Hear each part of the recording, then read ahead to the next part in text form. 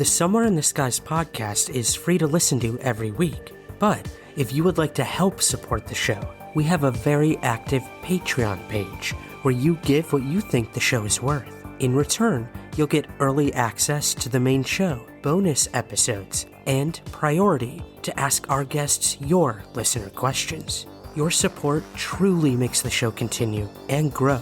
So, to learn more and to join, visit patreon.com/somewhereskies.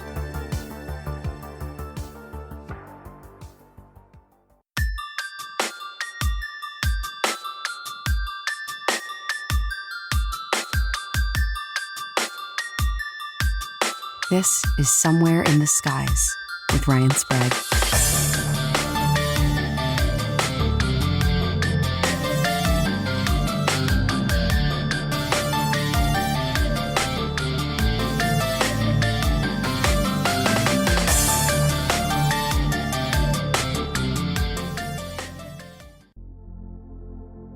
Welcome to a special two-part series we're calling Comedians on UFOs. One of my biggest inspirations in the world of the weird is John E.L. Tenney. He's been studying UFOs for decades, and something he's said on several interviews always stuck with me when it comes to the questions of life. Are we alone? And what does the anomalous truly represent? Here he is talking about it on the Project Human podcast. In the depth of my own mind, I talk about life and reality and consciousness and the universe as being a game. We're just playing. And when I say game, I don't mean the type of game that we as adults understand games. As adults, we understand games as games having a winner and a loser. I'm talking about games when we're children and we're told to go outside and play. There's no expectation of winning or losing. There's just spinning around in circles until you fall down and laughing, and climbing a tree and fashioning a sword out of a stick. You're just having fun. You're just playing. And it really seems to me that that's what this reality is about. It's just having fun. It's just playing. And it's giving you obstacles, and it's giving you challenges, and it's giving you easy rides and slow dives and really high peaks. If you were born on a planet of flat glass, you would beg for a mountain to get in your way. To me, the anomalous, or more specifically, UFO accounts, remind us of a playful world, a humorous world, a species looking for structure and pattern, and constantly being bombarded with both chaos and ridiculousness. And that is most definitely UFOs. It's funny, or at least it can be funny. Many UFO experiences and discourse, subjectively, is not fun. But when you strip away the government involvement and the dark narratives painted by those who choose fear, you find phenomena that pushes every single boundary we've set for ourselves, in our societies and in our scientific understanding of the world around us. UFOs make us think. They sometimes make us laugh. But most importantly, they make us reflect. And so does comedy. Comedy gives us something we can't readily explain. A communal experience full of confusion and raw emotional release. In the end, it makes us more human than ever. So when we're faced with something possibly non-human, we can choose to run away from it or fight it, or we can embrace it and sometimes laugh about it. In this special two-part series, I dig into the archives of Somewhere in the Skies to bring you a collection of interviews I conducted or was a part of that involved comedians. And as you'll see, a common thread starts to weave its way through these conversations. Why are comedians drawn to UFOs? How can we use it to both accept and possibly even understand UFO phenomena? In part 1, you'll hear from Rhys, Darby, Kumail Nanjiani, Aisling B, Dave Foley, Steve Berg, and Moshe Kasher. I hope you'll truly listen and try to thread that needle of absurdity we call ufology. And I hope it makes you think. But again, most importantly, I hope it makes you laugh. Rhys, thank you so much for joining me today for the very first time on Somewhere in the Skies. Thank you. Thank you, Ryan, for having me. I'm a big fan of your show, avid listener. So, very pleased to be here. Thanks, man. Well, I really appreciate that. I mean, hey, we were supposed to meet up in at Contact in the Desert, which was supposed to be this summer. But such is life. The world has kind of fallen apart. But hey, man, hopefully next year we'll be able to chat in the desert. Yeah, that would be great. Here's hoping. Yeah, here's hoping. I know. It's almost over. I hope. But hey, we're here to talk UFOs. And before we even get to that, I want to talk about the podcast, everything you've done for ufology and the paranormal. But I have to ask you, I just learned this recently. I did not know this about you. You served in the New Zealand Army. Is this something you're willing to talk to us about? What got you into that, and how did you transition from that to acting? Yeah, sure. It's an interesting one.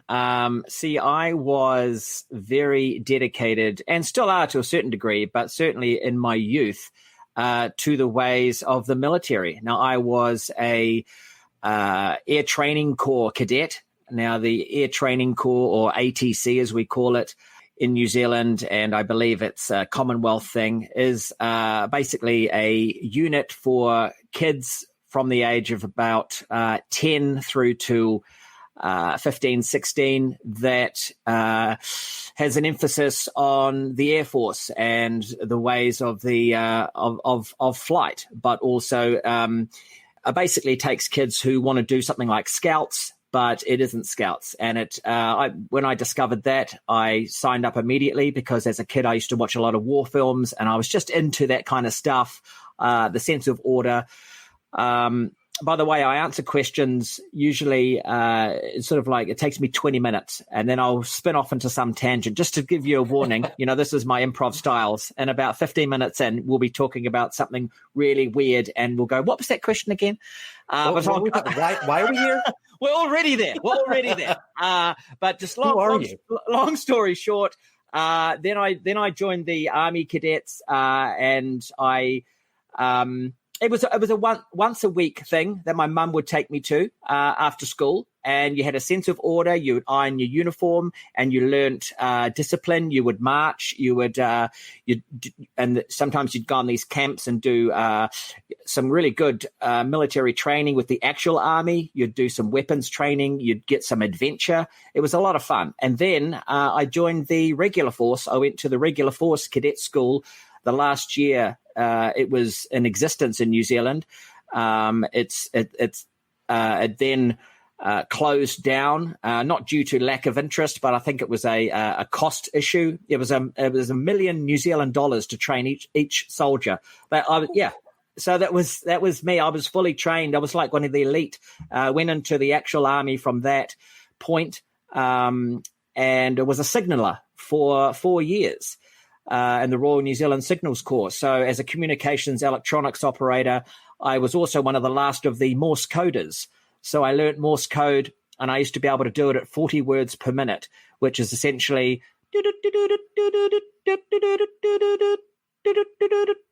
that kind of speed. And I would be writing down in my tent, what these codes were that were coming through, and then giving the results to the officer that was waiting. I used to drive Land Rovers, put up massive antennas, loved it. But then at that same time, also then started getting interested in girls. I was a late bloomer, if you will, which is a great thing to have, I think, for a boy. But then I started going, oh, gosh, I'd like to have a girlfriend. And then I started going, oh, am I going to be a soldier for the rest of my life? And then I got into trouble a lot because I've got a wicked sense of humor, as you know, and it's not ideal for the military. So they said to me, my commanding officer said, you should try something else, maybe go to university. And I always thought, I always wanted to be a journalist. I always wanted to, one of the few skills I have was writing and creative writing. And you know all about that. And so I thought, try to at least, yeah. I'd give that a bash. So I left at that point, but I've never left the love of what it did for me, self-discipline wise. I still have friends that were in the army with me during those times. And it's something that will always stick with me for the rest of my days.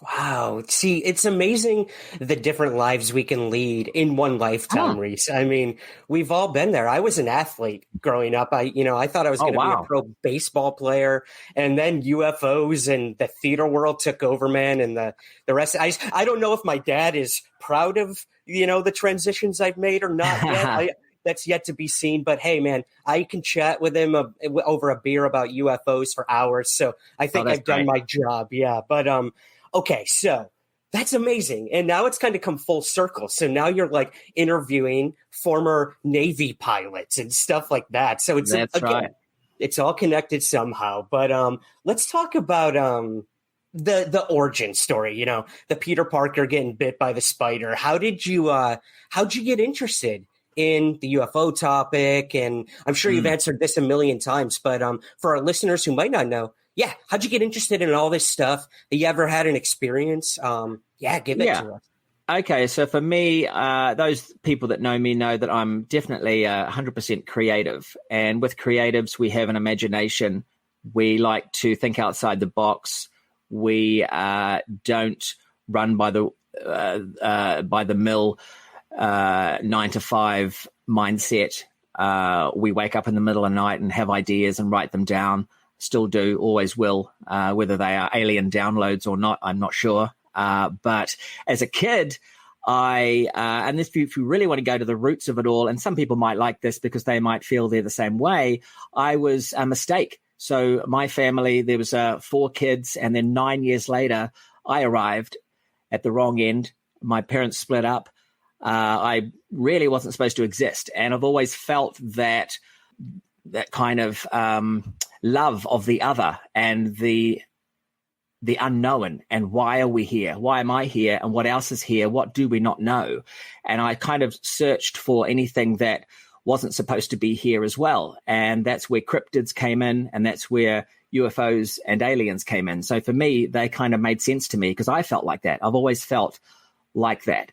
And so as a kid, I would look through these books on monsters and things, the unknown, and I would get excited about it. And for me, it offered an excuse for me being here.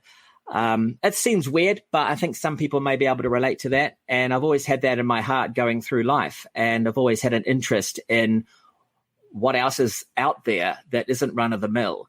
And will we ever solve it?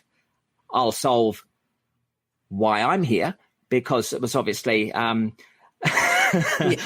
night of passion at some point where, but still I love the fact that I'm a mistake, because I'm always searching for something bigger. And that's led in a lot of ways to my success, because I'm not going to take anything for granted and sit back and relax.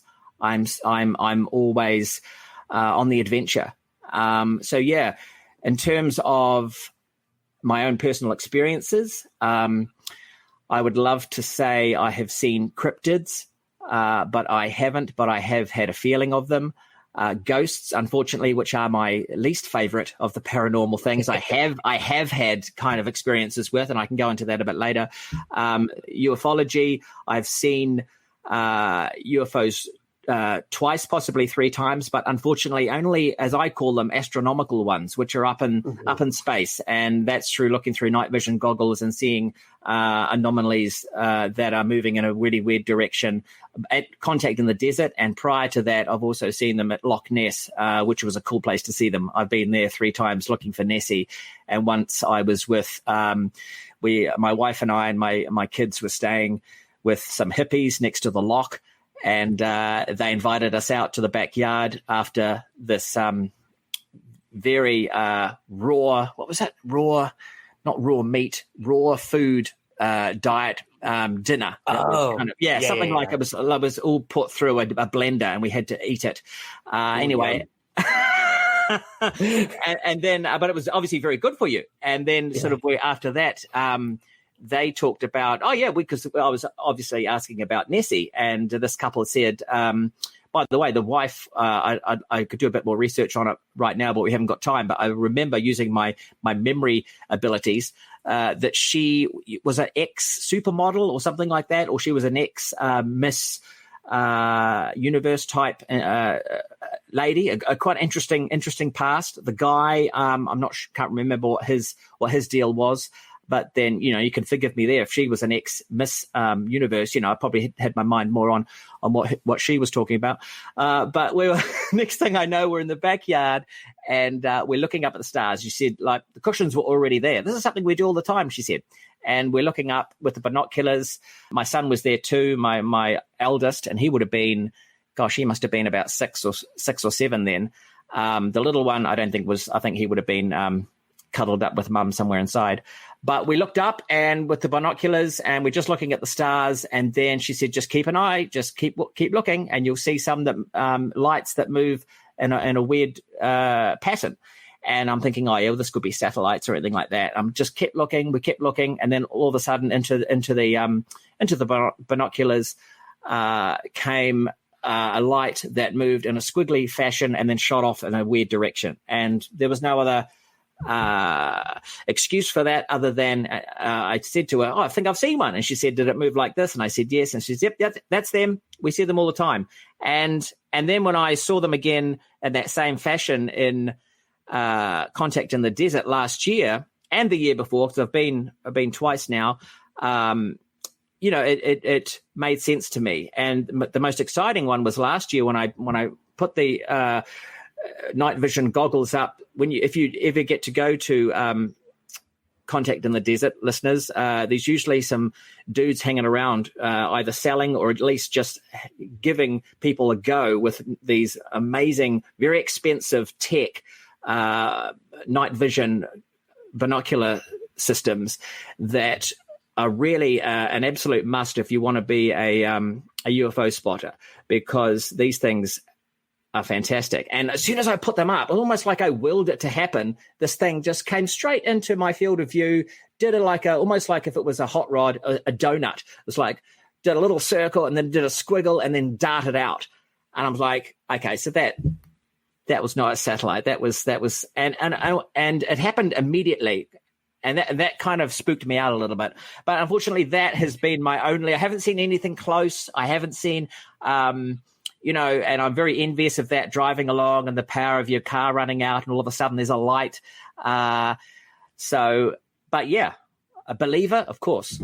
Well, hey, I mean, look, for every close encounter, there's incredible things going on just beyond our atmosphere that we just can't explain. Yeah. And sometimes for me, that's just as exciting as if it were alien or something like that. It's science we haven't discovered yet. It's anomalies out there that we just don't know. So, I mean, the fact that you saw anything is huge. And like you said, I want to get your opinions on this later, like willing these things to happen. That's kind of a big part of, I think, where a lot of this UFO stuff is heading. But we'll talk about that. All right. So my next question for you is The X-Files. I'm a huge fan, so I'm sure you knew this is going to come up at some point in the interview. How did it happen? It's by far my favorite episode of all, 11, 12 seasons that they've done. Oh, God, man. It was brilliantly written and performed by everyone involved. But this was one of the biggest listener questions I got. What was it like working on The X-Files? How did it come to be? And, give us maybe the rundown of all that and how you got to wear the Kolchak the Night Stalker hat. Yeah. So I guess we can start off by saying I willed it to happen. And there was an alien download in the middle of the night and I went, yep. I mean, I don't know. I just think, I have a good agent to get through this one real quick, but also give as many details as I can.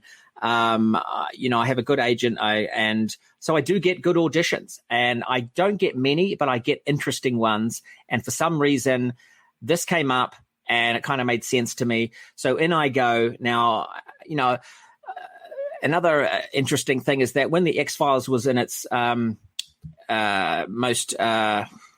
oh God, I hate it when I can't come up with the words, popular stance in the world in the 90s. I was in the army, so I didn't see a lot of it. I had to catch up with it in later years. Now, what I did see with it was mainly a drama show. So here's me now getting an audition for the comeback season. I think 20 years later, something like that.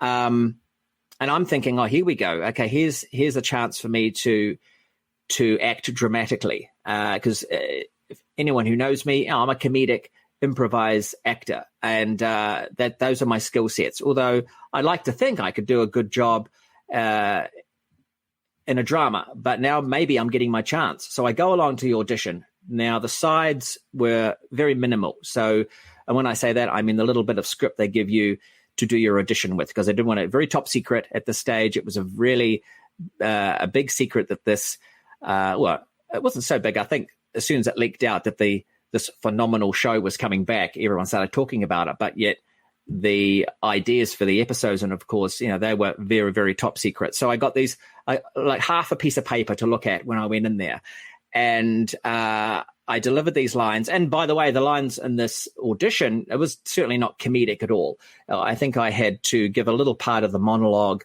about the fact that I was a human for the first time. It didn't make much sense to me, and I just did the job I thought I could, as if it was if I was delivering a dramatic performance. And it was very brief, and I walked away, and I was called back before I got to the car. The runner came through, and he said, "Hey, listen, are you available for these dates? Just checking, And when you get the old, are you available for these dates as an actor?" Your ears prick up and you think, oh, here we go. Got a good chance here. And then and then I got a call on my way home about the moustache. I had a moustache at that point. And are you willing to lose the moustache? And, for a split second, you think to yourself, oh, no, there's no way I'm going to lose that. Sorry, we were so close, guys. But of course, yes. What moustache? I'm already shaving it as we're driving. But I said, yeah, of course, that's not a problem. And then when I got home, I got another call. And this is where I'm already driving home thinking, oh, I've got this. I must have this part. This is amazing. Got another call when I got home saying, hey, listen, we've just had a chat to Darren Morgan, Chris Carter, who, by the way, when I did the audition, were both in the room. They were the only two guys and this assistant. And they said, you don't need to lose the moustache. And I'm thinking, well, hang on, are you telling me I've got this? And I think can't remember then. I was so excited with what was going on in my head, getting this massive role, possibly, that I can't remember whether, I think that phone call finished, and then you had to get the official one from the agent, from my manager, saying that it's yours. But I already knew at that point. I mean, they're checking the dates and they're shaving my mo and then bringing it back. So yeah, I got it. Now, I later found out that of course I've got that, because the role was for someone who was a human for the first time, someone who is sort of naive to the ways of being a human, someone who comes across with empathy, but also you could imagine is possibly from another world or inhuman in some ways. And that pretty much sums me up. That's how I've always felt about myself. Long story, even longer. I do the show on the day, right up to this point of the first day of acting. By the way, having seen the show, that my character has a really long monologue in the graveyard with Duchovny. And I was very nervous about that. I normally, with my roles as a comic, as a comedy actor, the script is there's less writing involved, and you can play around with it. Now, this writing was so great, obviously, that I couldn't play with it, and I was too scared to even ask if I could. So I just had to really learn it. So I remember, it was Vancouver, and I was walking around for hours getting it all into my head. A lot of people who haven't been involved in acting always think, how do these actors remember all of these lines? And I often think that as well, because I'm not a great memory guy. In one ear, out the other, as my mother always used to say. But for this very, very big role, this is the most. And I've done a few, big roles in my life, emphasis on the few, but they have been rather big, some of them. But this, for me personally, was was the biggest, because I love the subject matter, obviously, and to be part of this phenomenon, to be part of the X-Files meant more to me than anything. It's my jam, baby, as my mother always used to say. So it's nice having you on the screen because I can see you laughing at the moment. When I'm just looking at me, I'm like, what am I doing? Crickets. Yeah, who am I talking to? But I'm also used to just talking to myself, so it's not too bad. I get to the graveyard and we start doing the scene, and I'm dramaticking it out. I'm like, wow, look, watch Darby act. Look at this guy. And then Darren goes, Rhys, just be yourself. You don't need to, because sometimes if you're acting, like, you can tell when some people are acting, oh, that guy's acting. Look at the way what an actor. But you got to lose all that to actually be a good actor. And so, but I didn't think, because by the way, the scene was about me wanting to kill myself. It was a pretty horrific kind of idea. And the viewers at the time aren't sure what this guy's about. Why is he trying? It's so brilliantly written, this episode, that it unfathoms, unfails, and you help me out, Ryan. It's unfurls. There we go. Unravels. Unravels. Oh, yeah, I'll take that Will one. That work? It unravels throughout the episode that why he is the way he is, and in fact he wasn't human first. He was lizard first, and then or reptilian, I should say, and then became something he didn't want to be. So when I got the note from Darren to have more fun with it, old Rhys came out, and then the personality came out, and then Duchovny, was reminded of Flight of the Conchords, and he was a little bit starstruck. I'm starstruck by him, obviously.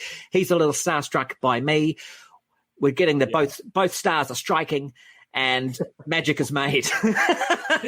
Wow, man. Well, that sort of existential question in the episode is what really resonated with me, and it kind of followed you throughout your work. I mean, you have this podcast called Aliens Like Us, and that kind of dips into these questions in this X-Files episode of who are we, why are we here, what makes us human, and why we've all asked these questions in our life. Why do I wake up every morning and go to work? What could I be doing? What should I be doing to make the world better? And, especially right now, I think a lot of us are having a lot of time to self-reflect in our lives, because we have the time to do it. So, I mean, there's no better time to go back and kind of ask these questions.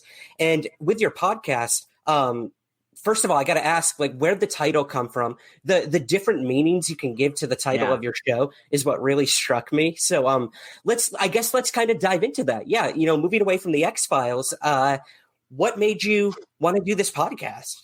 I'm into the subject matter, and just even though we're moving away from the X-Files, I'll say one more thing about it, because you brought it up there when you're talking about the existentialism of the episode and how it kind of makes sense, and it's like it's very relevant right now for our lives and how we're thinking. An interesting, I guess, part of that, the show that was happening for me at the time was that my character was questioning his life, questioning what it means to be a human, and he did not like it. He didn't understand why he had to go to work. He bought the dog Dagu because he felt that that's what you're supposed to do, and that gave him happiness, which is why people get pets. And but here's the weird thing. The synchronicity part that freaks me out is that my character, if you remember his job, he worked at a cell phone store. Okay, so that was his. Now in real life, back in New Zealand for many years, and I've recently done it again. I was the face of a cell phone campaign in real life. So this kind of reality meets fiction blur was happening in front of my eyes. Oh, wow. I'd, of course, also in my early years watched the X-Files and had imagined meeting Mulder and Scully. And there I am meeting them, in a porta potty. And so for me, with the imagination I have, and I cross between what is real and what isn't all the time in my head, particularly when I do my stand-up, and we can go more into that if there's any questions about that. But I've done stand-up for over 20 years now, and with the stories I tell on stage, they're a mixture of reality plus my imagination extending into unreality to make things funnier than they really are.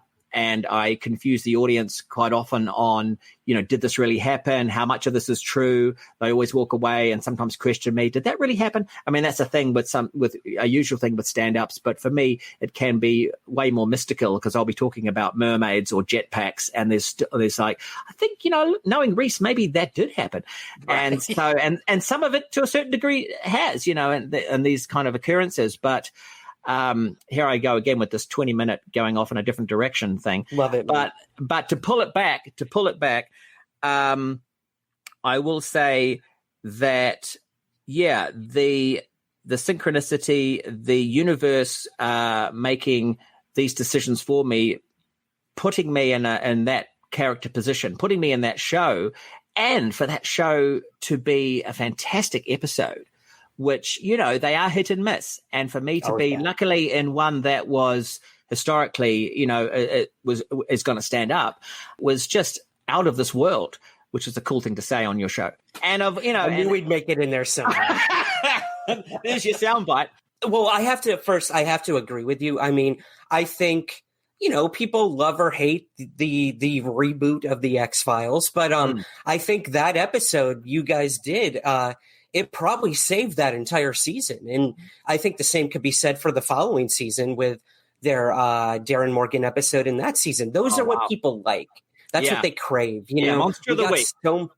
Monster of the Week. Exactly. Yeah. Literal Monster of the Week. So, no, I think it's amazing. I love how it kind of bleeds into different parts of your life. And it kind of reminds me, there's a quote I used to always go back to with John Keel, and it's something I don't know it verbatim, but he says, if you stare far enough out into the sky, you'll eventually see the back of your own head. And I always I know that one. Yeah, dude, that always blew my mind, because I think it's right. The more we search for answers and get involved with this UFO thing or the paranormal, the more we're looking for our own importance, our own answers in all this. I mean, I've told people, there's that altruistic sense of, I want answers for the public on what UFOs are and whatnot. But honestly, I want those answers for myself, first and foremost. I want to know what happened to me, or why I saw this, or what it all means. And I think that's what it always comes back to us, like you said. It's always putting that mirror back on us. Yeah, it is. And the answers that you seek and hopefully you find are the answers that are personable to you.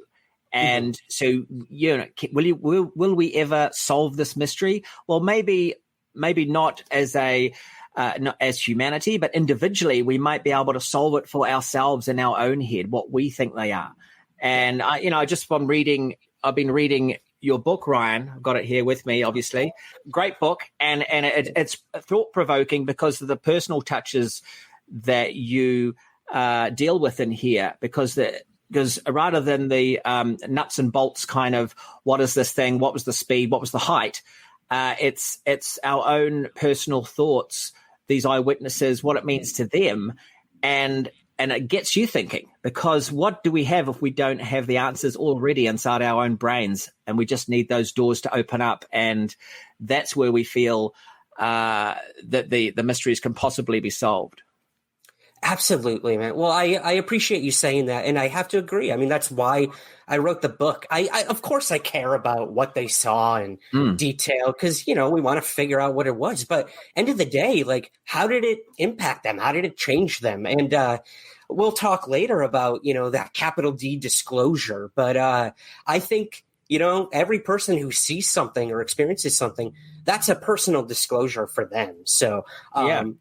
I appreciate your outlook on that, and kind of tying it back to the podcast. Can you tell us how? Yes, how it's going to be? Well, man, we will get there. Baby steps. Yeah. I knew there was something. There's something. There's a reason we're here, I guess. Aliens Like Us. Who did you do this with? Give us the origin of that.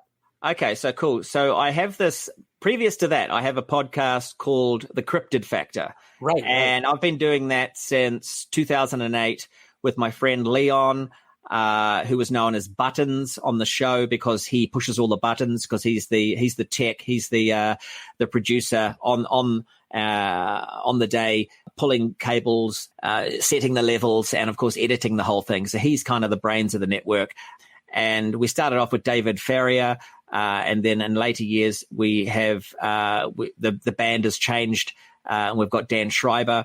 Now that podcast, that always has and always will be, until we actually get some cash coming to us, a hobby. And we love it. Now we've got, busy careers. So it was really just an excuse as we started off to get away from the wives for an hour on a Saturday. Now I can tell you the whole crazy history of the Cryptid Factor, but we probably don't have time. But to transition forward in time to now, recently, Spotify coming to me and saying, "Hey, would you like to do a podcast? We need a comedy podcast, but also I hear you're into weird stuff." I said, "Yeah, sure. I mean, I can do. I haven't done one on particularly on aliens or ufology. I've done stuff on cryptids." But I'm very interested in, and I was sort of not transitioning more into that field, but certainly opening my own paranormal field up to include ufology more than I had in the past. So I was excited about that idea. And I said to Spotify, I won't give any specific names. I'll just call the people Spotify. I said to Spotify, listen, Spots, I've got a friend that I work with that I really need to bounce off. I've got to have buttons. And so Spotify's like, all right, I suppose so. And then they connected me up with another chap, an American, Ethan. And so next thing you know, we've got our team, and I came up with the name. It was up to me. It was my show. So I thought about it for a long time. One of my favorite movies was Spies Like Us. Mm-hmm. You remember that? Oh, absolutely. So I needed a catchy name, and of course I love wordplay.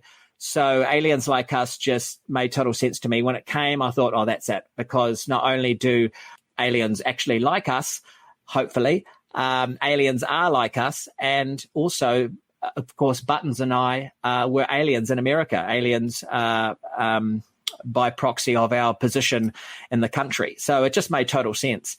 And then it came down to, getting it done, 10 episodes, now Spotify came on board very hands-on with regards to needing templates, needing almost not so much scripts, but certainly a lot of paperwork of what we were doing. Now, in the past, as I've already told you today, I'm very loosey-goosey. The most I've ever done with Buttons in terms of organizing things by writing things down was he would do a pie graph in his book, and he would go, right, so we'll do 80% of the show, we'll do this, then we'll do this. And then the only other stuff we really concentrated on was recording funny stings to cut in between the segments. So I wanted to maintain that we did that in the show. And Ethan's good with music and has some friends that can do a bit of, have got some gnarly keyboard skills. So we thought we could throw a bit of that in there. And really the difficult thing was to make a podcast that has comedy, is silly, but also deals with a subject matter that is important. But regardless, some people still think is kooky and ridiculous.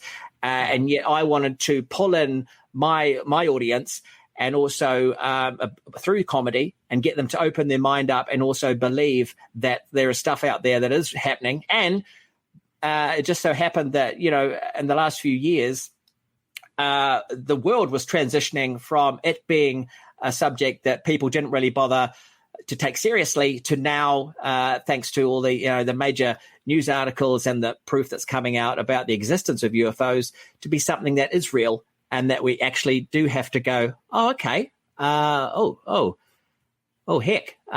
right. Now I got to fit this into my worldview. Yeah, the joke's over. So kind of, yeah, exactly. So it was good timing on all those with all those elements. But the other important thing which I will be forever thankful for Spotify for ensuring is that we got some good quality guests, some of the top people in the field who by the way, have a sense of humor and who may know me. They didn't all know of my what I've been up to, but a lot of them, were fans of a certain degree, and they were willing to come on board and say their stuff. And so that's how the show came into being. Yeah, and I mean that's a really good thing to bring up, Rhys, is that balance. I think at the end of the day, we're talking about the weirdest shit in the world. Like, if we can't have fun with that, what's the point? I mean, I'm drawing back to my own personal experiences, but I did a panel discussion with Kumail Nanjiani, who was in your episode of the X-Files. Out in LA, I did a panel with him all about UFOs, and I'm going in thinking like they're going to be bashing me the whole time. Like, this is just going to be like, but I was ready. I was ready to like do it. And dude, I mean, I got there and they could not have been more serious about it, which I super appreciated, that, like you said, this is a topic that deserves a legitimate study, and it now is by the US government and governments around the world. But at the same time, like, come on. When you're talking to, and I do want to ask you about the contact mailbox in a minute, but we're dealing with some crazy ass stuff. And if you can't laugh about it, what's the point? And a lot of these experiencers, they fully recognize how crazy their stories sound, So I think that's a big part of it too. It helps if they have a sense of humor, because it's got a few bad reputations in the past from people being so super serious about it. And that they're talking about things that are so weird that it almost became a little inhuman not to question yourself and have a little joke about the fact that I saw this crazy thing and it didn't make any sense. And so I feel, as an aside, that humor in general connects us together. And I've traveled around the world and done gigs and been in countries where I cannot speak the language, and that's pretty much all of them that don't speak English. And yet I've been able to connect through humor. And so it's really important. Absolutely. I think that humor and comedy brings us closer together than pretty much anything in the world. And these profound questions we ask with UFOs too. So I want to talk about a couple of these guests you've had on. Now, this one really surprised me when I first heard the episode. Paco Chirichi, the first guy to go public about the Tic Tac UFO event. Like, how did you get this interview, and what did you make of his story? It's incredible. Well, he was super cool. He was a U.S. Navy fighter pilot, I believe, but he was willing to come in. He had a book he was promoting as well, which always helps. And then it comes down to, that's another good thing about being attached to Spotify, was that you've got people in the admin realm who are pulling strings for you and organizing things, which is something, once again, that Buttons and I, especially me, it's not my area of expertise. I'm not going to get on the phone to people and go, "Hey man, can you get on my show?" I mean, I'm sure you do, Ryan, but it's not my. I don't want to say I've got people to do that for me, but I've got people to do that for me. So we got him, and it's really, there's nothing beats the horse's mouth. And when you hear someone who's, first of all, that as boys on this podcast we're in awe with, because the guy was a fighter pilot. He's flying Tomcats and things like that. And by the way, I told you at the start, I was in the Air Training Corps as a 12-year-old. My dream was to be a fighter pilot. So I'm already sitting here fizzing, going, "Wow, you're what I wanted to be." I couldn't be it because I was no good at physics. I'm an idiot. I can barely do maths. So why you have to be great at that kind of stuff to be a fighter pilot, I don't know. But you do, and I'm glad you do, because these guys are super smart. They're not just They're not me. They're not leaving school and jumping in a jet plane and traveling at those speeds. And they have super lightning fast reactions, and their brains work really super fast. So I think us regulars can't quite even fathom that just pilots in general have got to be really onto it. But these ones that fire these supersonic things up in the sky, and when they see these things and they talk about these things that they see, they're not making that up. And so we have to respect that. And I respected what he was saying and the fact, but also being ex-military myself, I could connect with the idea that it's definitely a bit of a boys' club, and we rib each other, and there's obviously it's men and women, but as in general, and the women are the same. They're tough. We're tough customers, and we like to mock each other and stuff in the military, and we kind of this competitive nature. And so if you were to say something like I saw a UFO, people are going to laugh, and they're going to there's that sort of they're tough characters. And so for that to then become truth and to be an accepted truth in that institution to begin with is a real solid advancement. Yeah, absolutely. I think we have to stress that point too, that these are trained observers. And like you said, that ridicule factor has been in the military for a long time. You don't report these things. Same with commercial pilots. I mean, I go back to, the Japan Airlines case where the pilot reported the UFO when he got to the ground, and then he was put on desk duty for the rest of his career. Like, that's so sad, man. He reports one UFO, they think he's nuts, and he never flies again. So, I mean, I totally get why a Top Gun pilot would not report a UFO, because, like you said, all the other pilots are going to be like, oh, wow, you couldn't outmaneuver that, or you couldn't think quick enough, or you're totally it was a glare in your, the dome of your plane. Like, or worse, you're looking for attention. Right. You know what I mean? Yeah. In fact, you know what? I just had an idea there. I would love for this to happen. I don't think it will, but the new Top Gun that's coming out, which I think I'm excited about. Wouldn't it be great if there was a UAP in there that Maverick catches out the corner of his eye or something, or there's a tic tac? It would be such an amazing reference. I hope I don't think they will do it, but that would be great. I remember, I think it was my English class in like middle school where I wrote a sequel to Top Gun, and it was Maverick going to hunt down Saddam Hussein in a what do you call those? The stealth fighter. Oh yeah. So when I saw that this new one was coming out, I'm like, there goes my plan of writing this sequel. Well, you don't know, that could be the plot. You could have. I hope you didn't leave that script lying anywhere.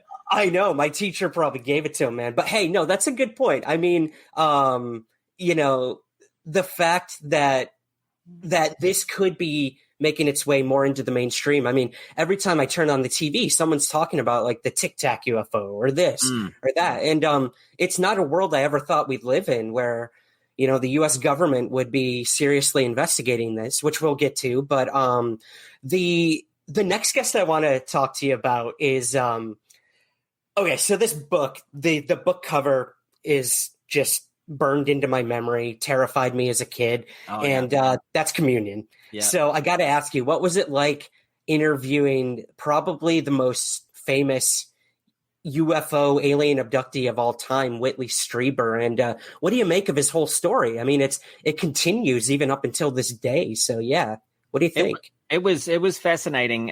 So that one was hands-on, Buttons and I in contact in the desert in a small room, actually sitting right at a table with Whitley. And he, as you know from the interview, we got to feel the back of his ear where this bump was, where he had this implant, which I believe is it's still in there. And he freaked us out with the point of where it moved. And what I found fascinating with his story was that he was not saying that they were aliens in a sense, that he didn't know what they were, but that that it was ongoing. and that there's that whole point of, and people will argue against this with the will of wanting it to happen. His wife had passed away, if I remember correctly, and then the idea that he'd written science fiction books up until that point. And so you've got that thing whereby people are like, oh, come on, this is just the next level of his imagination. But so that plays in the back of your mind when you're talking to the guy. But I've spoken to a lot of people, as you have as well, and there's nothing better than actually being face to face. Over the phone, you can't tell, but when you're there, and I read people for a living as a comic, because I'm on stage and I have to read audiences and I have to fathom how they're feeling and whether my stuff's going to come across. And when the room is different, when there's too many drunks, or when there's the lights aren't good enough and the mic's not quite right, I have to adjust my performance, and I have to be able to. And I take a little bit of pride in the fact that I'm a good judge of character in terms of that. I think performers have to be in a way, because otherwise you misjudge what you're doing, and you're going to bomb, or that essentially is my job, is to be great, and to be able to do that as an entertainer, I have to read, and so I'm sitting here reading this guy, and it's genuine to me. And Buttons is always, he's full of joy and we're both a couple of kind of young, I say young, getting on a bit now, but young in the head, which I think is a very healthy thing. Always open for fantastic tales, want to be astonished, but we're not so loopy that we're not grounded. Buttons is a CEO of a huge company, and, you know what I do. I'm an actor. I'm a comedian, so that's not very grounding. But I believed what he was saying, and it was spooky. And by the way, Communion, the book and the movie, really spooky stuff. Like that kind of stuff, it gets you the hairs on the back of your neck standing up, because there's a sense of evilness to it. That's the worry, and we don't want that. But that is part of alien lore, is that we're not sure how much of it, first of all, is true, but secondly, if it is, how much of it has bad intent, and what they're actually doing to us and manipulating us in certain ways. And so all of that was coming into play when we spoke to this guy, and feeling the thing behind his ear, dude. It was like next level. I've done some pretty cool things in my life, but that was one of feeling someone's implant. I mean, I highly recommend it. I gave it I gave it a little tickle. Yeah, you had to see how it reacts. Man, I completely agree with you. For the book, I interviewed hundreds of people, and maybe there's like 40 in there. I don't know how many, but there's nothing like being face to face with these people. And like you said, I always get asked the question, well, do you believe everyone that you write about? And my, I guess, safe answer is I believe these people believe what happened to them. Yeah. And some might find that passive, but at the end of the day, like I wasn't there. I wasn't there when Whitley Strieber had these experiences. I can't say if it happened or not. But look, I mean, these are supposedly mentally stable individuals, as someone like John Mack, the Harvard psychiatrist who looked into alien abductions, he did a huge study, and he said these people were not, this wasn't abuse as a child. This is not a fantasy prone individual. Like these are stable individuals who have never had an interest in UFOs or aliens or any of that, and they're reporting these things. So I have to agree with you. Yeah, like judgment of character is a big thing. The other thing I'll say is that, nobody wants to be ridiculed. You don't set yourself up in life to go, I can't wait to get ridiculed from this. So, and it's not about selling books, because, he's already a successful bookseller, and you're not going to, there are other things you can do. Putting yourself out there to have people poke fun of you. And I've been ridiculed many times at school as a little bit of bullying, or I was the class clown, but I've been made fun of, and it's not fun. You don't want to set yourself up for that. But when there's something inside of you that is true, that is burning inside of you, that you need to get out, that and you're helping other people who have experiences as well, then you've got to do it. And I take my hat off to any one of these experiences, contactees that have gone on the table and have spoken about their experience. That's an outstanding thing to do, and you've got to respect that. Yeah, the first thing I learned when I got into this crazy world of UFOs is to have empathy, for sure. Yeah. Like, you don't know this person's life, you don't know their history. You can't come in with these preconceived notions because, like you said, just being face to face changes everything. I remember, watching a woman break down in tears with her husband when she was retelling me her story of a quote unquote abduction experience. And I'm sitting there like, man, like, what the hell am I doing? I'm like sitting here hoping I'm going to hear a really cool alien abduction story. But this event traumatized this woman. Wow, yeah, that's a good one, because that makes opens it up for you, and you realize, that it's not just for my and other people's entertainment. This is fully affecting some people, and so that it's cool to that end that I still managed to get those contactee mailboxes into what is essentially a show that has a lot of comedy in it. So I think the roller coasterness, if that's a term, the roller coasterness of it is now of listening to that show, speaks volumes, because you're shocked, you're laughing, you're upset, and then it's the credits. Yeah, right, man. Yeah. Good point. I mean, and it is a whiplash, which I appreciate about your show. Like you mentioned, the contactee mailbag is where people can submit their stories. Am I correct, on your show?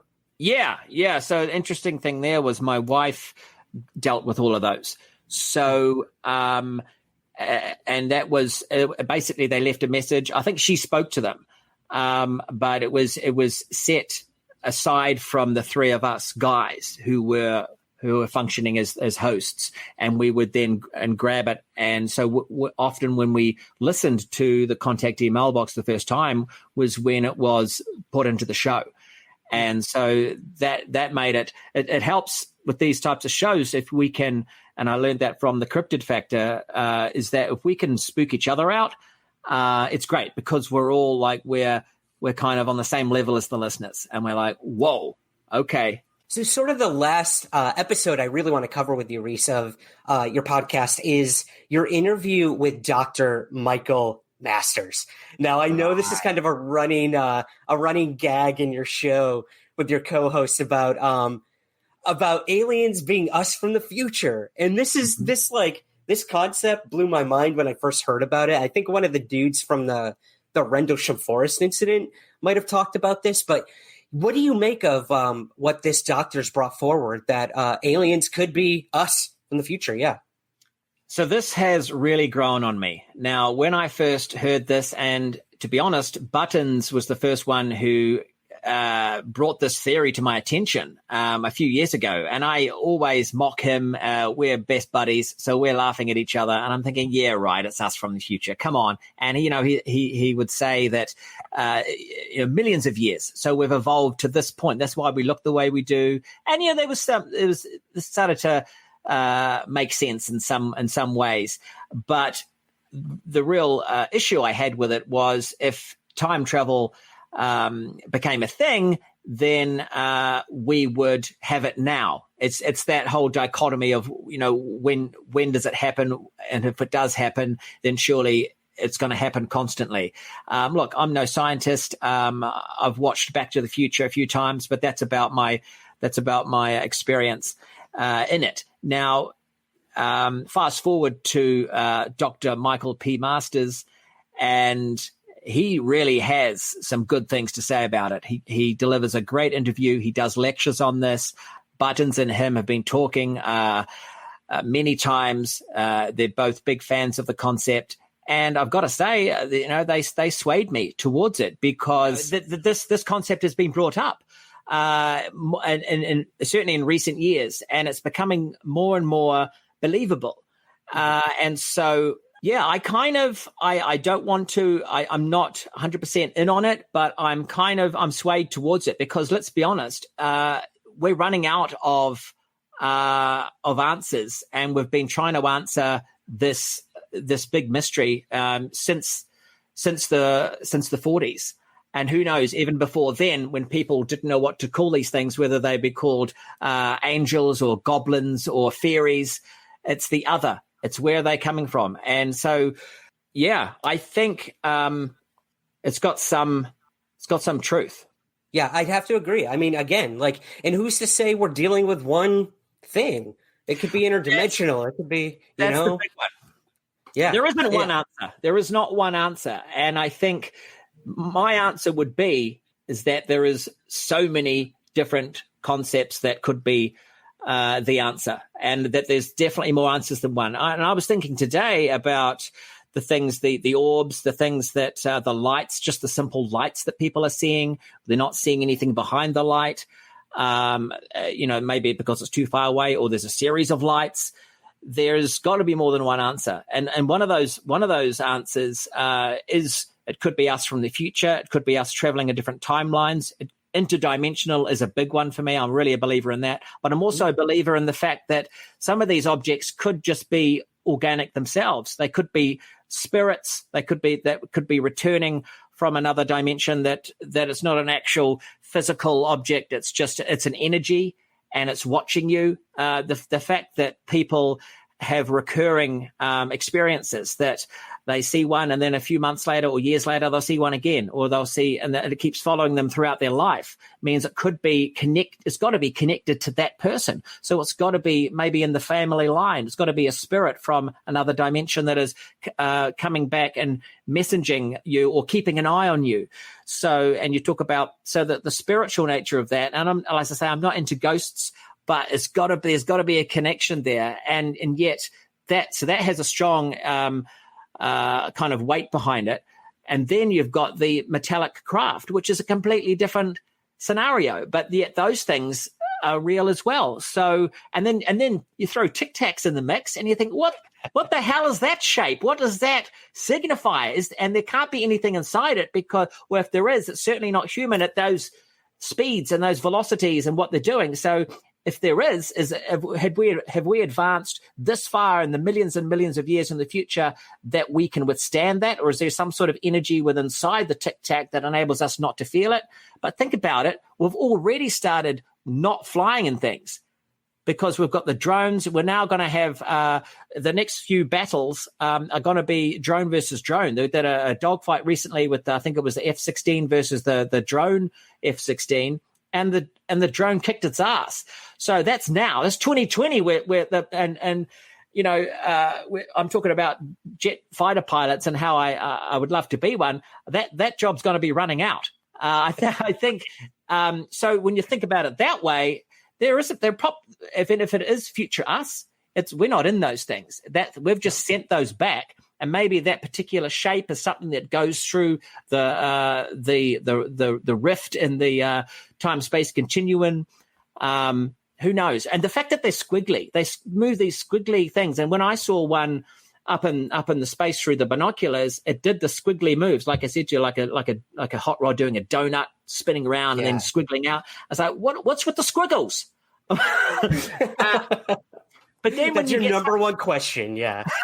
But when you get something in your eye, and I was shot as a kid with my mate had one of these we used to make guns. We used to use the rubber fingers from a rubber glove, and we'd attach it to a little plastic canister, like a tube, and we'd put little monkey apples in there, and we'd or bits of chalk. And I got shot by a bit of chalk. We were crazy, what young boys are like. And we'd run around. And this is before I joined the army, but I was heading towards that way. We'd run around in the forest and would shoot each other.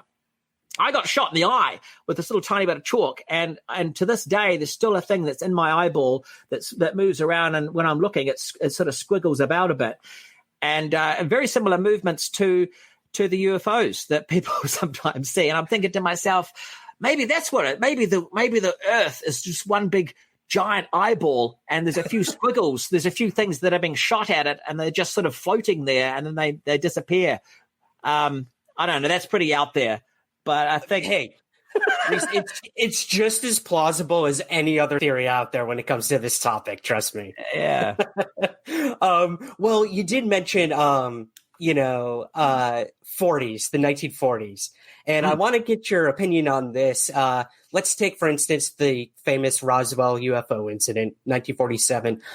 We're now hearing from the New York Times that the Pentagon has been briefed on off-world vehicles, they're calling them. Yeah, right, yeah. What do you make of this, man? Our own government saying there's possibly materials out there from something not from this Earth. And do you think these things have actually crashed on our planet and that we have, I don't know, Bob Lazard them? Have we reverse engineered these things? Or, have these craft actually crashed is my question, I guess. Yeah, I think so. I think we kind of. I believe the Roswell crash. I think something of that nature, something so huge in our human folklore, has got to come from a truth base, because it's still there. We still talk about it, and it hasn't been debunked. And and of course, it's also very difficult to debunk. It's 1947, but the debates will go on and on till the cows come home, as my mother used to say. But so I think if you're going to be in this subject matter, you can't be in this realm of our belief that and the things we chat about without saying that you believe in that. I mean, we can't have UFO podcasts and go, but you know what, Roswell was a step too far. So from the very base level, that is a definite happening. And then if you believe that, then of course you've got to believe reverse engineering. You've got to believe, and I'm in and I know you are too, in the Bob Lazar camp, because I just part of it is because I want to believe X-Files, and also because I think it's and I'll be honest with you, it's just exciting for me, and I think I love the unknown, and I love that, and I trust knowing that I was in the military myself, and that there are secrets that are kept in governments. I had top secret vetting when I was a signaller, so I was privy to things that weren't allowed, that were beyond classified. It was top secret, and there was, by the way, before you ask, there was nothing too exciting to reveal there. This is New Zealand, but I had to sign a lot of stuff, and they did a lot of background searching on me and stuff, and it probably did freak them out when they realized, hang on, you were a mistake, you weren't even supposed to be born. But that's on the record, right? In your on your birth certificate. Yeah, maybe that's why they led me in. But what was I saying? You know me, Ryan. Yeah, what were we saying? UFO crashes, or reverse engineering. Like we have that hunger to continue believing it because that's what keeps us going. It's taken this long for them to kind of admit it now. And with the off-world vehicles, there's your admission right there. And this disclosure that we're currently in with the small d, as Richard Dolan likes to say, big Richard Dolan fan, by the way. I think if you're going to be in ufology, to have someone of his of taking the history of it and taking the complete knowledge of all the cases and stuff like that he does is so important in our field. And I know there's a few dudes like that, but I like that guy. It gives so much legitimacy to this thing, and I think I'm excited about next year. I hate this year because everyone does. It's 2020 and it's shit. But the things that have come out of it from us sitting on our asses, trapped in our houses, has been positive in some ways for the mind, because but and to that degree, there's been a lot of negativity in conspiracy theories and people spending way too much time on the internet and getting really unhealthy. And I feel sorry for those people. I don't know about you, but we've all lost or know someone who's lost a friend because of their beliefs over this year. And we go, what?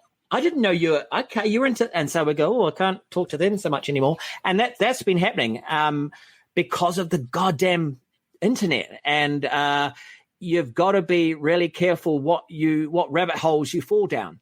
And I even felt that, I know I'm spinning off into more tangents now, but I think the listeners are getting used to it, is that that's one of the things with ufology, is that there are dark rabbit holes there that you can fall into. And even when you go to conferences like Contact in the Desert, that there's some people that, aren't legit, or they're springing forth cultish type references and storylines, and for want of a better word, bullshit, that are suckering people in.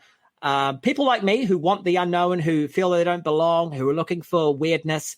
And so you've really got to have your head together, and you've also got to have friends and keep your people close, and springboard each other with, what do you think about that? And like, that's why I have buttons, and I have like guys and Dan Schreiber and Farrier, that we kind of, if I might be thinking about something and I'll spring it to them, and they'll go, oh no, I don't know about that. And you got to, and then do a bit more research. But when things start to go dark, that's a good sign that you should pull out a bit. And as a comic and as an entertainer, I love to keep things light, because I think we need to talk about this, but we need to be happy, especially in these times. So I'll just say that kind of stuff. I think it's important. It's very important, and I'm so happy you brought it up. I mean, I get emails every day from people, whether it's anti-vaxxers or QAnon or all this complete and utter bullshit, and I'm not afraid to say that. It's dangerous. These are the type of people who shoot up pizza shops and drink bleach and, to cure viruses. And look, we talk about UFOs. Of course, we believe there are conspiracies, but when it gets to the point where people are dying because of these unsubstantiated claims and disinformation, that's a problem. So I'm glad to hear you say that. I always promote critical thinking on my show, which a lot of this conspiracy theory lacks nowadays, when once it was a way to exercise your thinking skills and your common sense and your critical thinking. And now it's become the complete opposite of what it once was. And look, I understand people are scared. We live in uncertain times, and there are people who will take advantage of that and tell you what to believe, and you will pay them for that information. So I agree with you. I always struggle with these UFO conferences that I go to, where you've got a military pilot up there talking about a Tic Tac UFO that's documented. And then you have someone who says, I've met 183 races of aliens.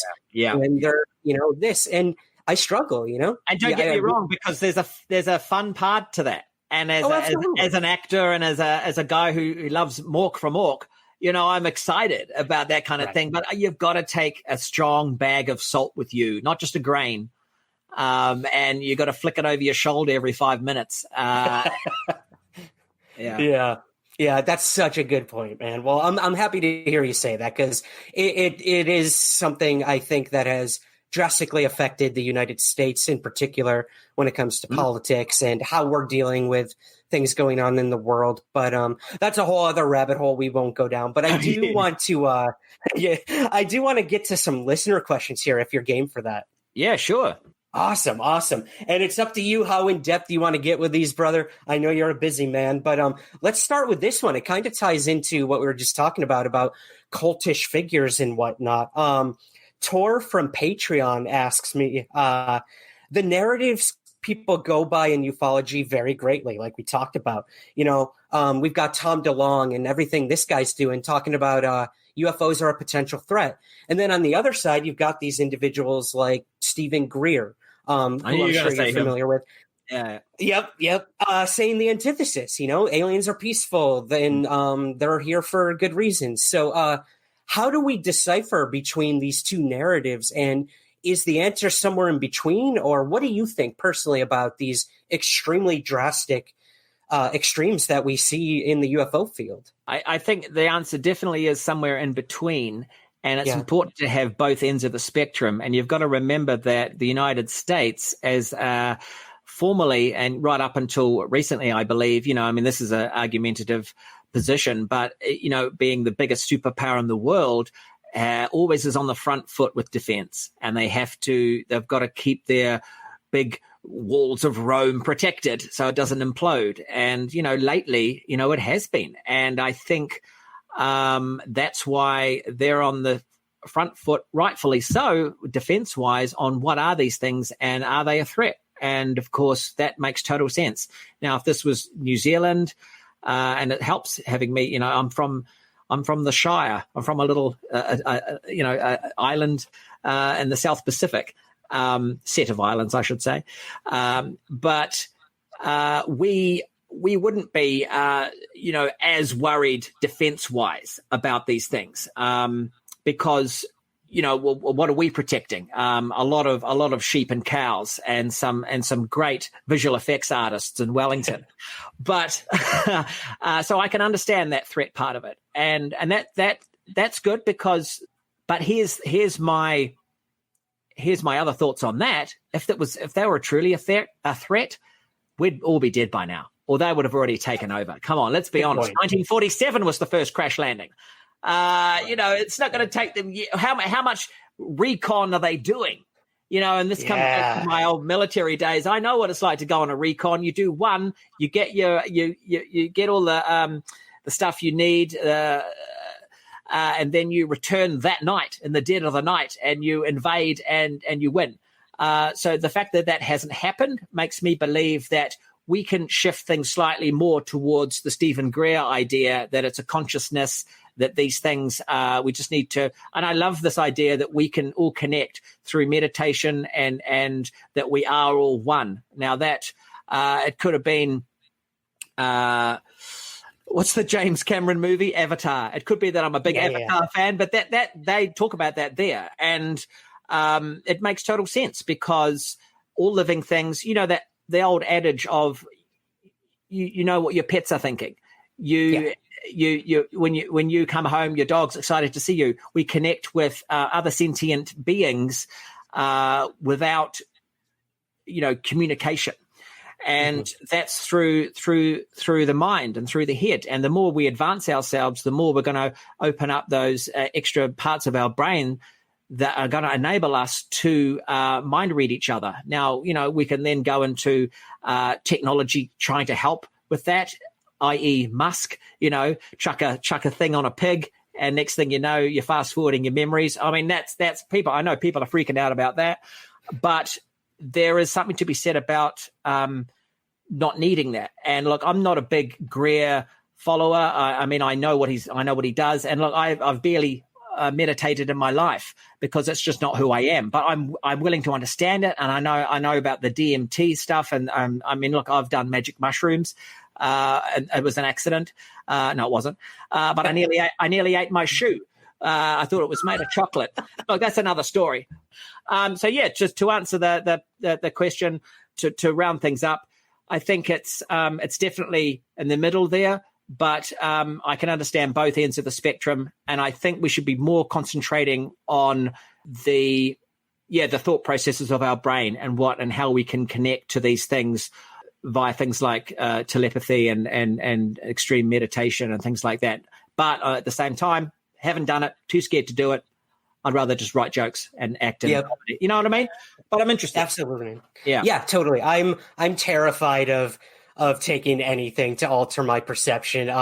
Because I don't think personally, physically, I could handle it, and B, like there's always that fear of like, what if you can't come back? Yeah. What if I can't come back? Exactly. So no, I think you're right though. I think, remaining open to the possibility. I mean, I had a woman on a couple of weeks ago who talked all about the consciousness aspect to all this, and the U.S. government using remote viewers to get hostages out of Iran. Yeah, man. Yeah. I believe it's real. Yeah. And I think, again, like, it's stuff I'm willing to entertain the more I realize how not set in stone the world is in front of me. So, yeah, we'll see. I do agree. I think the answer is somewhere in between both of those. But we don't know what it is. So, of course, our military is always going to look at it as a potential threat. So I think that's important, too. Yeah. It'll always be there. But hopefully they're going to come save us soon. if anything. But all right, here's our next one. Bigfoot Society. This is another really popular podcast in the Sasquatch realm. He asks on Twitter, what's the one guest you want to interview if Aliens Like Us gets a second season? We'll get to that. Who would you want to interview, and who's like your dream person? Well, I wanted to get. Tom DeLonge definitely in my head was one, but from other than his perspective, which is not, he's just really he's in deep, and he's got so many contacts, and with To the Stars, they've made such a great institution with gaining so much intelligence and putting it out there. Unidentified as a show that's it's opening people's minds up, and it's advancing us through into disclosure, which is exciting. And so anyone involved in that show, any of those gentlemen I see on TV that seem to be connected with a bit more knowledge, a bit more classified stuff. But of course, will they reveal it? What are they willing to say? And a lot of these guys that are retired. The other thing that comes to my mind is eyewitnesses who are really getting on a bit, who are ex-military, who have retired, and who can reveal truths, testimonials that I've read, and I think it was an Unacknowledged that book. Some of those testimonials are fascinating, and are from retired generals and high-ranking people. That just gives so much legitimacy to the field that I would love to talk. And I like talking to older people. I just think I've always respected older generations, as we really, really should, being ex-military as well, because of the people who have fought in wars and things like that. So as young minds, I think we need to hear the wisdom of older folk. So I would go down that direction for sure if we did go get another season. Awesome, man. Yeah, I totally agree. I mean, the first person I interviewed when I was 13 years old was a Vietnam vet. He had a UFO sighting over the Pacific, and he didn't talk about it ever to anyone. Yeah. I got in touch with him and talked to him for 3 hours, maybe 5 minutes was about the UFO sighting. But the stories this guy had to tell, I agree with you. What an amazing life that a lot of these people have led. And let's respect that. Let's build off of it, and let's ask new questions. So yeah, totally. I think that's an awesome way to go about it. And I can't wait, hopefully, to hear some of those. Awesome. Violetta on Patreon. She asks, all right, we're going back to the X-Files, Rhys. Did you ever get into any in-depth discussions about UFOs with Duchovny or anyone on set? Did that ever happen? Good question. Yeah. No, but Duchovny was reading that book. I think it's called Humanoids or Humanoid or yeah. It's. I'll have to check on what is. But it was about humanity, and so he's into the subject matter. So he's just not acting. He is, he's a believer. And so I found that really cool. But yeah, short answer is there wasn't a lot of standing around the fire, yarning. It was more like me and my trailer going over those difficult lines. Dude, you had some heavy material there. Material, man. Not only that, I had to get someone really iconic to try and stab me to death with this glass bottle. And it was one of those. It was a theater glass, so it was it wasn't proper glass. But I got him to sort of poke me, and then he actually made me bleed. I got a little scar in my fingers, because even if it was it's like candy glass, it's like glass that you use in TV, that when you smash it, it's not real glass, but it's kind of made of candy. But it still managed to make me bleed, and so I'll always have that memory. A permanent souvenir from the X-Files. A little, yeah. That's awesome, man. Well, hey, we've heard in the past that X-Files had people on set from intelligence communities and actual FBI investigators who looked into weird stuff. So we know that a lot of inspiration from the show came from real life, which is really cool. So, hey, that's all we can ask for in a show, covering this topic is go to the people who actually know about it. So, gift. Yep. Yeah. All right. Moving back to Hollywood. Jason on Facebook asks, what percentage of people in Hollywood and entertainment that have talk about these things, UFOs and stuff? I mean, you're very visible and out there on the topic, but do you ever get shit from people in the entertainment industry about being into this stuff, or anyone you could think of who you're willing to out on the show who's really interested in this stuff? Yeah, we're getting scandalous here. Yeah, I mean, that's the kind of thing you can't do unless they are out with it, But in that degree, first of all, I don't get ridiculed within the community of Hollywood or anything like that with my beliefs. And I get away with it, obviously, because I'm a comedian. I'm weird. I talk about weird stuff. I do weird things. I predominantly play weird characters from other realms. So that's okay. And in this day and age, now that it's more and more acceptable, the stigma is not attached to it. It's or at least it's slowly getting released. It's still there in some ways, but for me, because of the field of entertainment I'm involved in, no one points a finger or says anything behind my back. At least not that I know of.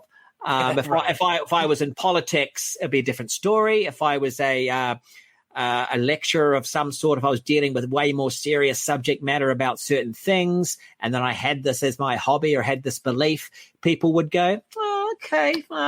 Because they worry about you, and that pisses me off, because it doesn't matter what you do. If you believe in this kind of stuff, that's okay, and that should be okay. And you have to sometimes separate it from your actual job, particularly if you're in some sort of really serious kind of position. But in my position, which is not serious, it runs hand in hand. So yeah. Now, does it come up much in green rooms or in trailers? Of course, now and again. And it's actually because people know I'm into it, they'll get the courage to bring it up or say, I'm into this, or I've seen this. What do you think, Rhys? And I'll have a discussion with them. And I think that's really cool. So that's one of the reasons I actually am quite open about it, because it is the unknown. No one's really got the answers, apart from some people who, like contactees, who strongly believe that they've seen these certain things or have had these certain experiences. That's a different thing again. I'm not one of those. But all I can do is chat and hypothesize and theorize, and I think that's one really fun thing. That's the coolest thing about this field, is that it's just folk talking. It's like and it's getting our brains moving, and it's opening the little doors in our brains and zapping each other with these ideas, and through that finding some sort of disclosure as well. So or not, I always think the journey is much more rewarding. I almost don't want the answers, Rhys. I think we're going to be disappointed if we do figure out, that it's actually us. It's actually, and then it's out. That it's, I know. But us from the future is still going to be exciting. But you still, when you see these, and one of the things that's got in the way is pop culture in a major way, and I'm partly to blame of that, obviously. But it's when you think back to the Little Green Men and things like that, the movies of the 50s, the Saucer Men from Mars, that kind of stuff's it's muddied it all up. And then people are picturing those things, and then when they think they see things, they're seeing those things as well. And so it's the that mixed with the reality of the fact that maybe there are these beings with the almond-shaped eyes and stuff, because they're so prevalent in people's visual memories and things. So it's a muddy old river, isn't it? Isn't it, right? It is, man. There's days I wake up and I'm like, why am I doing this? But hey, conversations like this where we can really stretch out and like you said, hypothesize. Yeah.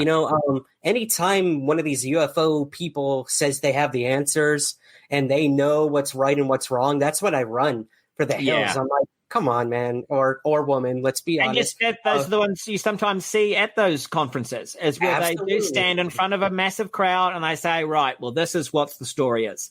I've been in contact with these aliens. I've done this. I've worked on these products with them. And that's, Bob Lazar's not quite at that level. I put him slightly differently to that because he's not admitting working with aliens or things like that. Right. He's technology based. But yeah, it's the grain of salt thing, and there's such a thing as there's the want to believe, and then there's that personal want to be too strong. So you got to pull your want back, because if you start sprinting towards that finish line with that big want tattoo on your forehead, you're going to hit some false finish line and fall over and start opening the champagne, and then people are going to be around you going, dude, you came down the wrong track. Oh, that is the perfect analogy. There's interview over later. There we go. Awesome. Just a couple more here, my man. Oh, this is bringing us to New Zealand. I'd love to get your thoughts on this. Amanda on Facebook says, do you know about the airline pilot Bruce Cathy and his theories on the world grid? Is this guy, have you heard about him in your neck of the woods? The world, it rings a bell, but no, I'm not sure. Yeah. Okay. Bruce, I have to look it up. Yeah. He's got some. I've never heard of him either, Rhys. So you're not alone in this, man. Okay. But world grid. Okay. She gives some information here. His central thesis was that he could use mathematics to describe a grid-like pattern on Earth that powers flying saucers and controls the dates and places where nuclear bombs can function. That's interesting. We hear a lot about UFOs being sighted over nuclear facilities and whatnot. So this dude in New Zealand apparently thinks there is a grid that these UFOs are following when it comes to our nuclear capabilities. And maybe it's powering the flying saucers. Yeah, what do you think of that? That's a big one. That's interesting. I mean, when it comes to grids and the Earth, I'm into the magnetic situation and negative magnetic anomalies throughout the planet where people see paranormal activity, and I think there's a big there should be more focus on that situation. For example, things like Skinwalker Ranch, where there's a lot of magnetic situations going on there, and then there's is a cesspool of paranormal activity, and not just UFOs but cryptids and things like that, which gets me so excited because I love to involve multi-dimensional creatures and things like that, not just lights in the sky, because A, it's more fun, and B, there's got to be a connection there. And being into cryptozoology, I like the idea of Sasquatches and various other creatures like Nessie and things that have been seen, and why are they seen, and are they really there, or are they just appearing from another dimension because of a time shift, or because of the magnetic anomaly in that area, that at a certain time of day, or a certain the way that the Earth is placed at that particular time, a vision happens, and it could be not even of the now, it could be of a different timeline, could be of the past, but it's because we're living in a multi-dimensional universe. It is here, but it's not here, and so there's that kind of talk, which I think is fun. Yeah, so the grid line stuff, I'll look into that. I also really like the idea that the extraterrestrials always come in contact with us around the nuclear situation, and that they are protecting us, or and then there's the footage of them zapping the nuclear missile that was up in space and things like that.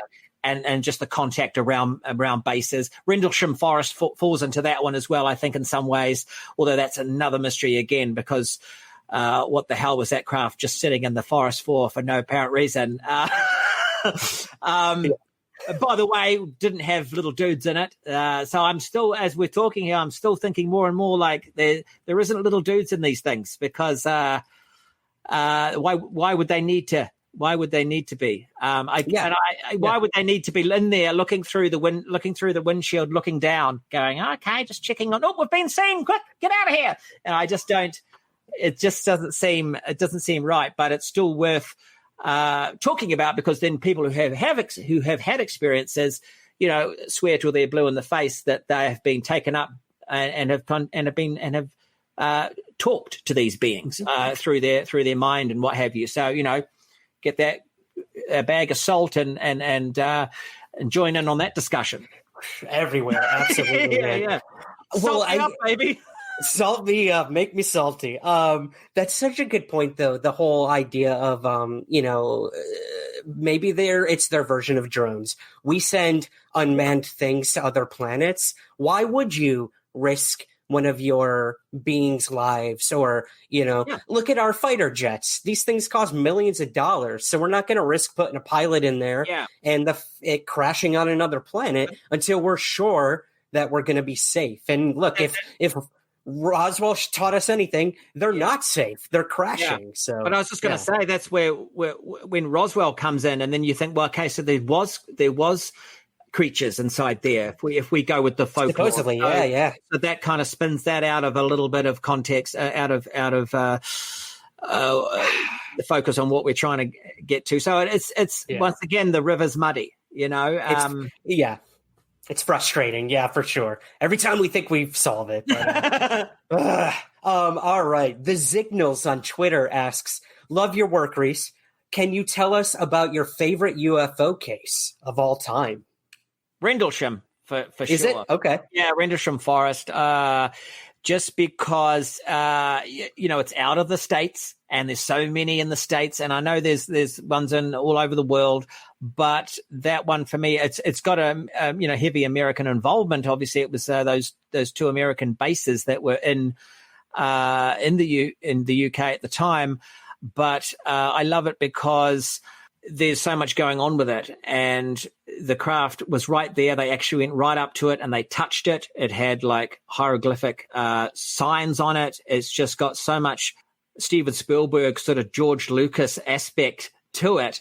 Yet I believe it. It is definitely real. And then there's the whole issue with if you read into this case, with the one of the chaps getting the download, writing all those binary codes in his notebook, and then the translation of what that came out to be, which does feature forth the hypothesis of us from the future, things like that. It's just the mysteries that are the unraveling of that one is really cool, because there are so many cases, and a lot of them are just sightings or being chased by something or a light in the sky. Or the Phoenix Lights is a really cool one, because it was just the amount of eyewitnesses, and you've got those boomerang shaped craft, and there is no kind of. I find not believing in that one to be hard. It's not a bunch of flares. There was just anything that's stacked with a lot of evidence. First of all, are the greatest cases, but anything that is more than just lights in the sky, it's a tangible kind of physical effect on people really pricks my ears up and makes me even more excited. So yeah, Rendlesham's up there for me. I would have to agree. I mean, you even had Nick Pope on your show as well, the former MOD molder, as it were, and exactly. Physical effects too, man. I mean, one of those guys had like heart failure that they discovered came from being around radiation at this UFO event. And then the government paid his health bills and said it was directly connected to this UFO event. So that's insane to me, that this guy's being covered by the VA and because of a UFO event. Like, it just blows my mind. Yeah.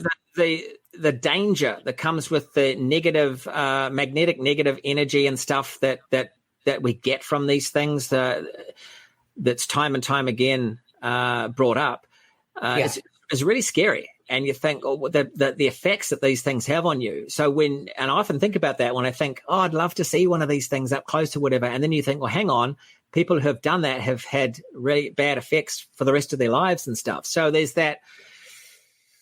That's where the potential threat comes in, Right, yeah. Yeah. And it might not even be their intention. They just don't know. They're from another world. They come through with energy that we can't suss out. That's not good for us. Maybe that's why they're not coming to us readily, because they know that they will have a diverse, adverse, I should say, effect on us as humans.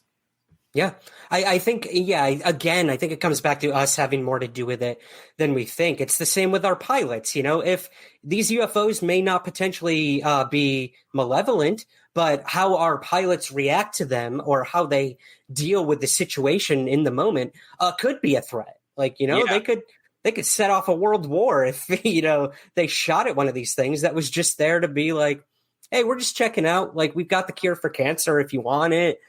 Or you could just blow us up. I don't know. Yeah. It's interesting. Right. So here's our last listener question, Rhys. I think you'll like this one. If you could visit the location of any UFO flap, sighting, landing, what would it be? What's your dream case other than Rendlesham? I know we just covered that. If it's Rendlesham, that's your answer. But any other dream cases you wish you could be personally involved with?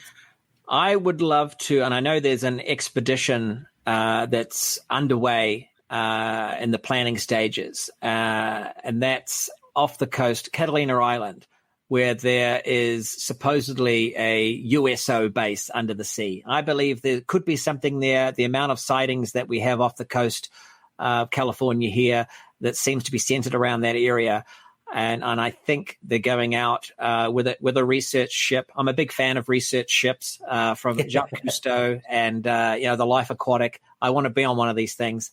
And so I think that's something I'd like to do, is to go out to sea.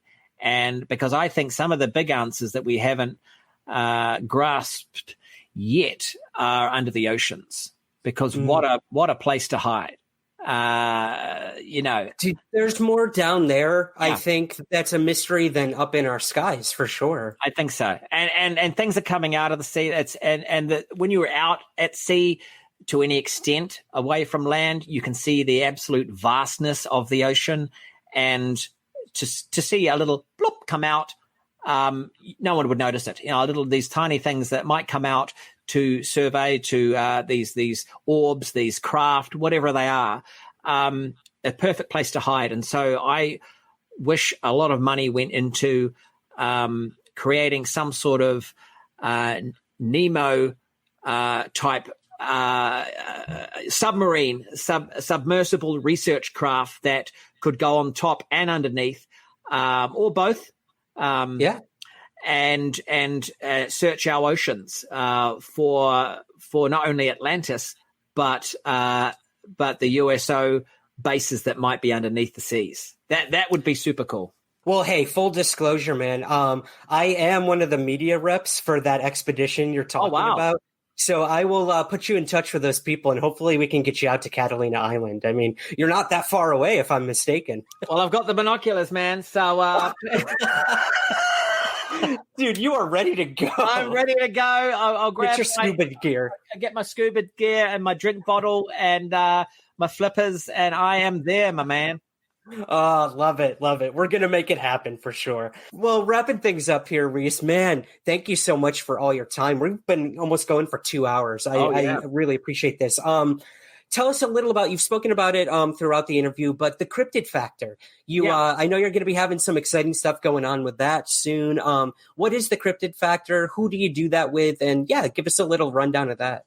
So that is my podcast with Buttons and Dan Schreiber, and it is about cryptozoology first and foremost, but because the stories, eyewitness reports, and news relating to that subject matter isn't coming in thick and fast every 5 minutes, we also deal with weekly world weird news, which is one of our big segments. So we talk about anything weird or paranormal that is happening on the earth on a weekly basis, and we don't discuss things before we get together. The three of us are in different continents presently. And so like Dan's in the UK, Buttons is in New Zealand. I'm here in LA at the moment.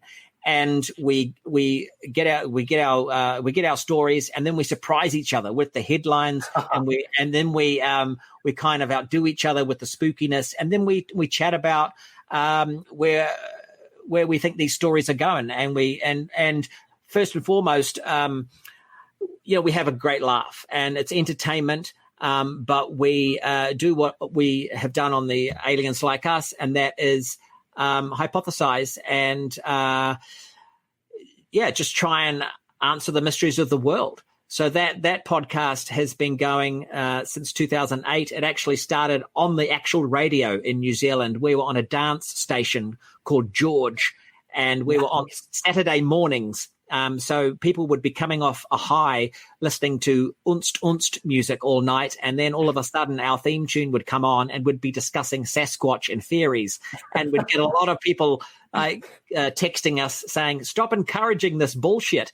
And that kind of became our motto. So we've been encouraging BS since then, and it went to different radio stations. We got fired from George. We moved to another radio station, a student one. And then we moved from that to another station that was in the middle of a shopping mall, and we were the three of us. This is when Farrier was on the show. Would be in this shopping mall with these microphones. People would be walking past with their bags and stuff and ice creams, and we'd have our headphones on, talking about UFOs and things. It was just, we just love the bizarreness. We have matching berets and T-shirts that we wear, and it's kind of like the Ghostbusters on Heat. And so it's just a lot of fun, but also, it's a passion. And so that podcast, which in itself was a cryptid because we would only be able to do it when we could get to do it. It was sometimes would be once every third week, or and we'd put it up online, and people would go, we've discovered another one of your shows. But as of lately, we've got back together, and it is now weekly. And so this is the best we've ever done with it. And I think it's because the world's a bit screwed, and we're all kind of, we're out of work, let's be honest. And so that's one positive that's come out of 2020. And so it's on all the networks. It's on Spotify, and it's on SoundCloud and iTunes, I think. And we're trying to, and by the way, it's not monetized. It's a complete hobby. That's where we're at. We've actually tried to turn it into a TV show a couple of times. I think it'd be great. But one of the ones we did, we did it for Discovery, and they were like, someone really loved us. And then the upper management, when they saw the pilot, they just went, you guys are just mad. No one's going to watch this. And and so we kind of took that as a badge of honor as well, because, okay, I guess your audience is not for us. But it's, it really is the choo-choo train that never stops. So that's the cryptid factor. Awesome, man. Hey, encouraging BS since 2008. There's the T-shirt right there. I'm in. Let me know when it's available. But no, I've recently started listening to that one as well. I love it. Here's another project I'd love to throw to our audience, especially our New Zealand audience. Big in Japan. Can you tell us a little about this? What brought this project about, and what was your experience like going over to Japan? My girlfriend lived there twice now. Speaks pretty good Japanese, but I am terrified, man. Culture shock is not my thing. So what was it like? Yeah. Total culture shock. So basically that was a really awesome experience. It came about because of the supposed 2020 Olympics being held in Japan. Right. So the idea was to make a show for the Australasians, the South Pacific, where I'm from, down under, to give them a little bit of a culture woohoo about what Japan's like. And so I was sent over there on assignment, if you will.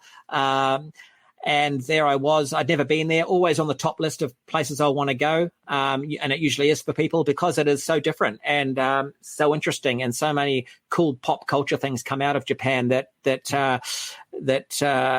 encourage and construct really cool things in the Western world that we end up, the original ideas are from Japan. Also, I'm a big robot fiend, so it just made sense for me to be part of this. The other thing I'll say is that it was possibly the last travel show created because I did it this year, and I was in Japan in January through till mid-February, so for 5 weeks. And wow, then right before the world. Yeah. well, COVID struck while I was there. So the last week and a half, my wife was like, "You better get out of there," because there's a close part of the world to where things were really kicking off. And so I finished up with it, wore a mask heavily in the last week or so, and then got out. But what a time! My kid, my eldest boy Finn, takes Japanese at school. He's getting real good with the language, loves the culture. I was very jealous I was over there. So I was thinking of him a lot, and I was doing some good groundwork so that I could return there with the family, because I know he really wants to go. Of course, then the world turned upside down, and then the Olympics didn't even happen. But we managed to get the show out. So it was called Rhys Darby, big in Japan. It hit the New Zealand television screens, and I believe it's going to Australia next. Where it's just called Rhys Darby in Japan. They've dropped their big. Turns out I wasn't so big. Not so big. Yeah, it was great. I got a couple of recognizers there. I was in a very geeky part where all these figurines and comics and stuff like that. I go to those places quite a bit. I forget the Japanese word for it. But I got recognized from the X-Files when I was in this figurine and comic book store. And wow. And so that was really cool. These Japanese fans were very excited. I saw this rock band that the audience was, this can't be right, but I'm thinking it was like 10,000 people in this audience. It was called, was it called Baby, like Baby Rock or Baby? Anyway, some of the listeners will know the name of this rock band. I had said that was just a couple of these great. I also trained to be a samurai, and I created this mascot and walked around and went to a snow festival, a fire festival. I really almost clocked Japan in 5 weeks. It was a fantastic trip. Yeah. That's awesome, man. Yeah, they're big on their mascots there, I've noticed. We've got Hikonyan, which is the samurai cat, all over our apartment back in New York City, because that was the every small prefecture has like their own mascot. Right. Even so cool. Yeah, they call it the yurikara. And it's a really cool thing because Japanese people are kind of shy, and and to their credit, they're not touchy-feely, which is great in this era.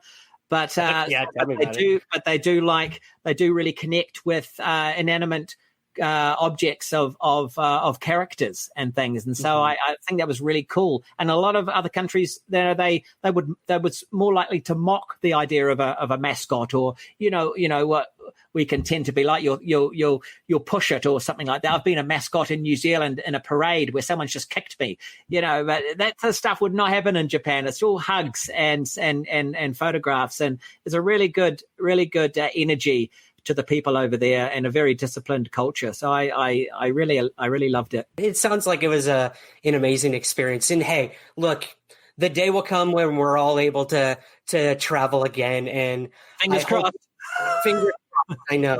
If everyone pulls their weight, but man, this has been amazing. Again, while the world kind of falls apart, there are things to look forward to, and the fact that I got to get you on here today, huge honor. I'm a huge fan of everything you do. Yes, I'm in a fanboy out right now. Sorry, everybody. But the fact that you have these interests only makes you that much cooler in my eyes, and I'm sure many others out there. So I got to thank you for coming on. Is there anywhere that our listeners can find you on your social media to ask you some more questions? I'm on Twitter. I don't do it much at the moment. The last few things I've been doing on it is just I've discovered what I want to do with it, and that's just put out little poems every now and again, just to make people smile or whatever. Because I don't like to have opinions on things or whatever. There's enough of that going on, and a lot of Twitter is negative. I'm also on Facebook. I have a fan site on that. You can just find me there. And Instagram as well. So it's normally either it's RHYSIEDARBY. Rhys Darby is one of the hooks I go with. Other than that, Google me, find me, and if I'm not working out on the Peloton or writing jokes, I'll answer you.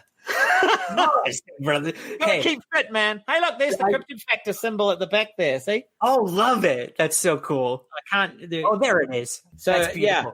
We'll have to get you an Aliens Like Us one made next. But, dude, again, thank you so much for coming on Somewhere in the Skies today. And we'll talk soon. Yeah, man. And thank you. Keep up the good work. Great show. And keep fighting the good fight. I'm with you all the way.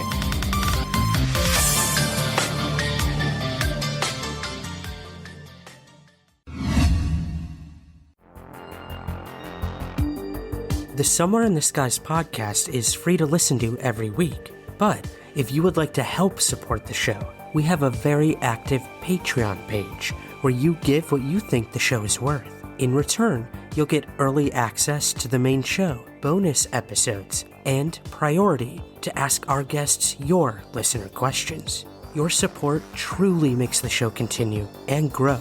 So, to learn more and to join, visit patreon.com/Somewhere Skies.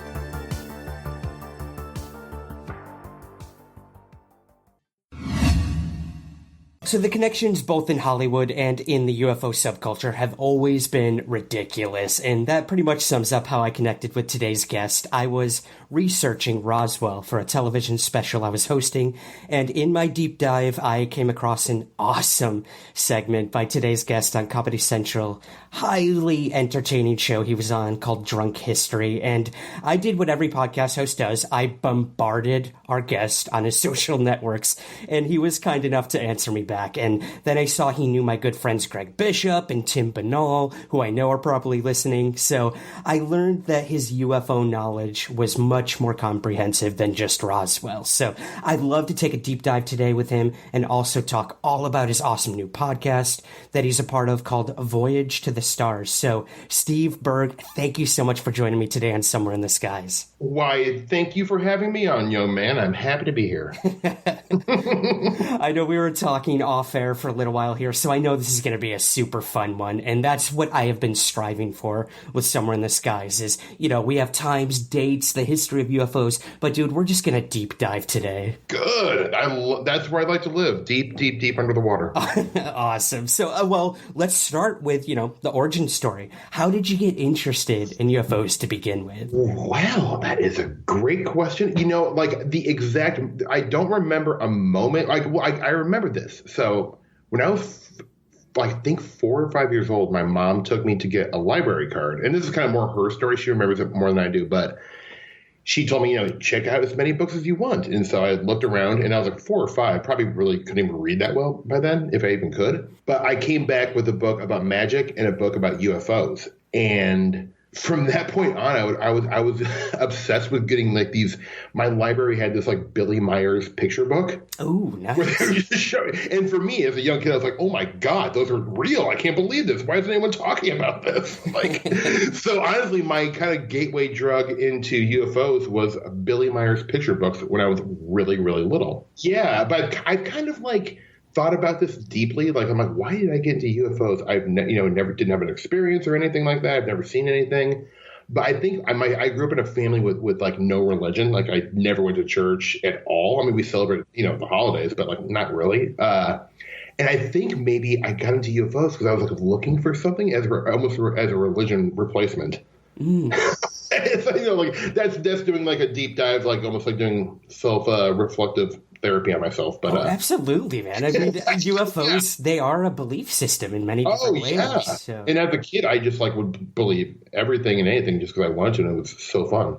Yeah, but that's kind of, it's a pretty generic way in. I thought it was something that I couldn't believe that not everyone was interested in it as a kid. It kind of continued to feel that way, to be honest. So, yeah. How boring, Steve. God, you weren't abducted when you were 10 years old. Come on, man. No, not that I know of. Maybe I was. It'd be great. I wish, man. It sounds awesome. Oh, yeah. Well, yeah. That's pretty cool, man. I was sort of the same way. I did have sort of a initiation experience as a young boy, but I did the same thing. I went that deep dive into my public library. I ended up keeping most of the books, and they never got them back. So Dude, me too. That's what I would do. I was actually it's so funny. A lot of my books are from the Omaha Public Library. Okay. And I just never returned them. My poor mom probably had to pay a hefty fine for that. Yeah, exactly. I know. I feel like I probably own the library by now with how much I owe them. But, that's pretty cool, man. I love hearing how people got into this, and everyone comes at it from a different angle. And like I mentioned in the intro, I saw you on... I've seen you, I should say, in TV and movies and everything. And I was really surprised when I saw you pop up on a show my girlfriend and I religiously watch, Drunk History, and you covered a case. You covered the case, the seminal case in ufology, Roswell. And, I had my brush with that recently with the case going out to the actual crash site, going to the Roswell Daily Record, and meeting Jesse Marcel's granddaughter, which was awesome. Whoa, that's really cool. Yeah, man. Like, we really tried to strive to do something new and get stories out there. And I'll be honest, when I was approached to do this television special, I didn't want to do it. I was like, Roswell, what the hell is left to say about Roswell? What can I say? That's the challenge. Yeah, man. So, but coming out on the other side of it after doing it, my mind was completely changed on the entire incident. So I want to ask you, having covered it on TV and researching it and everything, what are your personal thoughts on the Roswell case? That's interesting. How you said your mind was changed on it after doing a deep dive into it, because I feel like the more I've learned about Roswell, I guess from the last 20 years, the further away I get away from thinking that there was any kind of non-human intelligence involved. But I don't, I just, it's so hard, it's such a tough case, I think, to really draw any kind of conclusion on, because while I would say that, it's hard, it's almost impossible to rule out any kind of terrestrial origin of it, unless there's something I don't know. But obviously it's an interesting case because it's kind of it's really one of the, cornerstones of the UFO mythology of the 20th century. And so that, whether or not anything happened there, it is an important case because it's such a big thing in UFO pop culture. It's almost you can probably obviously tell I just read Diana Walsh Basuko's book, Because so many of the things that she talks about just really resonated with me in terms of just, whether or not something's true, it doesn't matter, it doesn't make it any less important. Just kind of creating new mythologies, kind of that whole Carl Jung type thing, where it doesn't matter if it's true. Enough people believe this, and maybe we're making it true. It's crazy. I know I kind of maybe drifted a little away from Roswell, but in terms of doing it for Drunk History, I'll just explain how that came about. I had done a couple of the narrations and done some of the reenactments. Derek Waters is an old friend of mine. We both started out at Second City in Los Angeles doing sketch, and so we met there and just became great friends. And when he got that show, he just asked me to be a part of it. So I was like, absolutely, I can drink beer and be on TV. It sounds. Doesn't take much convincing, yeah. No, it doesn't. But I kind of started begging him from the beginning. Like, oh, dude, let me do some kind of UFO episode. And he's like, yeah, it's kind of hard because there's not really a conclusion. And I'm like, good point, Yeah. And then they were doing an episode specifically on the state of New Mexico. The one season they were kind of focusing on regions and states. And so I was like, Derek, Roswell, dude, I know there's no conclusion, but let me do it. He's like, dude, fine. And they ended up loving the episode. It was actually kind of a popular segment for him. But yeah, it was fun to do. And I kind of came to the conclusion that Project Mogul seemed like the most likely explanation for me. Okay. Which is not popular. I got actually some shit for that, But yeah, to me, it's just impossible to say what the fuck happened. Oop, I'm sorry. Oh, dude, no, we're all about the fuck. Okay, yeah. Okay. Fuck all you want. Fuck all I want. All right, so yeah, but it's obviously a very important case. Whether you're into Roswell or not, you can't deny its importance. Well, yeah. I will admit here, and I even brought this up in our investigation, I tend to err on the side of human when it comes to Roswell. I would agree with you that I think it was some sort of top secret project. My investigative partner and I sort of came to the conclusion that there was most definitely a cover-up. You can't deny that. Yes. No, there definitely was. Even with the press release, that was... Absolutely. They were being very unclear and weird about it. So that makes it interesting too, you know? they spoke more with the cover up than, than anything else. I in agree. terms of, retracting the story the day after. But it was really interesting, man. When we were off camera, we were getting ready to go to another location. This local in Roswell comes up to us. He's like, "What are you guys doing?" And obviously, we're filming. He's like, "Oh, I wonder what it's about." Yeah. So he goes on to tell us, my relatives worked at the 509th Bomb Group, and they told me the stories about what happened there. And he went on to tell us one of the most disturbing stories ever, which kind of related back to all the work Annie Jacobson had done, and all these stories about high altitude balloon experiments where they were sending children up in these things, discarded God. Children, disabled children, super dark, man. And, they were seeing how high they could get these humans into the air before bad shit started to happen. So for us, dark. man, it's so dark, and it's way more disturbing than a UFO cover up. Yeah. So we didn't even go there in the special, but it's kind of what we alluded to at the end of our thing is there's so much more to look into. This could be way more disturbing than any of us thought. And maybe that's what they wanted all along. Let the public think it was aliens. Meanwhile, we're going to kill all these kids that no one cares about and start the space race. It's insane. It's insane. That is really insane. It almost reminds me of, and I never read the book, but I've read, Nick Redfern wrote a book about Roswell. Yes. That was very controversial and very, people were mad about it. But is that sort of what his theory, wasn't that kind of his theory that they were doing testing on Yeah, it was Japanese POWs. Right. And he got a lot of flack for that. But I'm telling you, as soon as we got to Roswell and we spoke to several locals, they all sort of had similar stories to tell. Now, whether it was the Japanese or, just runaways or, unfortunately, mentally disabled and physically disabled people that community, society sort of shuns aside.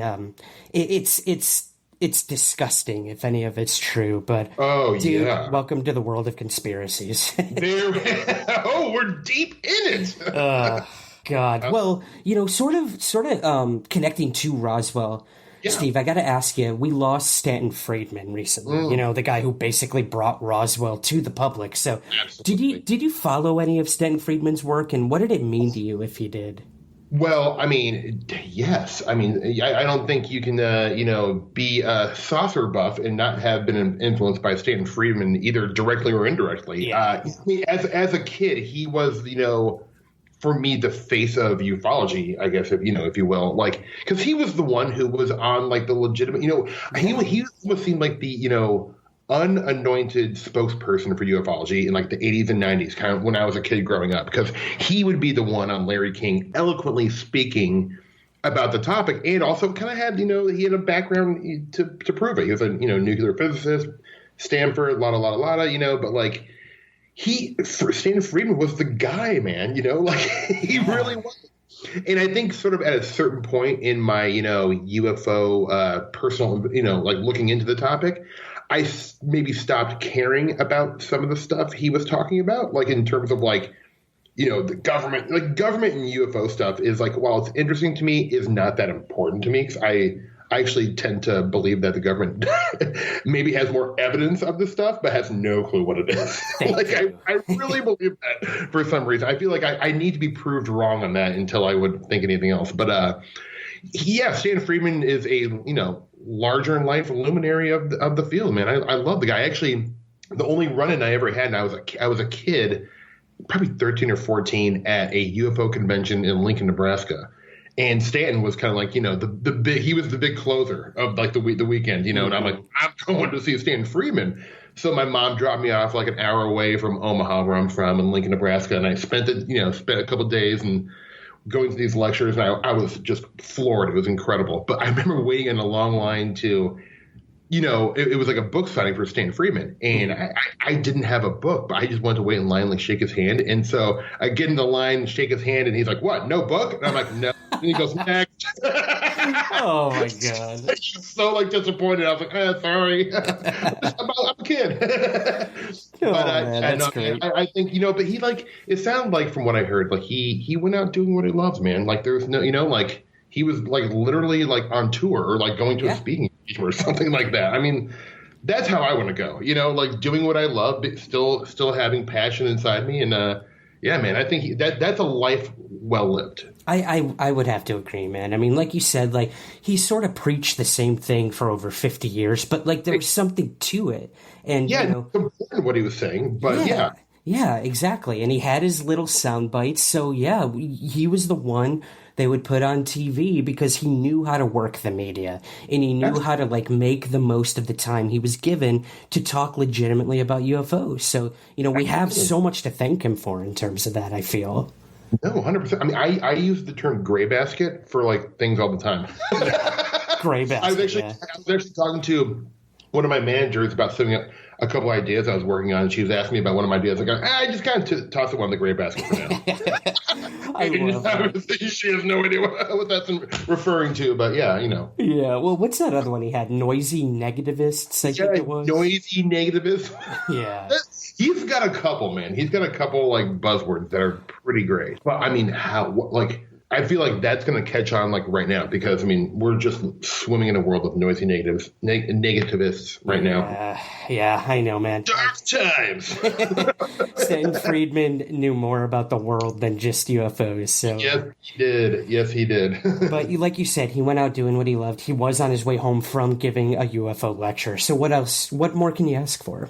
I mean, I think it's kind of beautiful. Obviously, like maybe his family would have preferred to be around him, but like I'm sure they were like, he was doing what he loved. I mean, what more can you ask for? Yep. Well, getting back to some of your brush with all these UFOs and Hollywood and everything, man. This is a bit more on the paranormal side.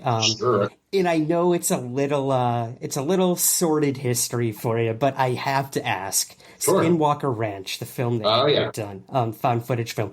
Is there anything you're willing to share with us about your research into Skinwalker and the process on that project? Like a lot of, especially independent movies where you're getting, when you're kind of like somewhat with anything in Hollywood, you're sort of, at the end of the day, somewhat at the mercy of who is giving you money to do this. Yep.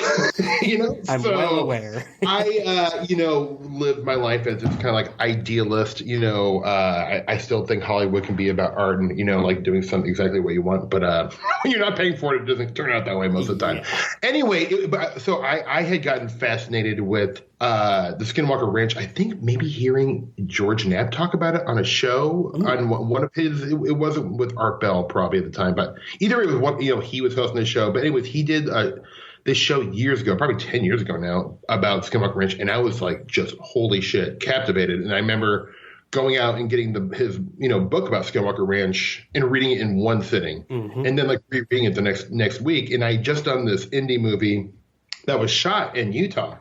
And it was a fun little movie. And so I kind of became, buddies with the guy who financed it, the executive producer. And I pitched him this idea. My friend, not myself, this Devin McGinn, who was my partner in this project. And he did, most of the directing of it. He really, I was kind of just more of a quality control guy on the set. But we pitched him this idea literally just on a car ride. We had no material. And he was like, I love it. I'll give you guys this much money to do it. And we're like, what? And he was like so serious, like set up an account for us, like started paying us to develop it. And we're like, oh my God, I can't believe that was easy, Yeah. But I mean, we felt like it was such a good idea. And we had kind of a way in, my pitch was it was kind of like more of a psychological thriller, not a horror movie. It was not intended to be a found footage movie it was more like Poltergeist set on a ranch, and I'm like, to me, that sounds really good.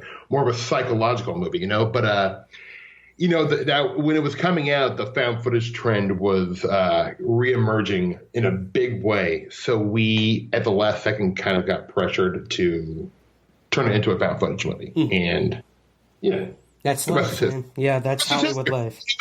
I don't hate it or shun away from it. It's just not the movie I intend intended to be a part of. You know what I mean? Like it was just, I look back at it and say like, hey, it was a job. I made some money. Moving on. Exactly, Yeah, I was going to say you got to research Skinwalker Ranch, which hadn't really been done that much at that time, Not really. Yeah. No, and I did, dude. I mean, like, I still love Skinwalker Ranch. I think about it all the time. I'm always like trying to convince my wife, like on our next vacation, hey, what if we took a road trip through Utah? Yeah.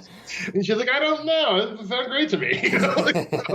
But eventually I do what I actually have a couple buddies who are like, mildly interested in this stuff. And I'm trying to convince them to take a road trip with me there and like camp. And I love fly fishing. So I'm like, we'll fly fish on the way, man. It'll be great. Nice. So, but yeah, it's still a pilgrimage I need to make. I used to at least get a hotel like in Gorham and stay there and just like bullshit with locals and drink beer at a honky tonk. So that sounds fun to me. It sounds awesome. And did you happen to see that recent documentary on Skinwalker Ranch? Oh yeah. I saw it as soon as it was available. The I can't remember his name.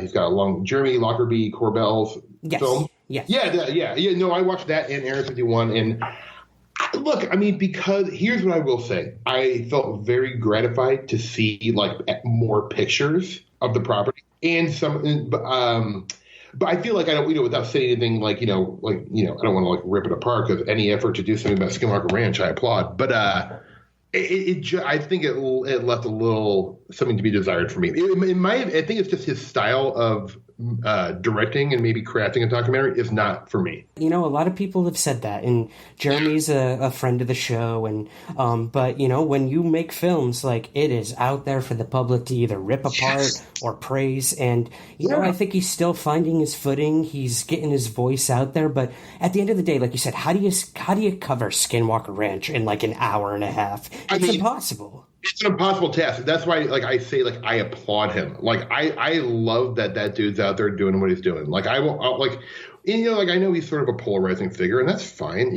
Like, that almost makes him more interesting to me. But, yeah, it's really like, and that's what I kind of thought when I was going to watch it. I kept my expectations somewhat low because I'm like, how do you really cover something that really isn't documented that we know of? I mean, maybe there's like, secret videos and secret pictures and stuff like that. But, it's, I don't know. I feel like it's an impossible task. Yeah, I enjoyed it. I've watched it twice. So it's not like I didn't like it, like I would not go back a second time. But I just to be able to see more pictures of the actual property to me was...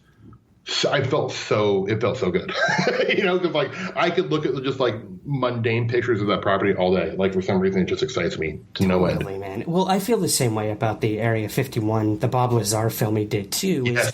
I've always been very on the fence about Bob Lazar, and I went to the LA premiere of that one, and I'll tell you right now, man. Like I left definitely like a little changed, feeling more like I believed Bob Lazar. At least that he saw what he says he saw. Now, whether or not that was all bullshit or disinformation, like, I'm completely open to that. But I left being like, holy shit, like, I actually believe this dude. Yeah. I don't know. It's tough. It's tough. No, look, I actually, if I had to make a choice, I agree with you. I think you said something very important. The whole thing that I believe that he believes what he's saying and what he believes. I believe that he believes what he saw. And I think that is very powerful. It's the same thing with like Whitley Strieber. It's like he has no real evidence, but I believe that Whitley Strieber experienced what he thinks he experienced. Whether or not it was actually what it was, who knows? But so I mean, I feel like you kind of hit the nail on the head. That what you just said, I think applies to a lot in this field. You know what I mean? It is the mantra. I believe they believe this. And that's important. Really important, actually. So. It goes. I mean, I'm not trying to tangentialize too much, but that's kind of that. It's like almost Jacques Vallée-ish. It just goes back to the whole thing where he said he believes this topic is way more complex than aliens coming from another planet. And I don't know. I feel like the more and more you look into this stuff, and then the more and more you read Jacques Vallée, you're like, how do you not subscribe to a lot of what he's saying? Right. Right. And dude, I mean, there are nuts and bolts ufologists out there, and we need that. Like, that's the stuff that's going to make it to the mainstream. Data, radar, trace evidence. And that's awesome. And it's like, we need it. But at the end of the day, like, I'm the kind of guy who I want to interview witnesses and get their testimony. And sometimes that's all we have to rely on. Yep. But I think these stories are very important. I really do. And I agree with you. Like, I'm more turned on by listening to experiencers, contactees, or people who have even secondhand knowledge of high strangeness. Mm-hmm. I will always be interested in people's stories. Will I always be interested in, like, the Navy's involvement in the Tic Tac incident? I mean, frankly, I find it all very boring. Okay. I don't know if you want to get into all that, but, like, I follow it, sure, but, like, almost at an arm's length a little bit, just because I feel like I find so much redundancy in all this stuff, and I don't understand why people are so excited right now. I understand the fact that, like, Washington Post is, like, writing articles. That, I will agree, of course, is exciting whenever, like, a mainstream media sort of like that covers it, but let's touch on that, Steve, because actually, sure. That is what is in the zeitgeist right now, and we have this new show coming out by Tom DeLonge, To the Stars Academy. Yeah. I sent my DVR just before we got on. Nice. Hell yeah, man. It's a good show. I've seen the first episode. But that being said, like, there's no arguing that what these dudes are doing and how the mainstream media is covering UFOs right now it's big and it's out there unlike it's ever been before. So, I mean, not getting too deep into the stars or the Navy or anything like that. Right. What do you think about this being a new sort of era of disclosure? I mean, my fucking parents are texting me being like, oh, we're going to watch that show tonight. Oh, your aunt's coming over. Like, they can't believe this. Like, oh, they were just on Good Morning America. Like, it's crazy the amount of attention this is getting right now. And is this all a marketing ploy for this TV show? Or is this a new age disclosure? I think it is. Do you? Okay. Oh, I do. I mean, like, just knowing how Hollywood likes to market. And look, at the end of the day, History Channel doesn't give a shit if they're disclosing real information. They care about numbers and ratings and how much they can charge for ad dollars. Yeah. So the more they market this, the more they get I mean, it's just like when I do even like my podcast I'm on, they send me out to do press before it even comes out. Mm-hmm. So this, you can look at it as like, look, I don't think Jimmy Kimmel or Stephen Colbert is that interested in having people from that show to be on, so they have to market it somehow. So to market it as kind of like this, like, I mean, I'm not trying to, like, this sounds like I'm trying to, like, take the air out of the tires, but I do believe that this is, I mean, if you don't believe this is marketing, then I don't think maybe you understand how TV works. This is definitely, I mean, it's definitely, you can see this is their marketing campaign before the show comes out. And that's fine. And, like, it's really cool that, like, Good Morning America is taking an interest in this stuff. Yeah. But I just have to go back to one thing that I think is really funny is that, so many people in the UFO community for years and years and years have been like, never trust the government. Never trust a word they say. They're lying to us about UFOs and this and that, blah, blah, blah. And now when the government comes out and tells them that, yes, UFOs are real and this is how, this is what it is, everyone's like, absolutely, the government's right. We totally believe them. I find it so hilarious. It's so funny to me. Oh, man. The irony. Well, yeah, and then in, like, the Tic Tac video, I remember seeing that 10 years ago. It's not. Oh, the Tic Tac video came out, like, it was released a long time ago, like in 2010. Yeah, I mean, I've heard rumblings of that and people have seen it. I personally had no knowledge of it. But again, like, I wasn't really chasing UFOs that closely back then, but that's interesting. So you knew about the Tic Tac event much earlier? All it looked like to me at the time when I saw it, I was like, yeah, that looks like some radar footage of an airplane, cool, of a little thing that, is flying around. So it wasn't that exciting then. But I guess it got more exciting when you heard the story behind it and you heard some of the testimony and they started talking about it, how it was like going in and out of the water and all that stuff. That is all. I find that stuff interesting too. But I'm just a little, like, skeptical of how all this is being rolled out. I feel like to buy this whole cloth and just, like, buy into this whole situation is a little weird, especially when an entertainment production company is the one Like, I'm not trying to disparage it. Like, I'm glad this is all happening, but I think a lot of my friends, and like you too, because everyone, a lot of people who know me, for more than 2 days know I'm into this stuff. So people are like, dude, what about all this stuff? They're forwarding me there. I'm like, yeah, it's cool, man. I guess. It's like I found the Chicago O'Hare incident way more exciting than all this stuff, to be honest. So totally, man. Well, you make a good point too. Like we gotta remain level-headed when it comes to this. There's people who are super, super pro Tom DeLonge and To the Stars, and then you have the people on the complete opposite side saying like, oh, this is all just a whole disinformation campaign all over again. We've seen this, throughout the decades in UFO. Some Rick Doty stuff, yeah. Exactly. Yeah. So I'm kind of still somewhere in the middle. I applaud the efforts. I think it's making UFOs cool. And dude, like you and I both know how long we've strived for the UFOs to be cool. It's been an albatross around my neck. You know me like shows I've spent time developing and pitching about like UFOs and paranormal and all this stuff. Yeah, it's a tough road. But I feel like now, oh my God, it's my time. I have a chance. Well, that's actually my next question, man. Sure. I know for a fact there are a ton of UFO shows coming out after this History Channel thing. I'm guilty. I'm part of one of them. But I got to ask you, in pitching these UFO shows to networks and all that, what kind of UFO show would you want to work on or watch on TV, I guess is... Well, mine would be more of something where it's not about like finding the truth, but it's more about the people and the characters. I'm really fascinated with 1980s UFO culture, because I think it was such the Wild West, and I didn't really experience it, but I, like read Jacques Vallée's like his book journals about the 80s, and like just like all the William Morris stuff going on, the Benowitz stuff going on. It was like I would feel like a TV show based off Greg Bishop's book Project Beta. Oh my God, yeah. It's the show I want to make. Like I've talked to Greg about it multiple times, but like I either want to make that into a movie or a hour-long sort of like not comedy show, but like sort of a dramedy. Because I feel like a lot of this UFO stuff, especially with the people and just the culture of it, is absolutely hilarious. Totally. Not in a way of making fun of people or their beliefs. It's just that, like I remember hearing one story about Adam Gorightly in one of his books, Happy Trails to High Strangeness, wrote that he went to like some like weird UFO conference in Nevada, and one of the I think Jordan Maxwell was selling rotisserie chickens like before. And I'm like, that is what I want to make a TV show about. Like when I read that, I'm like, nothing's funnier to me. Like, I would probably want to do something that was a little bit light and funny because, like, I don't really want to try to compete with like all the serious like X-Files, like governments, hiding secrets from you.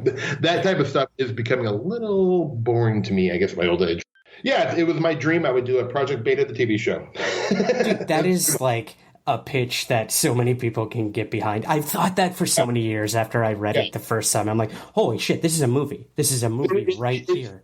It is. It's a movie. I even think you could stretch it out to 6 seasons of TV. Obviously have to like take some liberties with, some narratives and stuff like that. But just to base it off Project Beta and then, kind of tangentialize and go off from there. Oh, what a great palette to work from. Absolutely. Well, let me get your opinion on this. Are you pro or anti Project Blue Book, this history television show?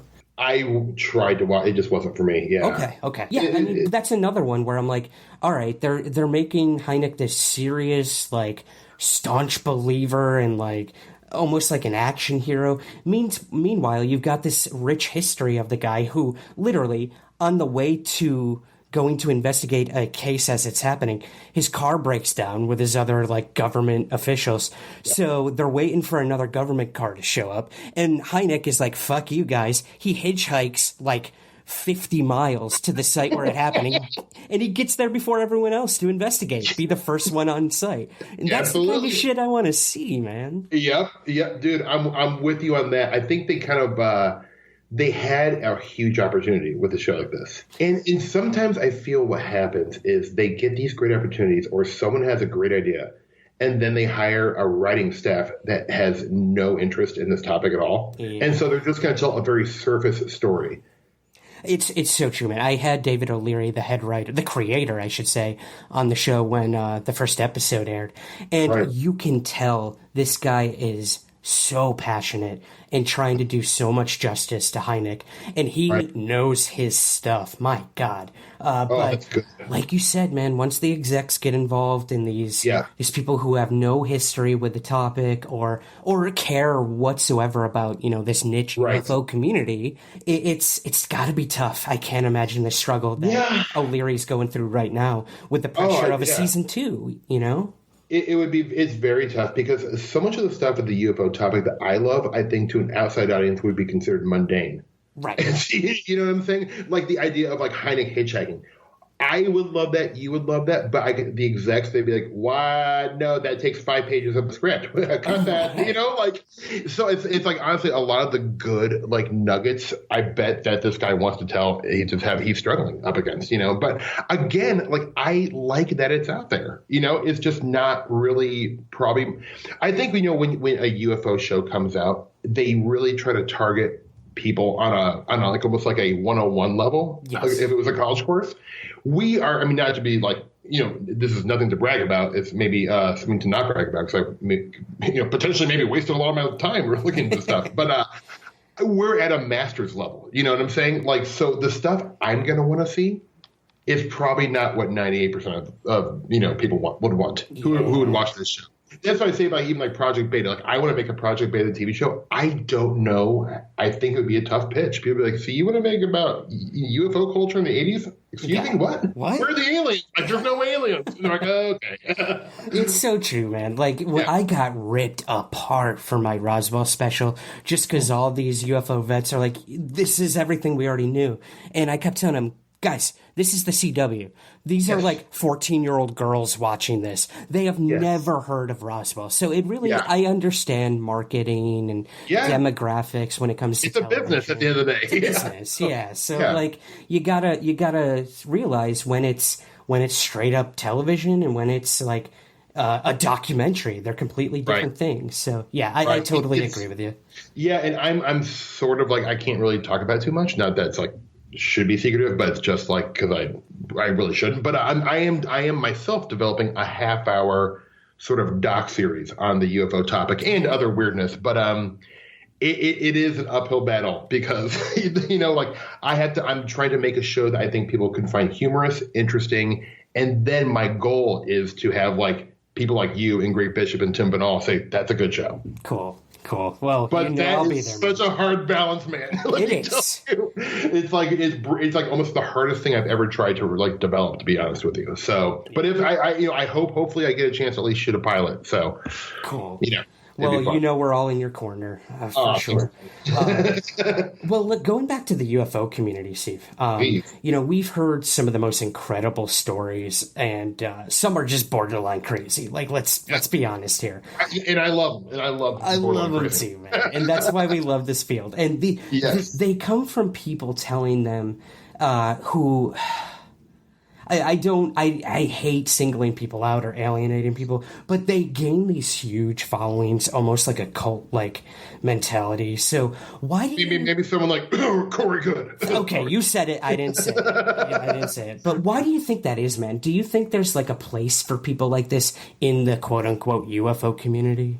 Absolutely. Now, when you started even saying this, I looked over my bookshelf and I saw, and this is a synchronicity, but Messengers of Deception, one of my favorite books about the UFO topic, really lays out.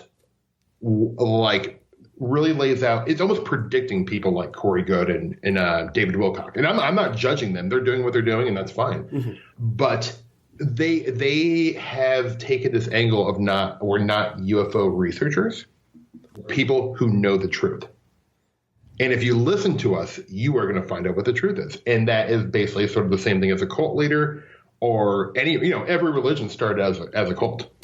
Even Catholicism, it was all a cult. Originally it was probably just 8 dudes going, "Hey, how do we control people?" Yeah. So, and I largely feel like God, Messengers of Deception is such an important book to reread right now. I can't even say that enough.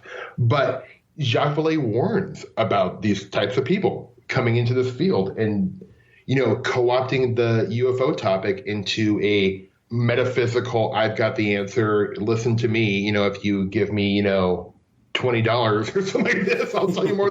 I mean, it really is, and so I find all that stuff deeply fascinating too. People's just need to believe in something incredibly sensational, so UFOs as religion is definitely a thing in my eyes. Yeah. It really is. It's a new religion. And Carl Jung, he wrote, I read his book that he wrote about UFOs towards the end of his life. I can't remember the title, but he talks about this, this is a mythology for the 20th century. So it's really fascinating because I feel like a lot, not a lot of these guys, but, a handful of, and it's usually always white men, of course, who are, who are like these types of UFO, culty luminaries. But I think it's really, it's funny to me to watch it. That's another good TV show idea too.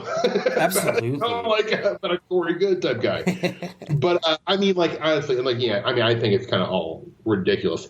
But for some reason, I like that it's in the field. It's funny to me. It kind of keeps me compelled. I check in with what those guys are doing every once in a while. I like the weird stuff, man. I can tell, man. But you're so right. The UFO lore or mythology or field, I don't know what the fuck to call it anymore.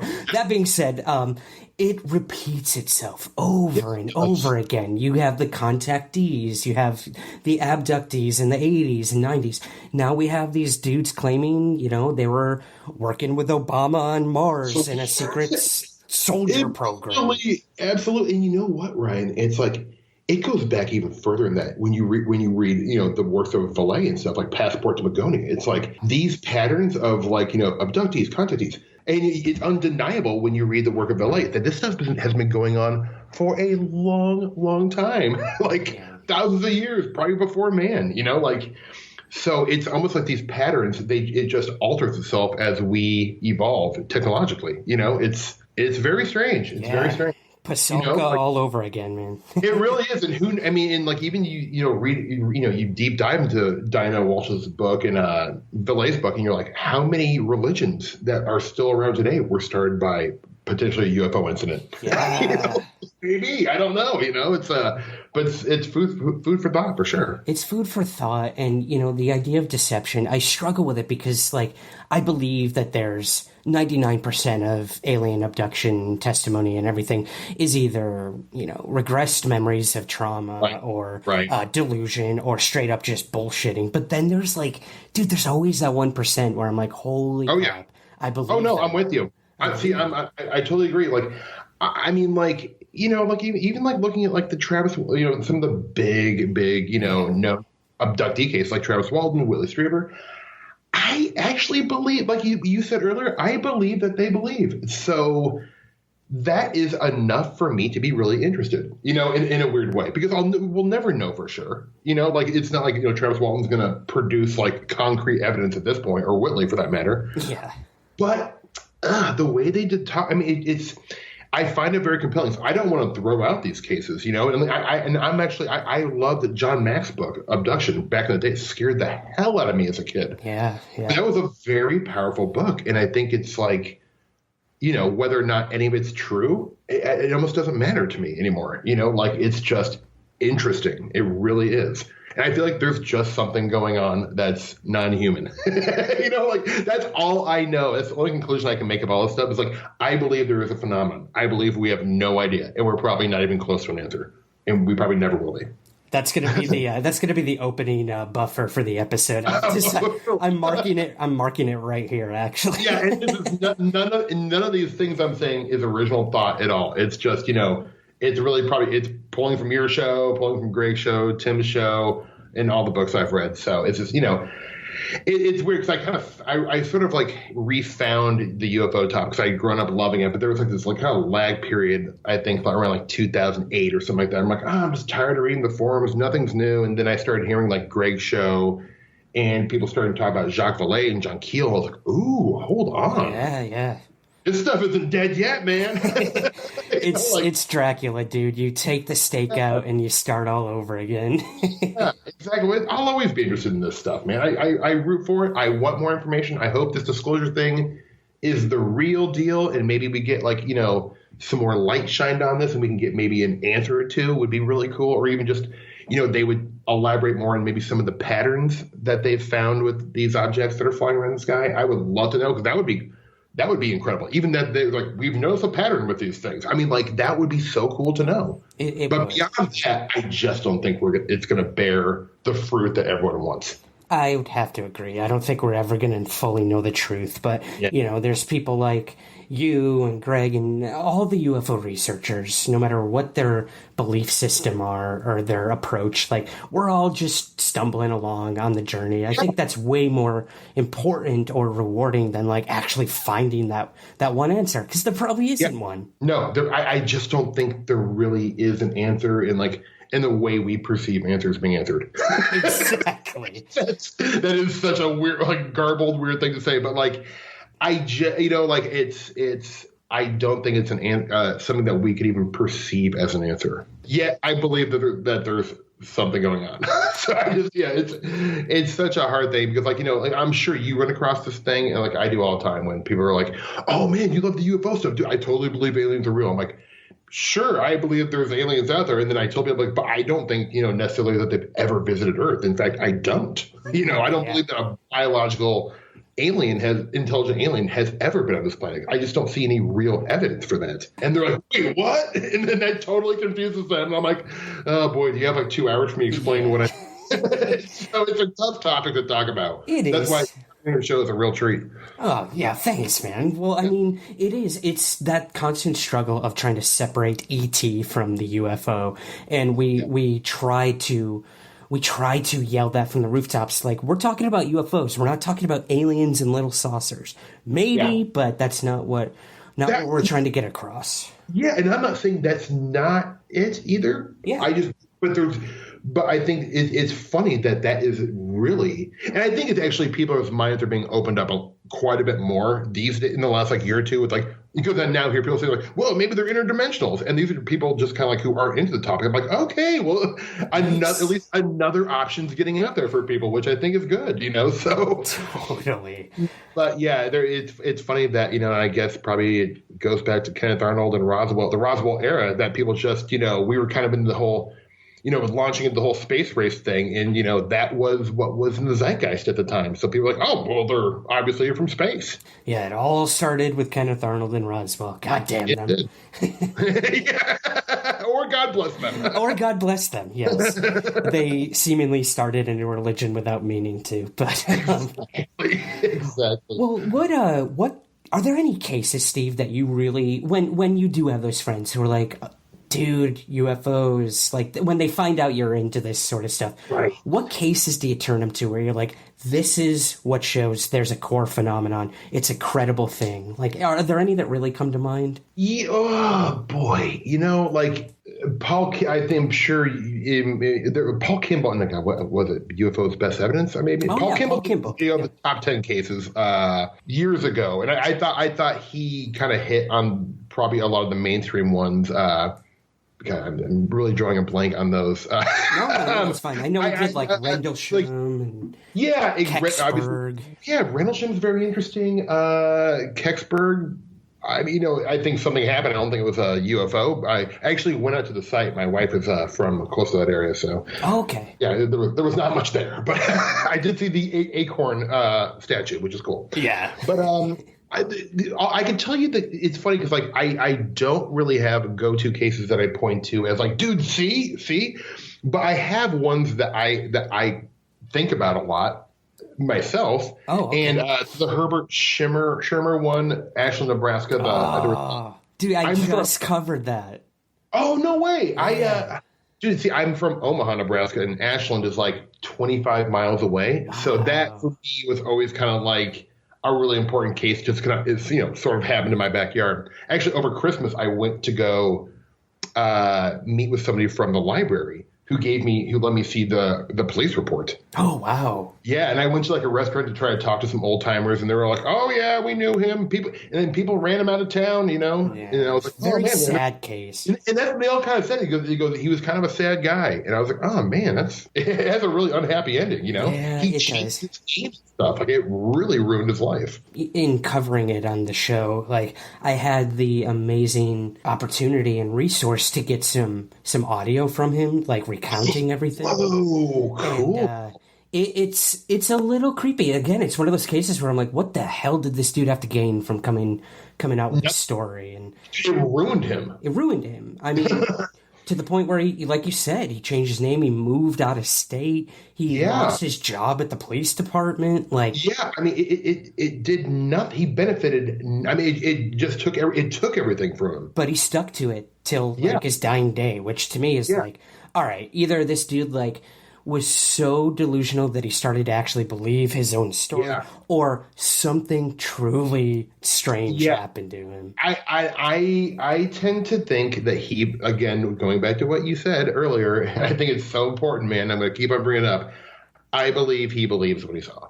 I do. I've like looked into this case since I was a kid, and like there's not a whole lot to read about it, unfortunately, other than what you can easily find on the internet. Yeah. But man, I just don't see that he made this up. Like in terms of just like pulling it out of thin air. I think either he had some kind of delusional episode or some kind of fugue state, or he witnessed something truly anomalous. And we have to remember too that he did go under hypnotic regression, which can be very detrimental and very contentious. Yeah. Dude, yes, it's crazy. It's actually weird. Hypnosis is getting big with just general therapy in Los Angeles. Is it? Ugh. It really is. I have a friend who's been goes to everyone in LA has a therapist, and one of my friends is going to like a really prestigious, like expensive, fancy therapist who's like really credited, and this therapist is putting him into hypnosis, and I'm like, whoa, buddy, be careful. And he's like, I love it, man. It's weird. I'm getting in touch with my inner child. I'm like, okay, but just be careful. Yeah. If you hear the word like alien abduction come up, run. Or three grays staring out my window. Yeah. Just call me first. Yeah, exactly. We'll hash it out before you talk to the therapist about it. I've never talked about UFOs so intensely at this time of day. Yeah, I know, right? So it's at night, after maybe a bong rip and a couple of beers with some buddies or something. Isn't it weird? Most of these shows and everything are always like coast to coast. It's like 2 a.m. But no, I work an evening job, so like unfortunately the mornings are always like the best for me, and everyone always says the same thing, like it's too early to talk about this shit. No, I love it. This gets the day started off right. I'm buzzed on coffee, and this is fun. Yeah. Awesome, dude. Well, that's good to hear for sure. So what other cases could you turn us to, man? Well, for modern, the case that blew me away and got me so excited, I think, was that's happened in the last 20 years would be the O'Hare International, the Chicago airport case. Absolutely. That is so fascinating because there were so many witnesses, pilots, people who worked for United Airlines, people who were just at the airport. They all described the exact same thing. And it's really weird, right? Really weird. And like, whatever it was, it literally like pierced a hole through the clouds and like took off. Yeah, I mean, it's that case that I'm always so. I remember. Do you ever hear the rumor that Dan Aykroyd supposedly paid like $1 million for like footage of it? Yeah, that would not surprise me. I heard that years ago, but I've yet to see anything come out with that. But I'm still hoping if I ever see Dan Aykroyd in LA, man, that's the first thing I'm going to ask him. Yep, I know. Give me the O'Hara goodies, please. Supposedly there is video footage. I've heard that from several sources. Right. But again, who am I? Like, they could be totally making that shit up. But yeah, I mean, there's gotta be. Produce one. My God. I mean, I just thought that was such a crazy case. And I remember, I think to this day, it was the most hits the Chicago Tribune had ever had. Oh yeah, shut down their website. Yeah, it, like broke their website. Like there's some great footage of the local like newscasters like off camera talking about it, and they're like, "Holy shit!" I saw that. That was hilarious. It's crazy. It's so funny. I love it. I actually, in terms of maybe it's not on the surface a UFO case, but Jacques Vallée kind of convinced me otherwise that the Fatima incident to me feels like one of the most exciting potential UFO cases. Can you imagine like these kids or whatnot, and then eventually a lot of people were thinking they're having like a miraculous experience. Meantime, it's like a being from Zeta Reticuli. Yeah, exactly. Maybe it's both. Who knows? It's both, dude. Like I think. Well, it's also weird. It's like what's interesting. There's a chapter in one of Vallée's books where he writes about the year before on the same day, these kids actually saw these beings.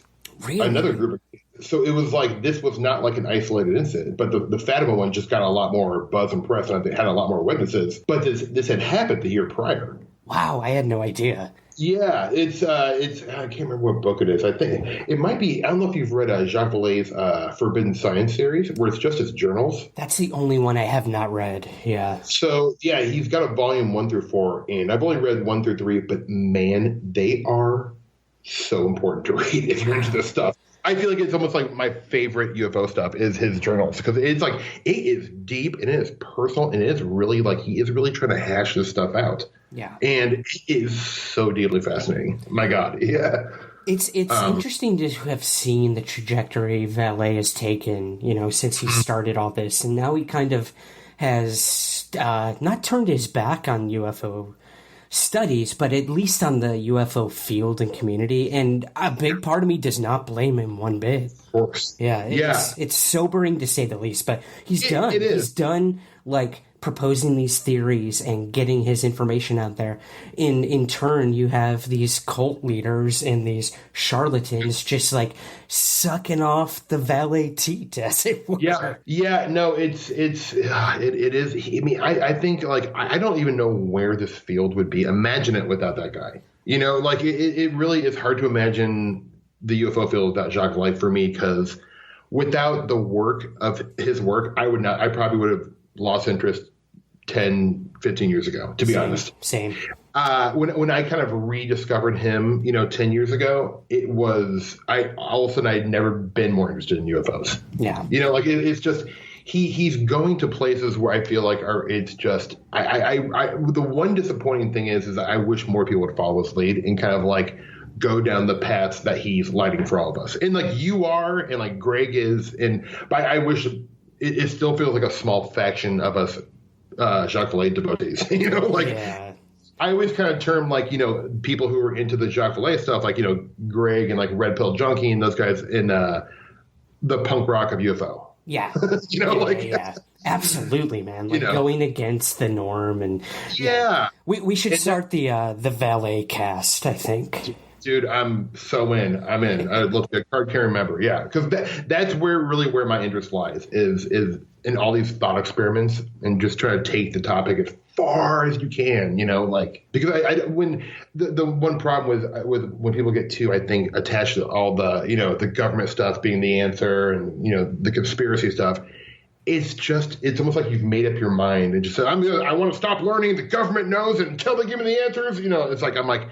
Yeah, but you're not really learning anything new, and it just seems like also such a negative, like kind of like I'm really not a big conspiracy theory guy. Like I find it very toxic, especially nowadays where people take them so literally. I mean, good Lord, how boring, man! Like not trusting, but how boring would it be to accept the answer by the government about UFOs? Like you said, they've been probably lying for a really long time, and not lying about like being in cohorts with the aliens, or just like lying that they're in control of it, or that they know what's going on. They don't know anything. They don't, and that makes me really be sympathetic to their situation. If you think about it, if they were to come out in 1950 saying like, look, there are these crafts that appear to be physical and they're controlled by a non-human intelligence and we can't do anything about it. Anyways,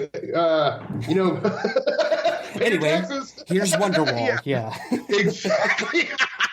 Yeah, no kidding. So you can kind of like see how, not that I'm one of these people like, oh, if the UFO, we came out with the UFO knowledge, like, society would completely collapse. I don't think that would be the case. Yeah. But I do think it would potentially be, hurtful to the government military if they, admitted that there's something that's out of their control. They are a control system, and when a control system admits they're out of control, the control system fails. So perfect. Yep, I couldn't summarize that any better, my friend. Well, okay, so moving over to sort of your current work, that which we can connect to UFOs. Absolutely. This is what I was really excited to get you on. Other than talking about it over an hour about UFOs.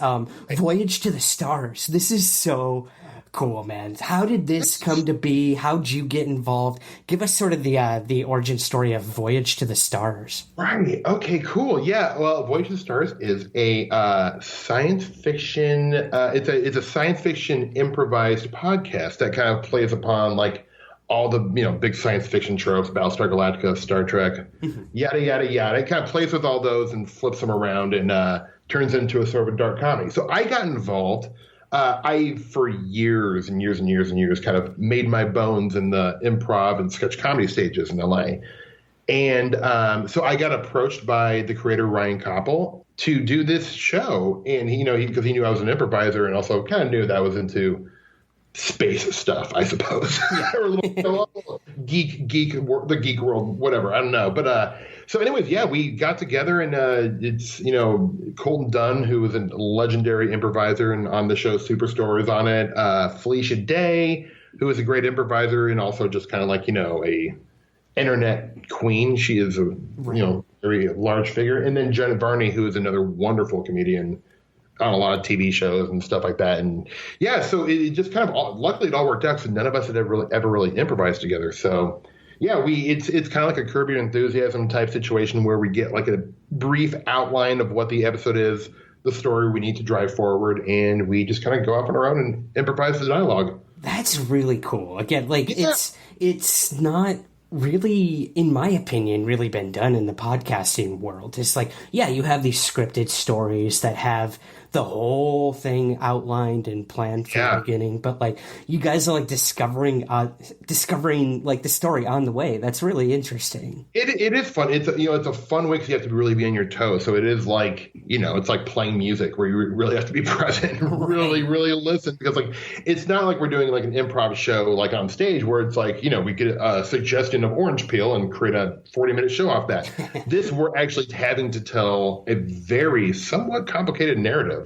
Right. While improvising dialogue. So it is quite challenging, to be honest. Like, even though I've been improvising for over 15 years, it's still probably the hardest thing in the improv realm that I've ever had to do. But it's been a ton of fun, man. So it's been great. And we're doing quite a few live shows around LA and San Francisco. And I'm actually going to Nashville today we're going to go do some shows this weekend. And it'll be a lot of fun. The live performing is really the most fun for me because that's kind of what I grew up doing. So it's interesting how well a podcast works live. I was very skeptical of it working, but I'm shocked. Yeah, because it really is just like you're just doing a live show, like a live comedy show. Cool. And you know what? It really is, I think, the wave of the future when it comes to both comedy and radio. It's like mixing these two worlds together that may not have...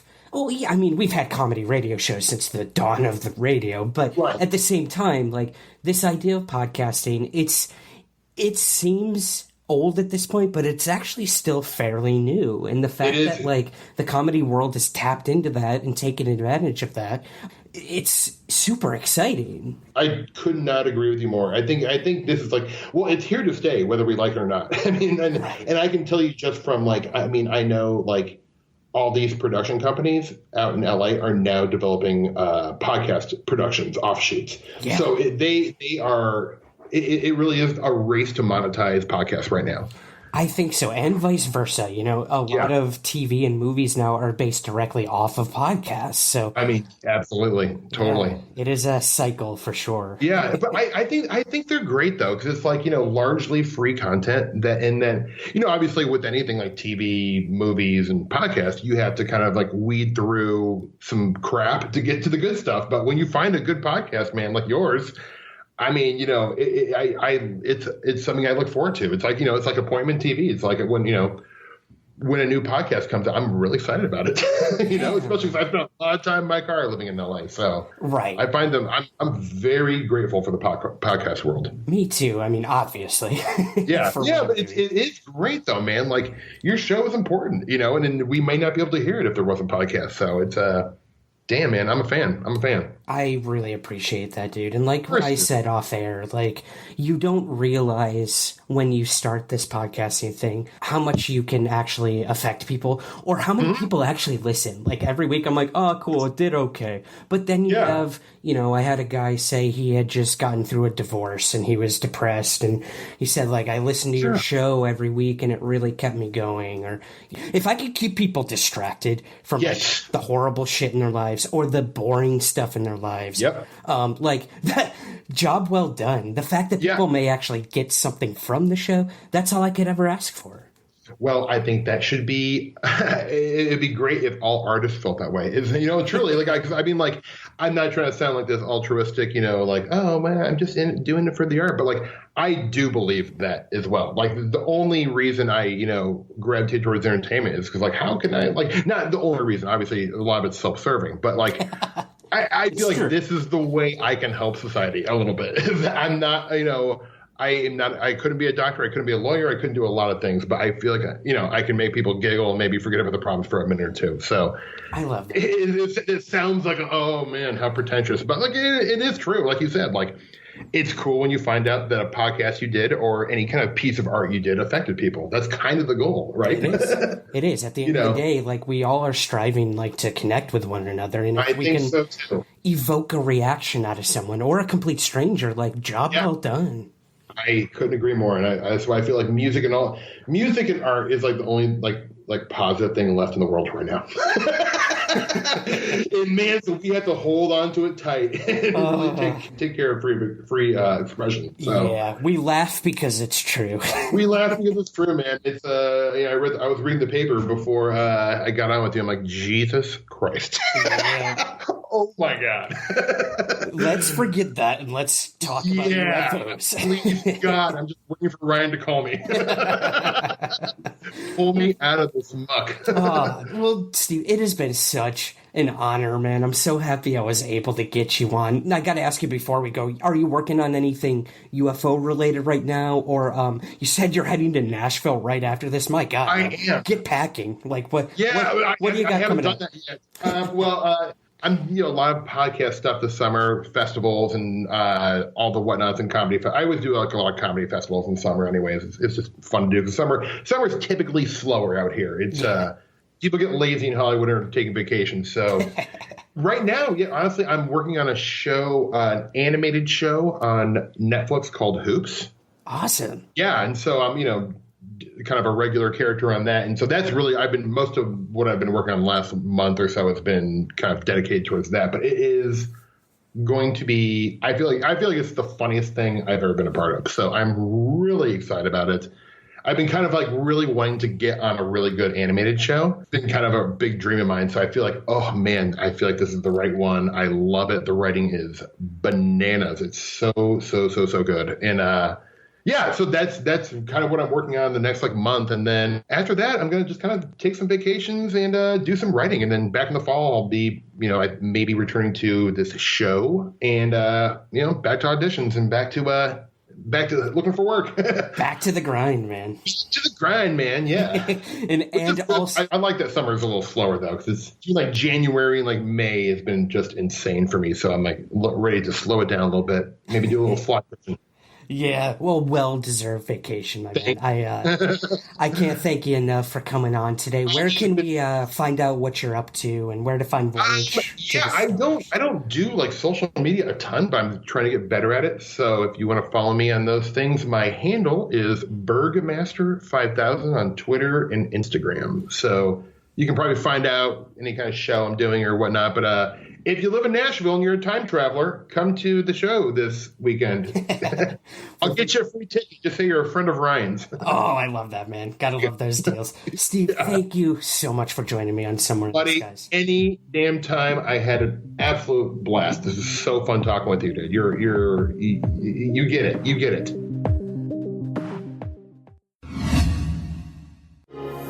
Hey guys, Ryan here.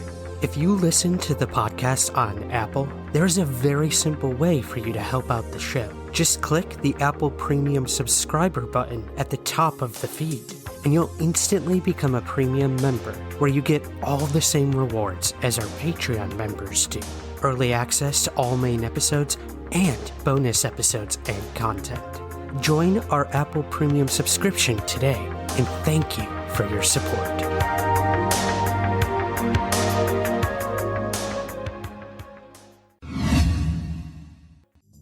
Ladies and gentlemen, we're live at the UCB Franklin Theater for another episode of the Hound Tall Discussion Series. Say hi, everybody. Hi! Tonight we're talking about UFOs. Do they exist? Well, our guest expert definitely says that they do, and we'll find out for ourselves right now. Put your hands together for him. He is the author of Somewhere in the Skies, Ryan Sprague, ladies and gentlemen. Put your hands together for him. Here he comes. And our guest comedic panelists, Aisling B., Emily Gordon, and Kumail Nanjiani. There they are. There they go. How exciting. Oh, wait, Ryan, no, come sit next to me. Kumail, you go away. Okay. Sorry. I'm trying to get Kumail back down to earth since his Academy Award nomination. What about Emily? You were also nominated for an Academy Award, but you do not have the problems with ego that Kumail does. That is true. And I therefore do not need to bring you down to earth. It's really not a big deal. It's just an Academy Award fucking nomination. I wish you'd stop bringing it up all the time. Well, you know what? Actually, I thought this would be a cool opportunity because it's probably the last podcast you'll both do before the awards, right? And I just thought, why don't you go ahead and just do your speech just for us right now? Because we'll never get to do it. No. No, you're going to win an Oscar. This is the last podcast we're doing, period. Yeah. I literally, you asked me to do it. I was like, and you were like, Kumail already said yes. And I was like, Kumail, you're doing podcasts again? Again. She needs the help. I'm grounded. Oh, I like the idea that you're doing them again. I just love the idea of like Kumail coming home all Death of a Salesman style, putting his briefcase down. God damn it, Emily, that's the last podcast. People are like, we need you as a guest. Oh, I'm too old for that shit. Yeah, classic Death of a Salesman reference, Kumail. I was doing a different reference. I don't know what you're talking about. Who are you up against? Who are these other pricks? We don't want to talk about it. Some nobodies, some real nobodies. Some pieces of she meant shit. who are you up against tonight on this podcast? And it's Aisling B., ladies and gentlemen. There she is. That's her dulcet Irish tones. Aisling, are you a believer in UFOs? Big time. I just only between like 9 p.m. at night and 3 o'clock in the morning. So like ghosts, vampires, aliens, crystals. You start to believe in crystals finally? Everyone, yeah. We all believe in crystals. I mean, gems of all kinds. Beware, children. She's showing a necklace, ladies and gentlemen. We She believes in necklaces. Yeah, I believe Emily, in necklaces. Emily, you and Kumail are big X-Files people. Are you guys also are you believers? She's not. Are you not? No? No, I'm a absolute believer, and it's the only thing I'm frightened of. Why are you afraid of them? Because I don't get them. And I watched a lot of Unsolved Mysteries as a kid, and the whole idea is that you don't know. They could be taking you over on a nightly basis, and you just don't know. So I was like, how do I how do I prove that I haven't been taken in the night? And then they wiped my brain. And then that tied me into knots for like the ages of 9 to like 12 or 13. It was the nosebleed. If anyone in school got a nosebleed, like, you've been taken by aliens. There's no other way of knowing. Like, and I had a lot what of a quaint nosebleeds. country Ireland is. No, we murdered a lot of children and we were embarrassed by it. Looking back, we thought X-Files was a documentary and nobody told us and we're embarrassed, but we moved on. Kumail, what about you? You a believer? I think so. Yeah. Of all I don't believe in ghosts or vampires or Bigfoot or UFOs is the only one of that whole group that I think that there's a very real possibility. Ryan, do you resent the idea? Like, everybody's been framing this already from, I don't believe in ghosts, specters, poltergeists, but I kind of do believe in. Does it stick in your craw that it's even categorized with those things? It's tough because the way I look at it, the UFO or alien phenomenon could impact the world in many different ways, whereas I don't think many people feel threatened by a ghost. What are you talking about? That's the primary characteristic of ghosts. They are very threatening. They say boo and you shit yourself. They have unfinished business. They came up with a 3-letter word for "I am threatening you." Yeah. But I take your point though, Ryan. You're saying essentially that because of how potentially real this is, it feels like it more could fall under the category of possible science rather than supernatural. I think so. Yeah. I mean, if you think about an alien civilization from somewhere else. Whoa. Oh my God! Oh shit! What the fuck? Still not scared of ghosts? Oh, Huh? ladies and gentlemen, Science speaks for itself, man. Science speaks listeners at home, I don't know what to tell you except that from this, as he said, ghosts aren't scary. Ectoplasm fell from the sky. I am now a believer. A ghost sneezed on us. It's boo.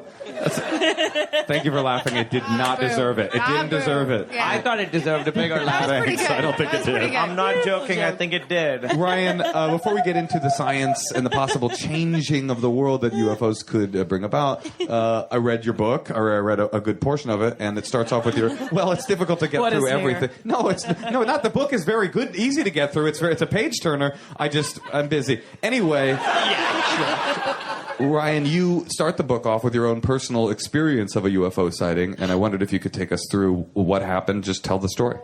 Yeah. Fuck yes. That wasn't even Kumail. That was the specter that has appeared. So I was 12 years old. I was 1996. I had a bloody nose. Yeah, bloody nose. And I was fishing off a dock. I was away with my parents at camp. And, What part of the world were you in? This was in upstate New York. Okay. Yeah, right on near the Canadian border, actually. Upstate Yeah. New York. And looking for I was some. fishing, and I looked up, and I saw 3 white lights in a triangular formation, and completely silent. I didn't see like a structured craft, if you will, but I could not see like the stars or anything behind it, and it was coming down. Is this at nighttime? Nighttime, yeah. It was coming down Fishing over the at water. night, you say? This story's starting to fall apart.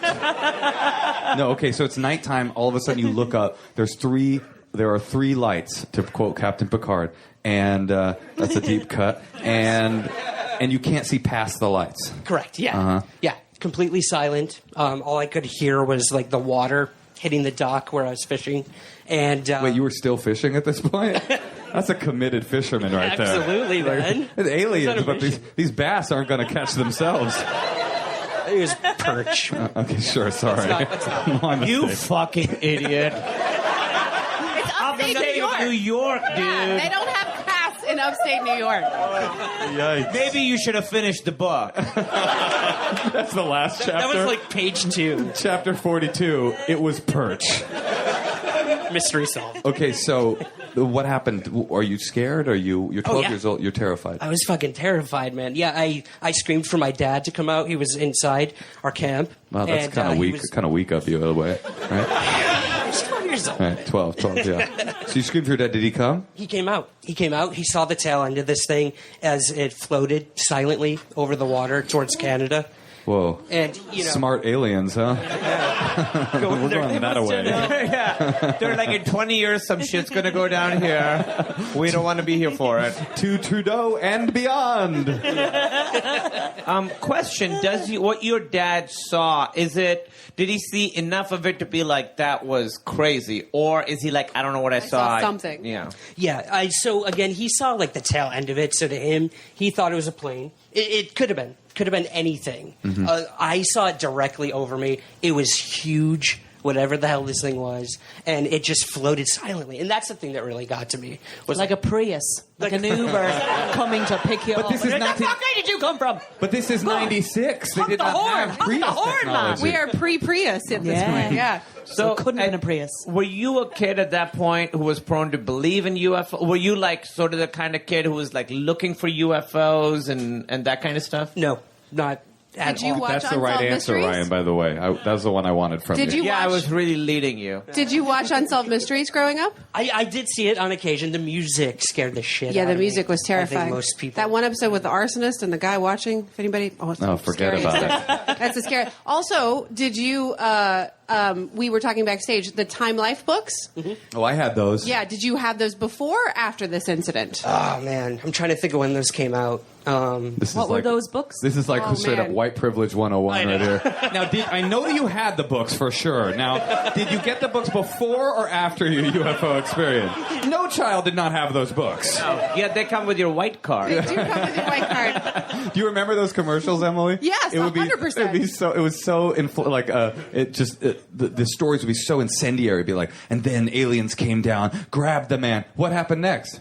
Read the book. You'll have to find out. Yeah. And I stole them from the library, but they had gorgeous okay, art. you got your street cred Yeah, back. got that street cred back. They had gorgeous artwork, so sometimes I would just steal pages out of them after reading them. What a monstrous thing to do.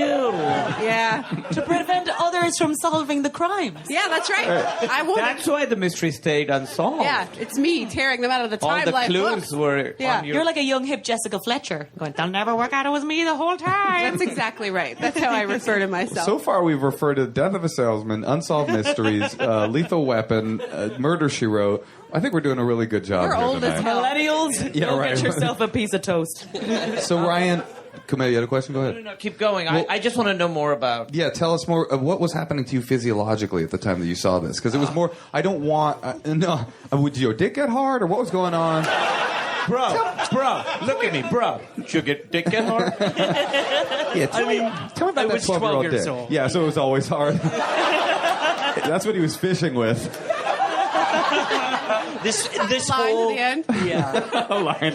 That wasn't no line.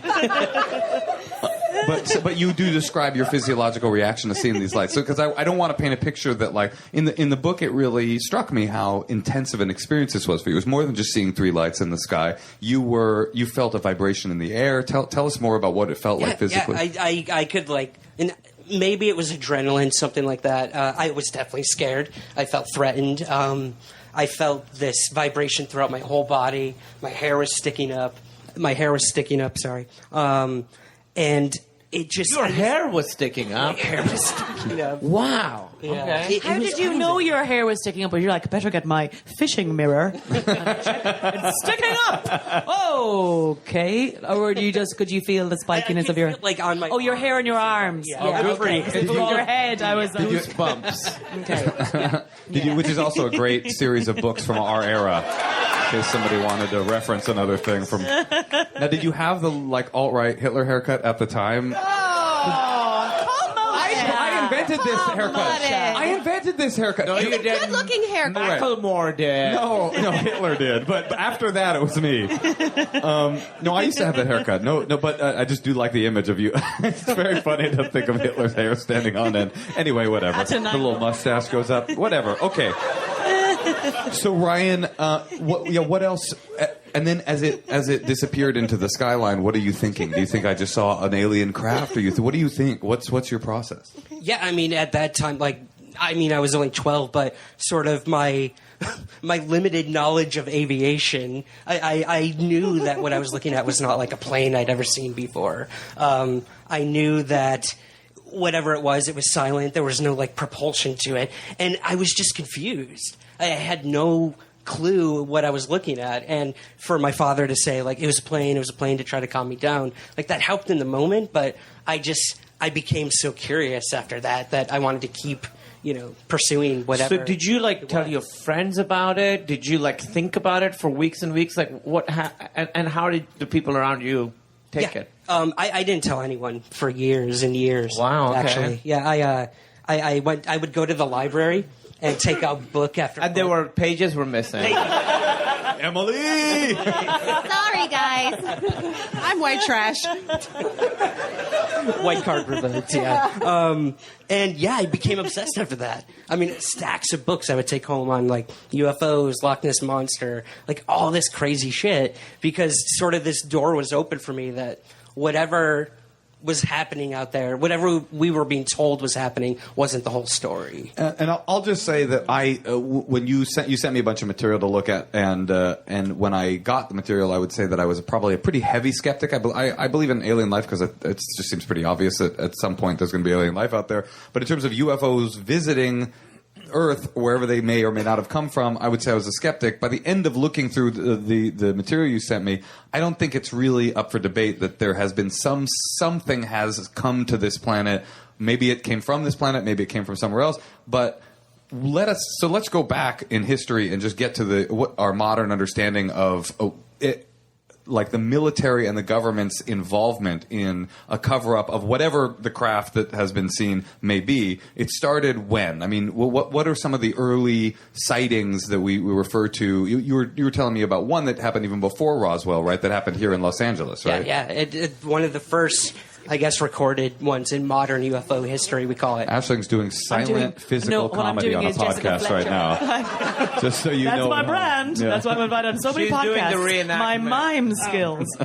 She is doing the reenactment. That would be a great podcast. I'm gonna need that. Yeah. The mime cast. I'll be you seeing the alien. Very cool. Put your hand up like this, though. Okay, Ryan. So before Roswell, you were telling me there was actually a documented UFO visit here in Los Angeles, right? Yeah, Tell us about that. 1941, it was called the Battle of Los Angeles. I know this. Yeah, Battle of LA. Not the movie with Rihanna. Oh, fuck, I don't know about it. So that movie's from 1941. It looks good. Rihanna, that's right. Rihanna is ancient. Black don't crack.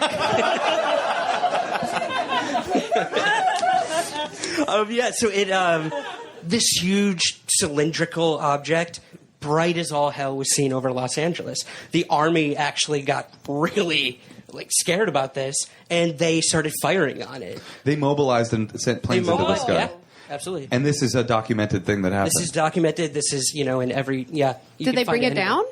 So they shot at it, and whatever was up there, it just disappeared out of sight. Shit. Shell casings actually fell back down and killed people.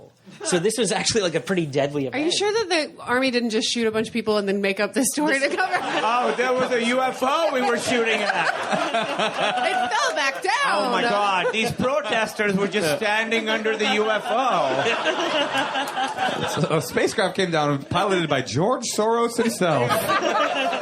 So that's legit scary, though. That is very scary, and one of the ongoing themes of these different stories is that that idea that the craft not only are larger than any craft you could ever imagine, that they also move at a pace that is unimaginable, that doesn't match any technology. And they change direction too, right? Right. That's another. Certainly They're all not weather balloons. Right? Yeah, it's certainly not technology that we have now, but definitely not that we had in 1941 or 47, which is when Roswell happens. What happened in Roswell? I honestly don't know the story of Roswell. So tell us that. This was early July of 1947. Something crashed in the desert in Roswell, New Mexico.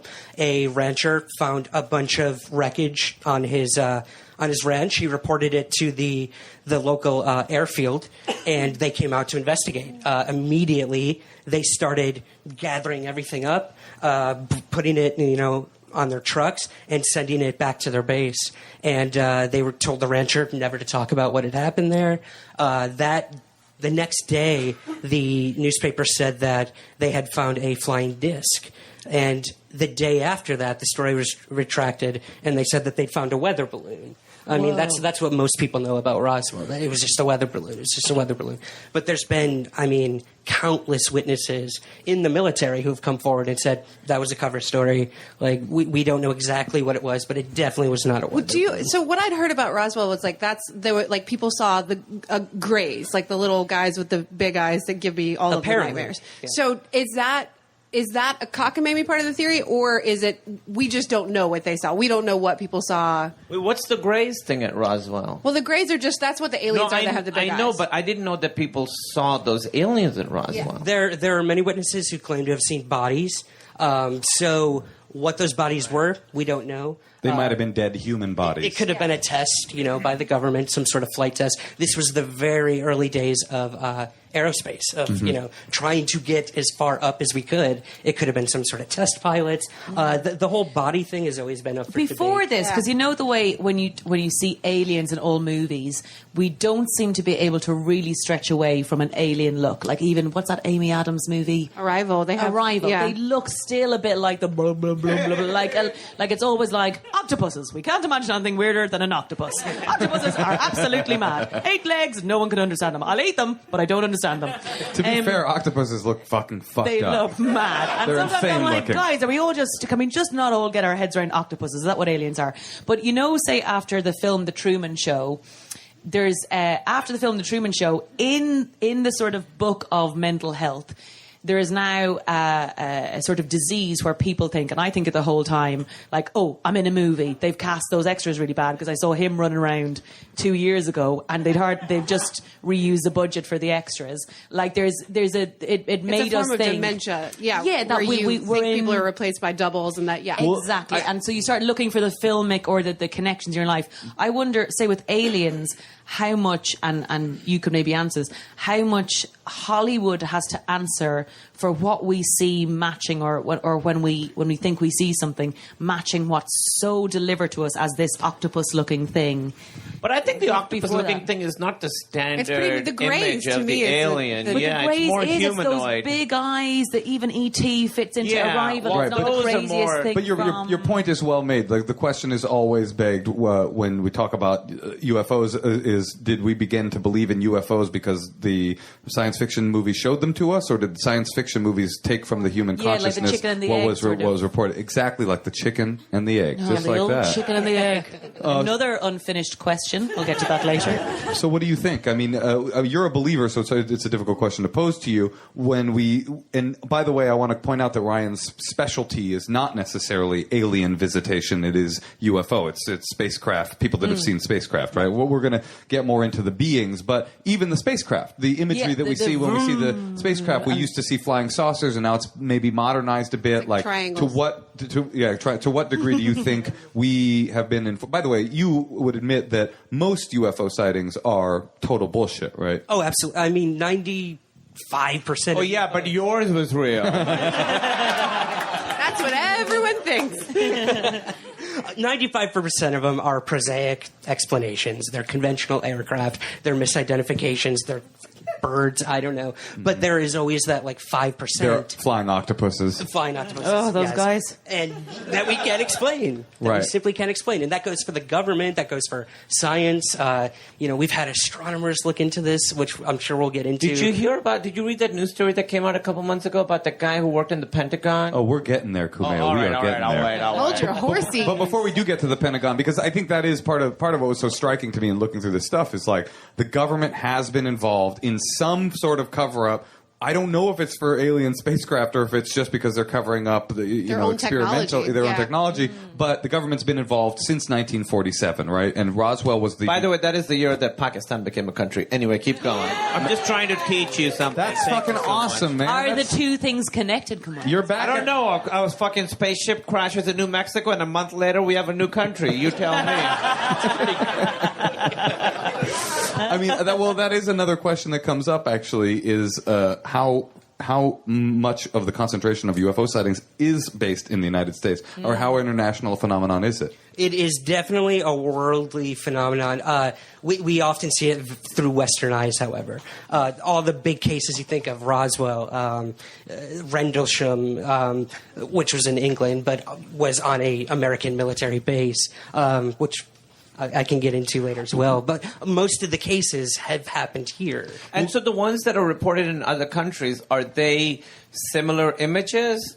Very strikingly similar. There's many patterns to be made in terms of what they saw. The thing I've noticed, though, is that other countries, they take this topic very seriously, where here in the United States, it's very ridiculed at times.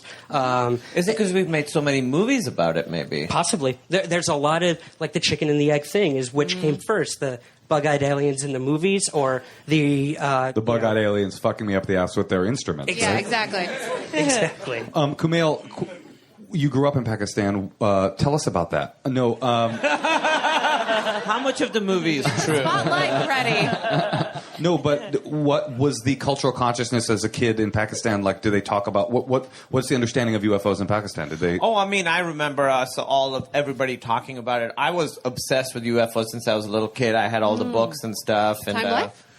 Not Time Life, but other ones. But I remember looking at a picture of like the checkerboard radiation burn thing and being like, oh, wow, I want that. But like if you, I don't know if you can speak to it now because you've been gone for so long, but if a person had, one of the things that I noticed through your book and through this documentary that I watched is that people, when they come out, there's a lot of pretty regular people and a lot of very high-ranking people. Right. They're immediately ridiculed and they're made to be sorry that they ever talked about what they saw. Is the same kind of ridicule in Ireland or in Pakistan? Does it feel as lambasted and lampooned in the other countries that you guys grew up in? Yeah. I'd say so. I mean, the thing is, I think you'd be more ridiculed for an alien than a ghost in Ireland. Mm-hmm. Because I think if you have a very religious country, any really religious country, you're naturally saying, I believe in something higher. As long as it's not higher than Jesus, right? Like or Allah or whatever it is. We've got as long as it's not higher than that. I see your Allah and I raise you a Jesus Christ. You call them wee little spirits, is that right? A wee little spirit, and not no, we really don't. But I think there's the belief in something higher than you, but the alien science side of it, I think you would. Fair enough, because to some degree, ridiculed. An alien sighting flies in the face of a religious understanding. Yes, exactly. It feels more grounded in science. I think, the idea of God and why we have it, it's for all of our psychology and it's for all of our sanity. It's what we have to explain things that we don't have any words for at the moment. We don't have any science for. And that's why we have it. And whether it's real or not, we don't know. Actually, I do know, and it is. Yeah. Is it Jesus? Yeah. Oh, not Jesus, literally. no. Is it not Jesus? Who is it? Oh, God. Somebody else. Yeah, it's interesting because religion provides comfort, whereas aliens provide discomfort. Extreme discomfort. Why would we want to believe But that? I think the idea that we are alone is so solipsistic. It's so the idea that we are at the core of our own universe. I've always said it was solipsistic. You are, Moshe. It's classic Moshe, to be honest. But it's so the idea that we are the only planet that has managed to get enough heat and bacteria together to develop into whatever these little bags of meat we are is absolutely ridiculous. That said, I don't know about how far in advance. For example, all of the alien spacecrafts we have are a version of aeroplanes, so we can't even imagine something that doesn't look like, even when it moves as a vapor. We don't know. No, even like the Hindu gods or you're Jesus, saying that they all look like men. You're saying that the sightings of UFOs match aircraft that we've seen in they actual match conventional. some idea I don't of think that a helium balloon, of a balloon into the sky, of an octopus. Is that true, Ryan? That's the bit that I'm. That doesn't feel like it tracks with your book. Like, is that true that the sightings of alien spacecraft fit conventional aircraft ideas? I wouldn't say they directly mirror our aircraft. They always seem to be a little bit ahead, at least from what I've gathered from decade to decade, report to report. I mean, you look at the early 50s, you had saucers. You look at the 60s and 70s, 80s, you had just weed leaves, right? Just floating weed leaves. I just saw a Tesla 3 flying around the other day. Well, take us. Yeah, please. Oh, sorry. Oh God, what's Spring Heel Jack? Do you know what that is? You don't know what that is. I think that's a murder thing, isn't it? No, but there was. I read these books, and now I'm getting little flashes. But in London, there was there was a sighting, and then this creature was seen jumping around. This was in the 1800s. Talking about the Mothman prophecies. So are there what those old paintings where there's a disc flying and stuff? What's that about?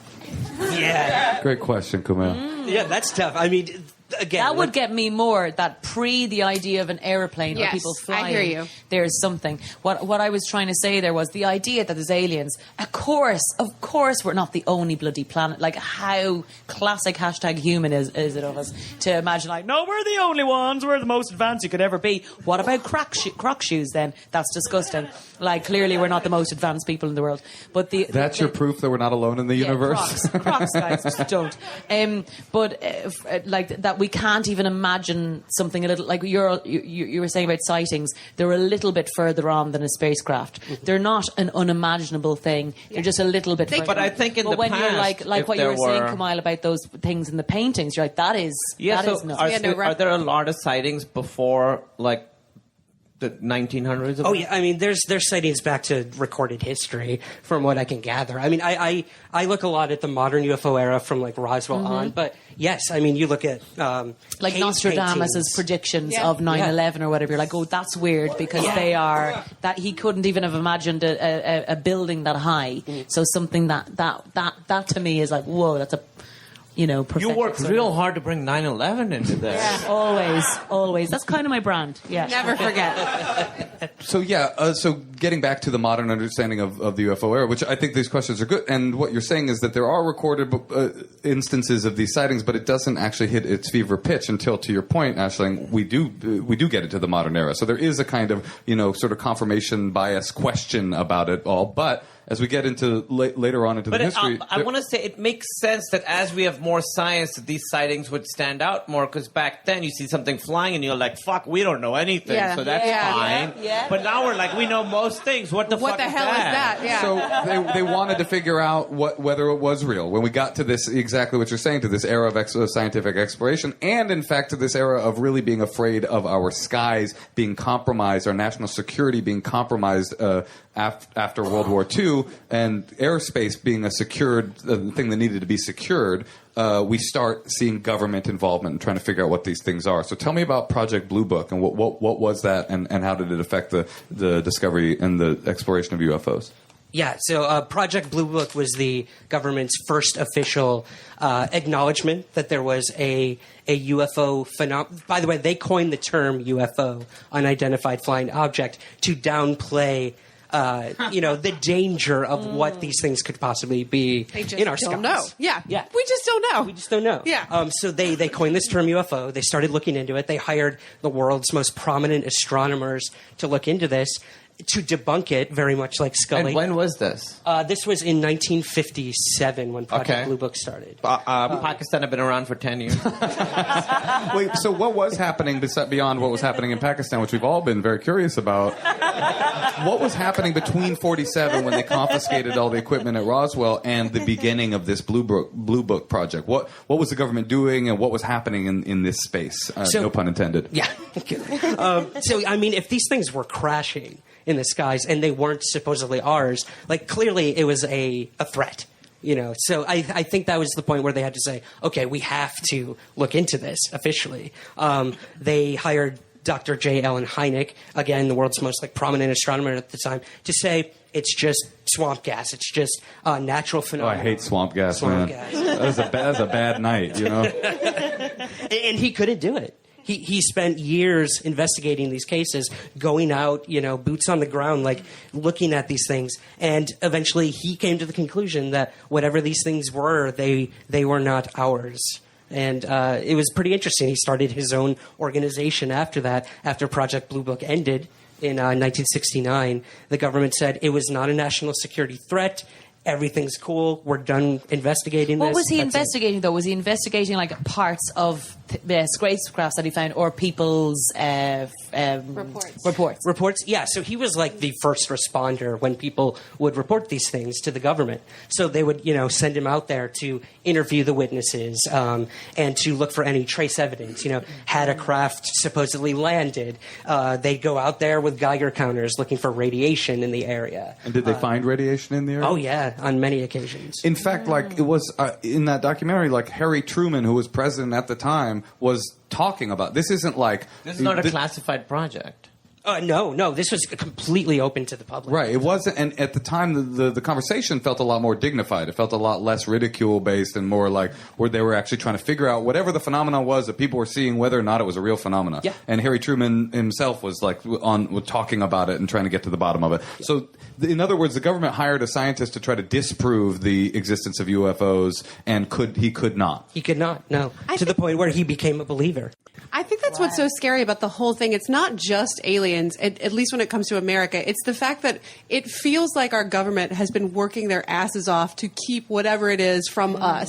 And I think that's the thing that's scary. It's not only are there beings coming from other places, but the government knows everything. It's spending millions of dollars keeping it from you. There's something definitely bad going on here. Right. It kind of speaks to a scarier, there is something for sure. And the people who are in charge absolutely don't want us to have any part of it. Do you think it's getting harder and harder? Do you remember when Osama bin Laden was caught? Oh my God! No, but Queen of 9/11 speaks again. That's right. I just want some answers. No, put on glasses. Do you remember there was a guy who tweeted about seeing the helicopters, and so they were trying to do a private mission, but there was a guy who's like, I can see these helicopters outside my house, and all of a sudden, you, for example, had no access to the internet. All you could do is go, Dad!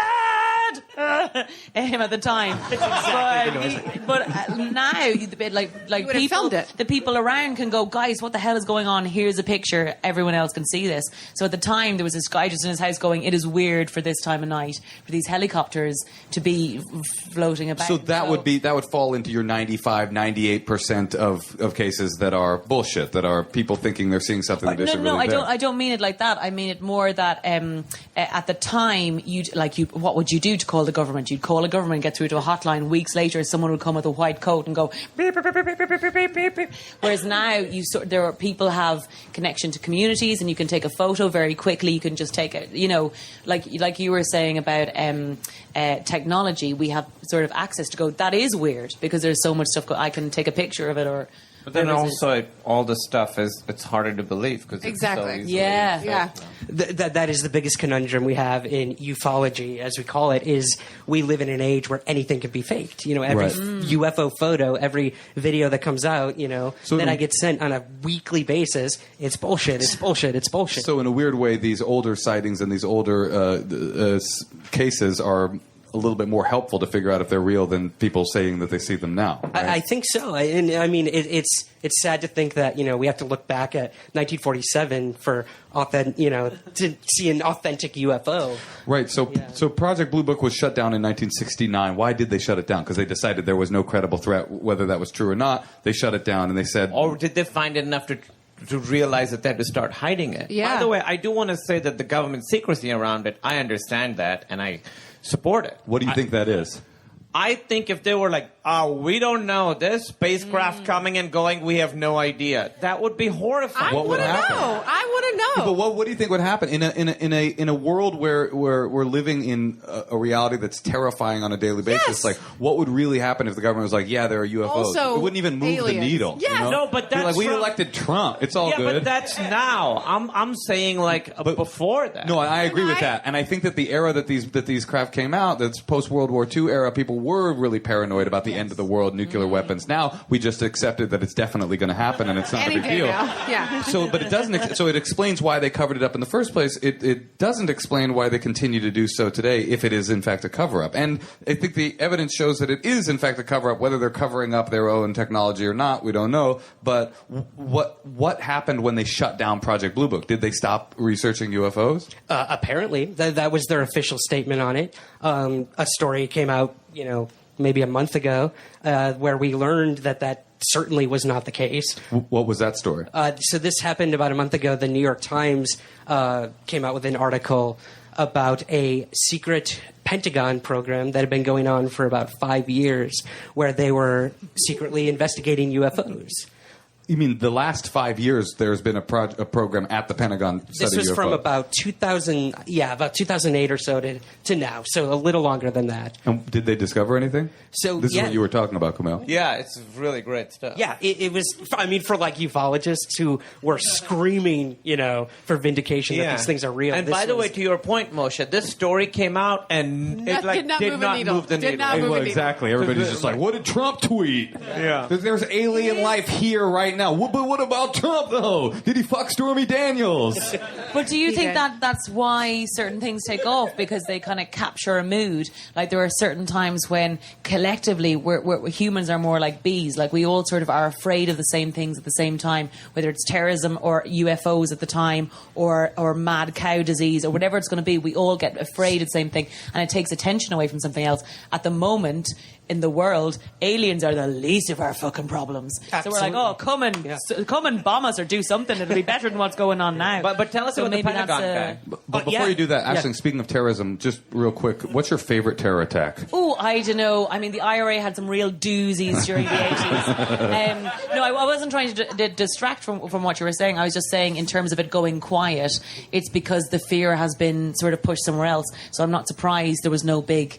hitting the news about it, because people are so overwhelmed by everything else that's going on that's but also it's not as fearful. Arrival came out right after the election, and I sobbed like a baby during that movie. So what was the Pentagon story? What did we learn from that? So the head of the program, his name was Luis Elizondo. He'd worked for the Department of Defense for a really long time. He was hired to head this project by, I believe it was Senator Harry Reid. Harry Reid. Harry Reid. He's the one who got the money to do this. What are you, a hip-hop hype man? The super Harry Reid!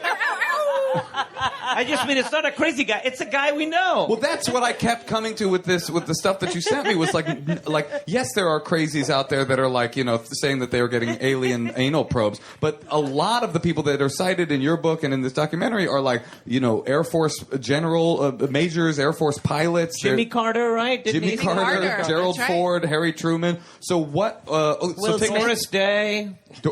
Morris Day and the Time Life books, Pages Missing, etc.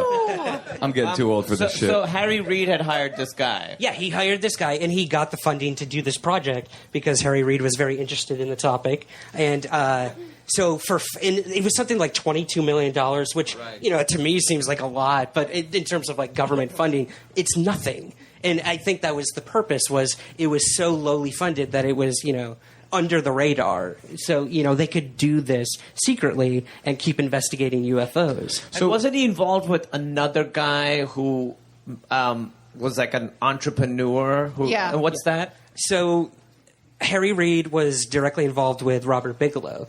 This guy is an entrepreneur. He started the Budget Hotel Suites. So this dude's a billionaire, and he's had a strong interest in UFOs for many, many years. He is convinced that we've been visited by something otherworldly, non-human, and he had been helping to fund this project as well. So any information that was going into this Pentagon story was then getting funneled to Robert Bigelow. Wait, so this is a private citizen that's funding a Pentagon inspection unit? Yes. And was he legally getting the information, or was the guy just passing it to him? I see. That's where it gets very interesting. That's supposedly terrifying.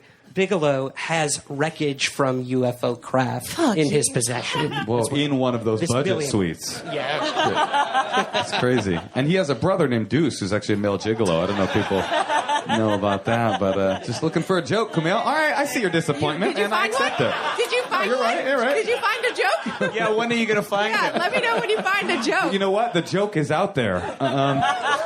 Okay, so in the 60s, so we move into the 60s and 70s, right? And now things start to get a little bit wonky and weirder, because with psychedelic drugs and with the kind of hippie movement, the UFO, to your point, Ashling, the UFO movement sways into the cultural forces that are present at the time. What's going on in the 60s and 70s in terms of UFO sightings? Yeah, so I mean, you're looking at the decades when we're very anti-war, we're all about peace, and you start to see this movement within ufology that almost these religions start to pop up around it. And a lot of people believe ufology is a religion. It's a belief system, whereas I look at it more as, fact-based, evidence-based. Wait, people believe, what do they believe? What are the tenets of this religion? That there were beings that came and set up our civilization, and that's why they're coming back? Is it? Because that was one of the questions I kept asking myself, is like, I can understand an alien visiting. I can't understand aliens visiting sustained over and over again for 60 years, and what are they doing? How fucking interesting. What are they doing? Are they just jerking their little 12-year-old dicks to our,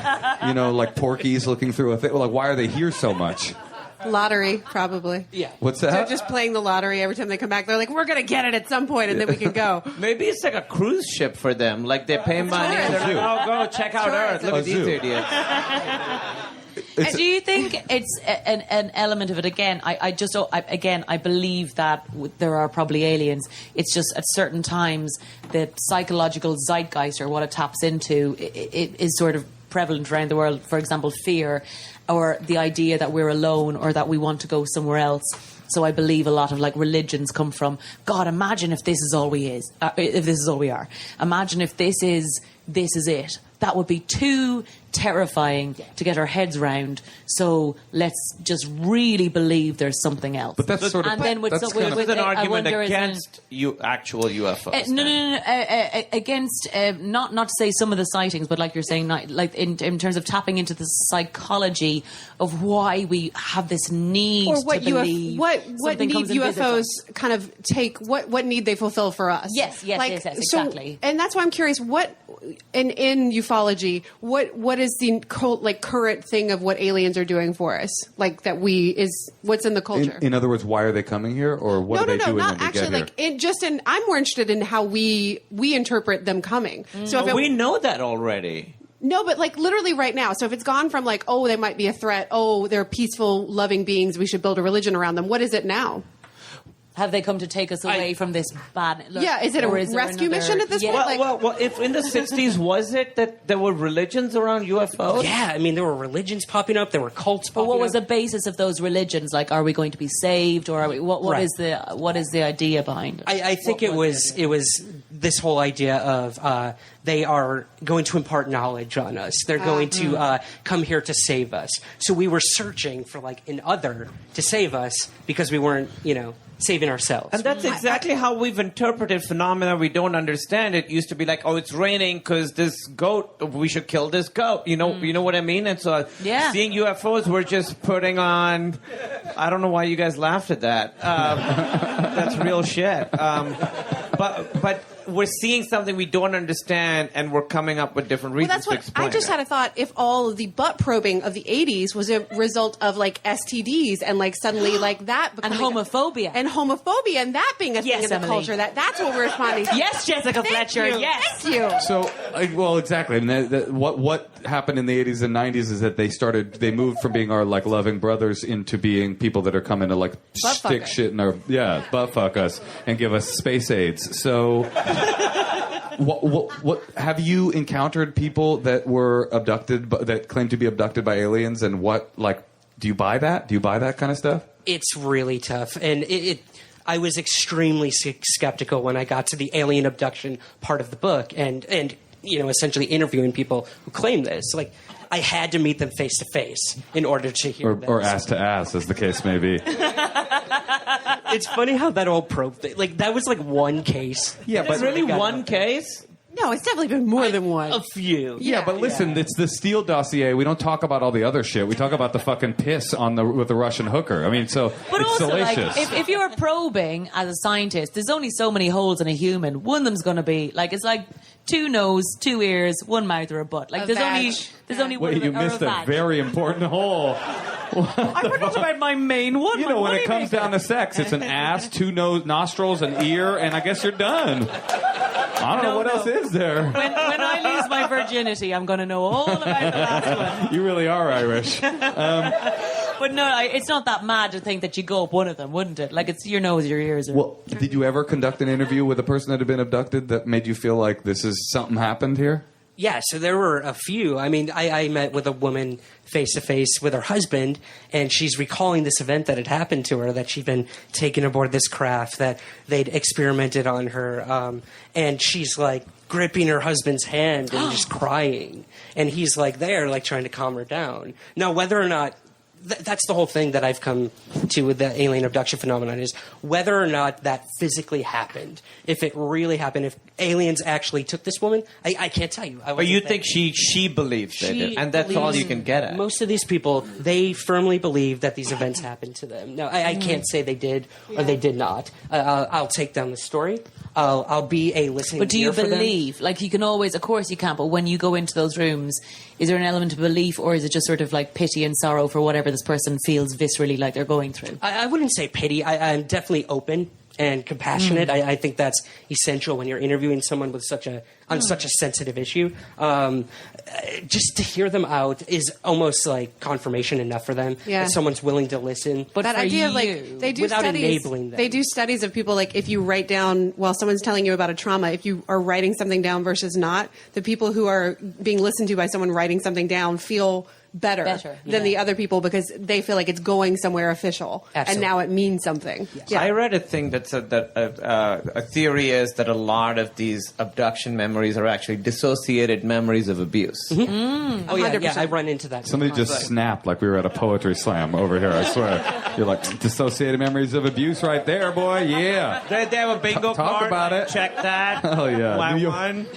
They have their hound tall bingo card. But that it's someone, a visitor in the night, taking, all that. Oh, yeah. I mean, there are theories of, abuse or trauma as a child, or sleep paralysis, things like this. These are a lot of the times the explanations for abduction cases. But there's a gentleman that I used to speak to. He passed away a few years ago, named Buddy Hopkins. He was fucked to death by an alien, wasn't he? I knew it. I've been probing a real person. Oh, is your friend? Yeah. A colleague. A colleague? All right. He was fucked to death by an alien. Acquaintance.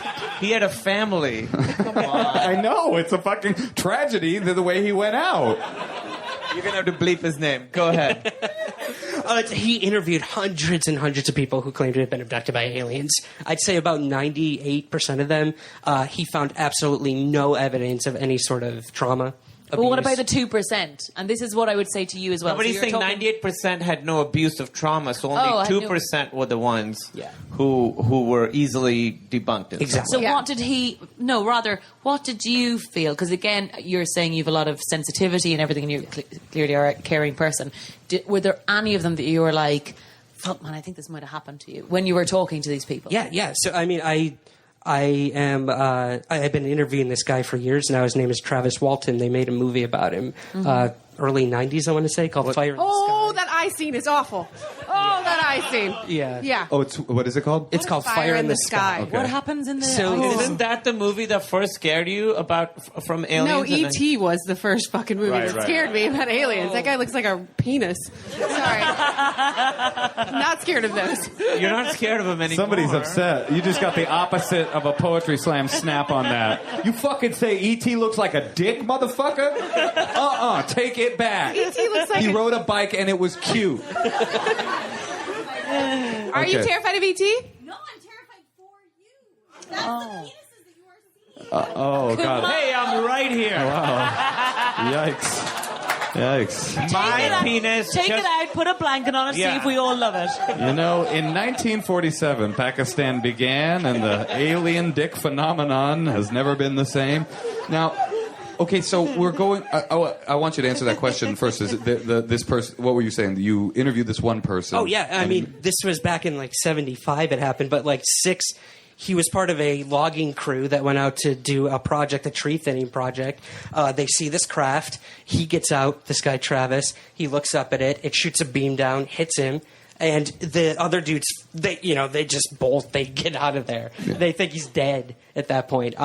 Many hours later, they come back. And many hours later. Should we go check on Claude? Or? Yeah. God, male friendships are awful. Yeah. If that was a girl, I'd be like, get the fuck down, you piece of shit. Go on, Mary, you get up there. I'll stand on my shoulders. We'll get him back. Yeah, but men are like, run. We'll come back in a few hours and see if he's okay. Yeah, I've noticed how supportive women are of each other all the time.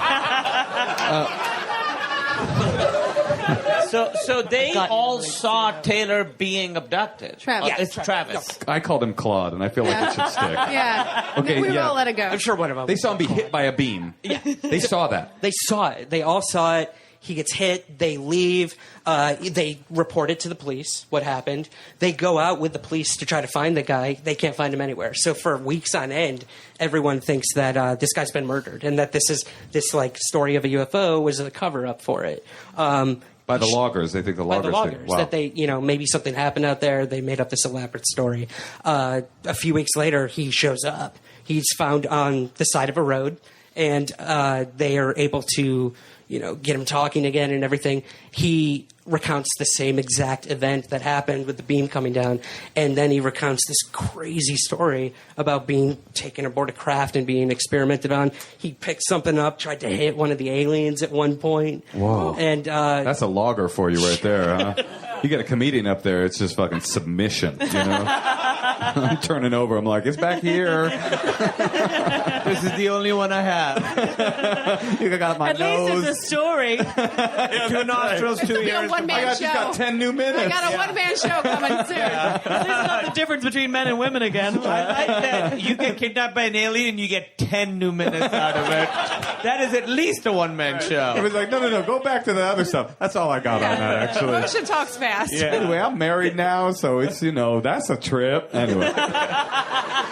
So this gentleman remembers it, and is he still around? Oh yeah, he's still around. And what's weird is, it looks like he hasn't aged a day since this happened. Whoa. Take me up there. Kind of creepy. Yeah. Hollywood. He and the other loggers were put under countless polygraph tests, and they all passed with flying colors. Wow. It's fucking crazy. Did you talk to the other loggers? Yes, I've spoken to several of them on several occasions. They all have the same. They all have the same. Are they all story. friends still? No. Yeah, sure. Yeah. Right. How far away They're would like you fucking be? Like, Taylor. you ran away. Taylor still looks all young and fuckable. We're all old ass loggers over here with our leather Again, skin. Travis. But yes. Oh, Travis. I went from Claude to Taylor. I'm getting You're closer. getting close. How far away was he found from where he was taken, presumably? I think it was something like 20 miles or something like that. Yeah. What do you think? Yeah. Oh, so that's when you believe, you feel like, that's a case where I'm like, they had everything to lose and nothing to gain with this story. Yeah. They've made no money on this. They made a movie about they it, were but all made Unless going they were out with each other as women. an orgy or something, Well. and they were guys, if we all say we saw Beam alive, and they all fucked each other, and then he hid for 2 weeks. Homophobia is deep, man. It's like, I'll be in this log cabin for 2 weeks. It's also an anal probe situation. Well, that's the thing. I know people personally who are normal, sane, normal people who have seen UFOs, and I know a group of 3 friends who'd seen it, and one was telling people, and the other 2 were like, "Don't tell people; it makes us look weird." So he doesn't. talk about it. I know serve multiple anything. people who've seen it. There are cases where a whole town in Texas saw something. That's right. They don't gain anything or in a town in Texas, in Phoenix, Arizona. There was one case in Phoenix, Arizona that so many people saw it. The governor of Arizona saw it, and he came out and said, "I saw these aliens." Yeah. What did they see? They saw a. You tell us. Yeah, this was the Phoenix Lights incident of 1997. It's a great title. Huge boomerang craft was seen over the city of Phoenix. Thousands of people saw this, reported it. They sent out fighter jets to try to find this thing. They What couldn't year find was it. this? This was 97. But I graduated high school, so... And if you remember, that was Crocodile Dundee was really huge then, so that's why people were seeing giant boomerangs. That's not an alien spacecraft. This is an alien spacecraft. But that wasn't that long ago for a whole town to see something. It's quite Well, there's one of the stories that to me was the most substantive and really was sort of breathtaking was the story of the airbase in England, where the U.S. Air Force base in England. Tell us about that, what they saw, and what happened. Yeah, so I've been in direct contact with the key witness to this event. This happened in 1980. It was called Rendlesham Forest. This was a forest between 2 joint military bases owned by the United States in England. This is during the Cold War, so tensions were high. We were over there just in case anything happened. So one night, this craft is caught on radar. Everyone's seen it coming in, land in the forest, and about 60 officers were sent out to investigate whatever the hell this thing was. Because they thought it was maybe a sort of foreign actor that was coming in to do some nefarious something. Absolutely. Right? And what's interesting is at the time we were secretly housing nuclear ordnance under these bases without England's knowledge. Whoa. We were able to sneak them in. So, of course, it's highly sensitive at this point if something had occurred, And so they scrambled like 20 military police or whatever to go. 60. 60, okay. Yeah. And they all ran towards it. They all had to go. That was they didn't know what they were walking into. They were just told to go out there and see what they can do. The base commander. This is caught on audio as well. You can hear this if you. I heard the audio. It's insane. It's pretty scary, yeah. And the base commander is recounting what's going on as this is happening, and he said that this craft was directly over the nuclear ordnance and disabled it. It got shut down.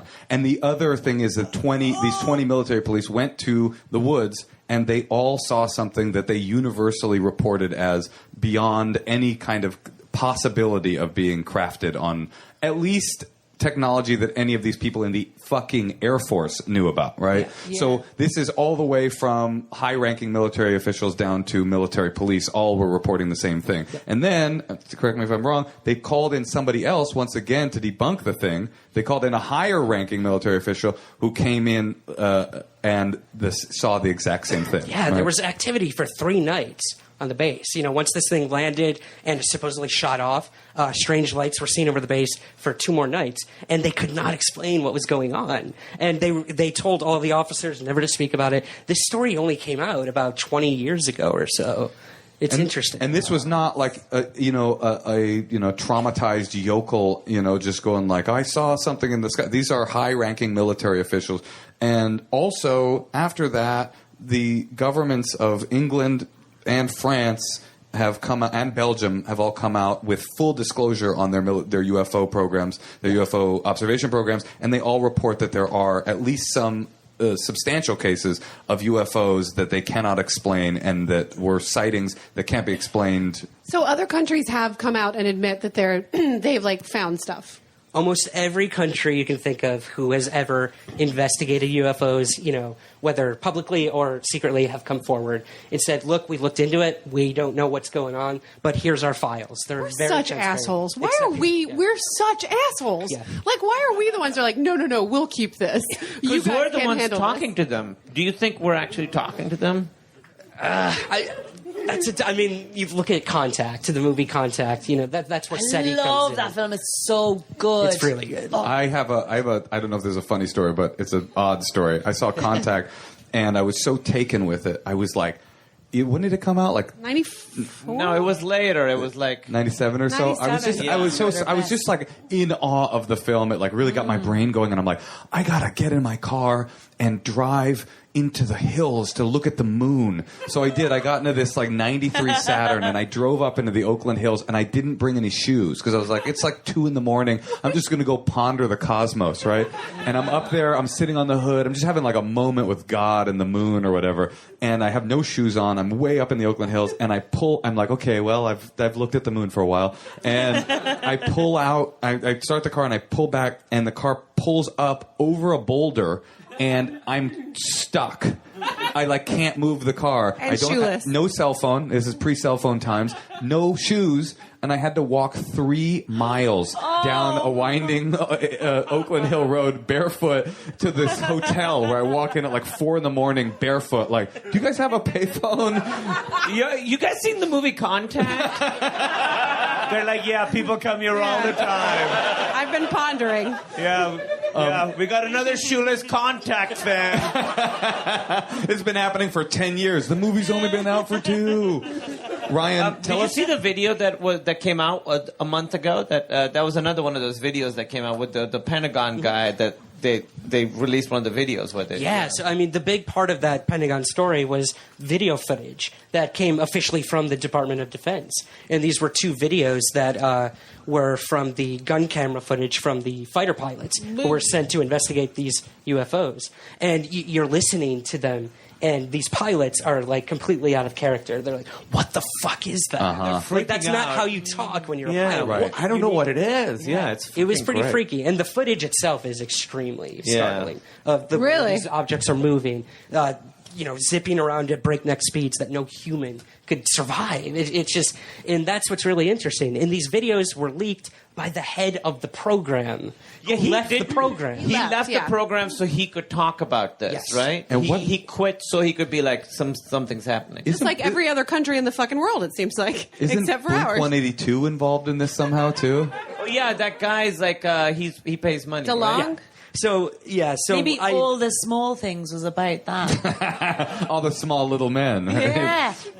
It's interesting because a lot of the information about UFOs that's come out comes from very wealthy people. If you have money, you're able to get the information. So Tom DeLonge, all through his time in Blink-182, had been investigating UFOs, researching the topic. So whenever they were touring, you see, they go to Roswell all the time. It's a great cover. Can you imagine marrying someone from a band and going, "Oh, it's great, he's got so much money," and they'd be like, "Do you never believe what he spends it on?" Oh, God, I have to do all the child support. He spends it on alien investigations. What a waste. My girlfriend goes through that almost every day. Oh, babe. She's here tonight, ladies and gentlemen. Wait, you're in Blink-182? Look, with that haircut, you're close. Tell me some more of tell me one more of the stories, the anecdotal stories from your book or from the people that you've talked to that really, like, what are some of the most spine-tingling stories that you've heard? Like one or just...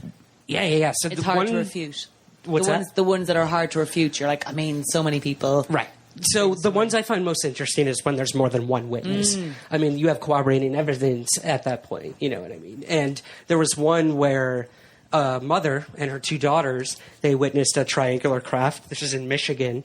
And so it's floating above their house. And one of the daughters is outside with the mother. The mother is like staring up at this thing. She thinks it's amazing. She's in awe. She feels euphoric. And the daughter's right next to her, like covering her ears and saying how unbearably loud it is and how it's like going to kill them. And the mother couldn't hear anything. Oh, God. So that really... Whoa! Yeah. What do you take from that? That one really mystified me. I mean, they're clearly looking, I think, at the same object, but having completely different perceptions. Because your ears up until the age of 18 can pick up sounds that an adult can't. That's so right. they do it in a lot of shopping centres. Oh, so maybe she was... That's right. They tried to drive kids away at malls. Because at malls sometimes they play these sounds to stop kids loitering. Because is that true? Yeah, it's true. Up until the age of 18, there's a frequency it's called easy listening. Hear. Oh, that's so funny. Adults can't. That's the end of the show. Very good. Well, that's a good point for us to... are there any questions from the audience? Let's take a couple questions. Are there any before... people who don't believe? Wow, I want to... Yeah, here, we have a question here. Are any of you more convinced of UFOs now? I was already pretty convinced, Yeah, but I would say pretty convinced. I'm more convinced than I was, and also we'll have to take a lot of medication to sleep tonight. Yeah. I've always believed in aliens because I think it's ridiculous not to. The UFOs thing, I think I have a question over our mass hysteria and psychologically what we actually do as groups. Even things like looking up before airplanes. Or even the start of airplanes, did we ever look up as much as we do, and how much do we? I think that's fair enough. What refutes it to me is 12 military police on an Air Force base and a major seeing a spacecraft right in front of them. Doesn't feel like to me. Maybe there's mass hysteria in the military, but it just feels like aren't they the opposite of mass hysteria? For me, it's more like why in a military area you're like, oh, maybe there is some kind of from another country or something going to a military area. Why in that particular? Because those are the questions. Cases of them like gravitating towards nuclear weapons and stuff, right? That happens a bunch of times, right? Oh, absolutely, yeah. The Rendlesham one we mentioned, there was one in Montana where it went over the base and shut them down again. There's one in Germany where it turned them on. Yours turned you on a little bit too, right? I remember that. Because it makes sense that they would go where our technology is best, right? If they want to learn about us. For us, like I was saying, we always put it something to our perspective. So whether it's language or it's military or it's war, we put it within our perspective. So like, they would go to a military base. And for me, that's a really human connection. Sure, but if they're going to a place if they're attracted to radiation. Yeah, exactly. But if they're looking for like our most advanced technology, it would make sense that they would go to But that's again, it has to be to do with technology. Alien life, we always have to go, it has to be with technology. It wouldn't be an organic matter, or we can't even. No, but they do everything. They're anal probing, but also they're going to. That's organic. There's a lot of really good spa. There's a lot of organic matter inside of an asshole. So we have a question up here. Go ahead, grab it, boy. Yeah. Hey, so you've looked at so many of these cases. You guys are talking about, they're stopping over military bases and stuff about technology. You've looked at so many of these over time. I mean, are there any particular, odd details or recurring details that are just what could that possibly be? Why would this happen so much? Mm-hmm. Sort of strange things.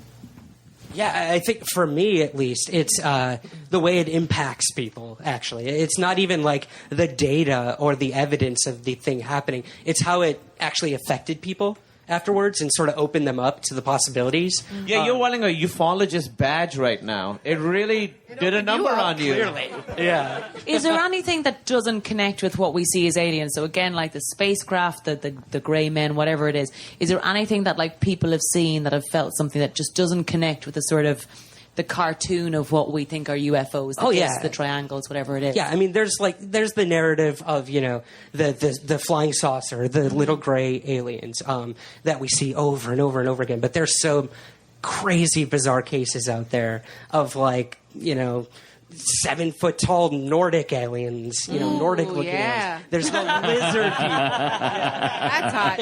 There's politicians that are lizards. What do you want, an octopus or a 7-foot tall Nordic man? It's hard to not feel threatened by that because there are few people who are less 7-foot tall Nordic than me. It's just the flavor she's been having for a while, so it's it's an exciting other. You know what I mean? Right? No, because I love chocolate, but every now and then it's let's try a 7-foot tall Nordic. Is there anybody who came tonight who didn't believe, who now thinks that it's possible that it's? All right. Yeah. Let's hear from you. Why? Oh, just all of the military examples you were bringing up. It sounds pretty legit, and I want to do some research now. Yeah, because our military would never lie. And then again, I leave. That's actually a really good point, man. The fact that I don't personally believe the government is ever going to tell us the truth about what they know, because honestly, I don't think they know a lot about what's going on. Yeah. They don't control what's happening in our skies, but they can control the information that they give to the public. You want to project confidence. Absolutely. Yes. And I don't think disclosure, as they call it, is ever going to come from the government. So, if you see something, it's the subways. If you see something, say something.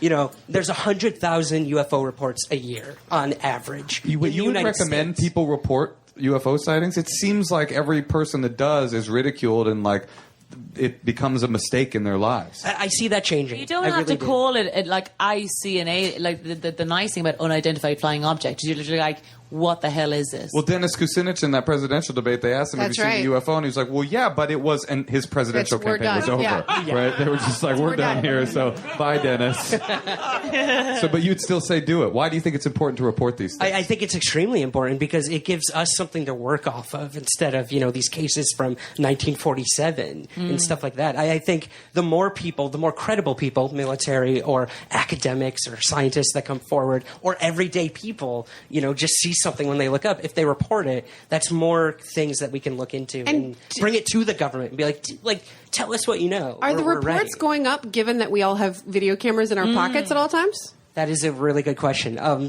To my knowledge, the amount of UFOs reported hasn't changed. Interesting. Oh, wow. But because that to me makes it less the fact that we can capture the images now, and we're not, and we're not. No, but that's the kind of the point I was making. I think there's more videos, but not more. Not more sightings. Is that what you were saying? I think so, and it's tough because that is the biggest conundrum I think in today's technological world is that we have the technology to just look up and take a picture, and we don't. But for me, and this might seem like a jump, but if you look at what's happening with race in America, so much stuff is getting captured on video. 9/11. Yes, no, 9/11. But race people vis-a-vis are 9/11 and the foundation of the Pakistani state. How does that connect? Well, Pakistan is a country classically depopulated of 7-foot tall fuckable aliens, and I just think It's time for us to talk about Let it. me finish my point. Is that what most people are saying? The incidents aren't new. What's new is that we can finally capture them and go, "This is happening. Can someone finally be held accountable?" But they're also for less something that's credible happened? because you can manipulate an image. Yes, that is true. But at least like things are being captured, so we're seeing more stuff. So it's something where for years you're like it was only witness reports, because how else would you do it other than a witness report? Now there's all the technology to capture stuff, and yet people aren't capturing anything. Yeah, Why is but that? there is audio and there are pictures and there is video, or there is not. But from now. It's But out from there. now. But like you said, it's disseminating the truth from the fiction at this point. Like, there's apps that you can insert UFOs into your pictures. Right. Like, where do we go from there? Right. It's I guess hard. up. Snapchat. Yeah. Is there anybody with a burning question? One final burn? Yes, all the way in the back here. So is Scientology real then? Let's do one more question. Yeah, we got another question to go. We're right across the street from those motherfuckers. You could talk aliens and the government all night long, but don't you ever impugn Scientology. Ladies and gentlemen, that's our show. Thank you so much. Give a round of applause for Ryan Sprague, Kumail Nanjiani, Emily Gordon, Aisling B. Thank you very much, and come back and see us again on the Hound Tall Discussion Series here at the UCB Theater the second Wednesday of every month. Good night. I love you. Goodbye.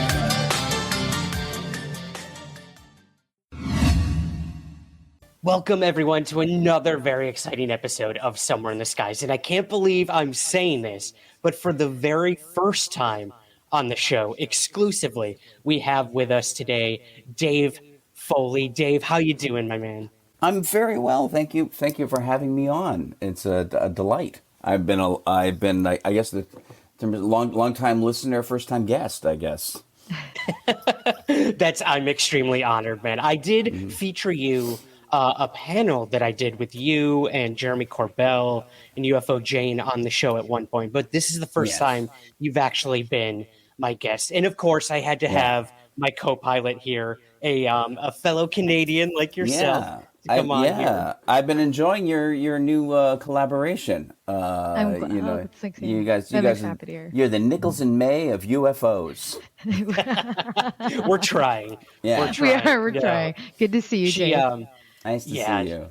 Christy's definitely brought. She came guns a-blazing. I mean, she was the one to get me Elizondo and Chris Mellon after their big article came out. Yeah, that was a great interview. That was great. Oh, it was, yeah. So we have her to thank for that. We just dropped another big story, an exclusive interview about Canadian UFO files, which I want to get your thoughts on too. Oh, David, I saw that. I didn't get a chance to read that. I was going to go. Oh, no worries. We can definitely give you the Cliff Notes version. But let's do the origin story for our viewers, our listeners who don't really know. I don't know how they couldn't know who you are, but your dive into the world of UFOs. How did this start? How'd you first get interested? What made you start to take it seriously? Yeah, well, I think it's been less of a dive into it, it's more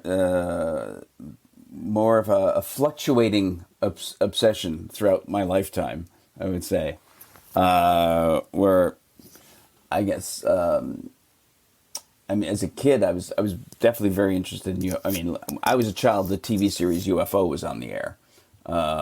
Terrible show, right. by the way, by the guys who made Thunderbirds Are Go. Their first live action show. And if you watch it now, it's a fantastic wardrobe. But other than that, it's pretty awful. Yeah, and there was also the Roy Thinnis series Invaders was on at the time. So it was all, and I loved all the sci-fi movies like Day the Earth Stood Still. I loved the sort of utopian vision of aliens. Of course, big reader of Ray Bradbury as a kid. So all those things were interesting. But it came in terms of seriousness and attentiveness. It's gone up and down, and it took a big jump up around the time of the Phoenix Lights. Oh, really?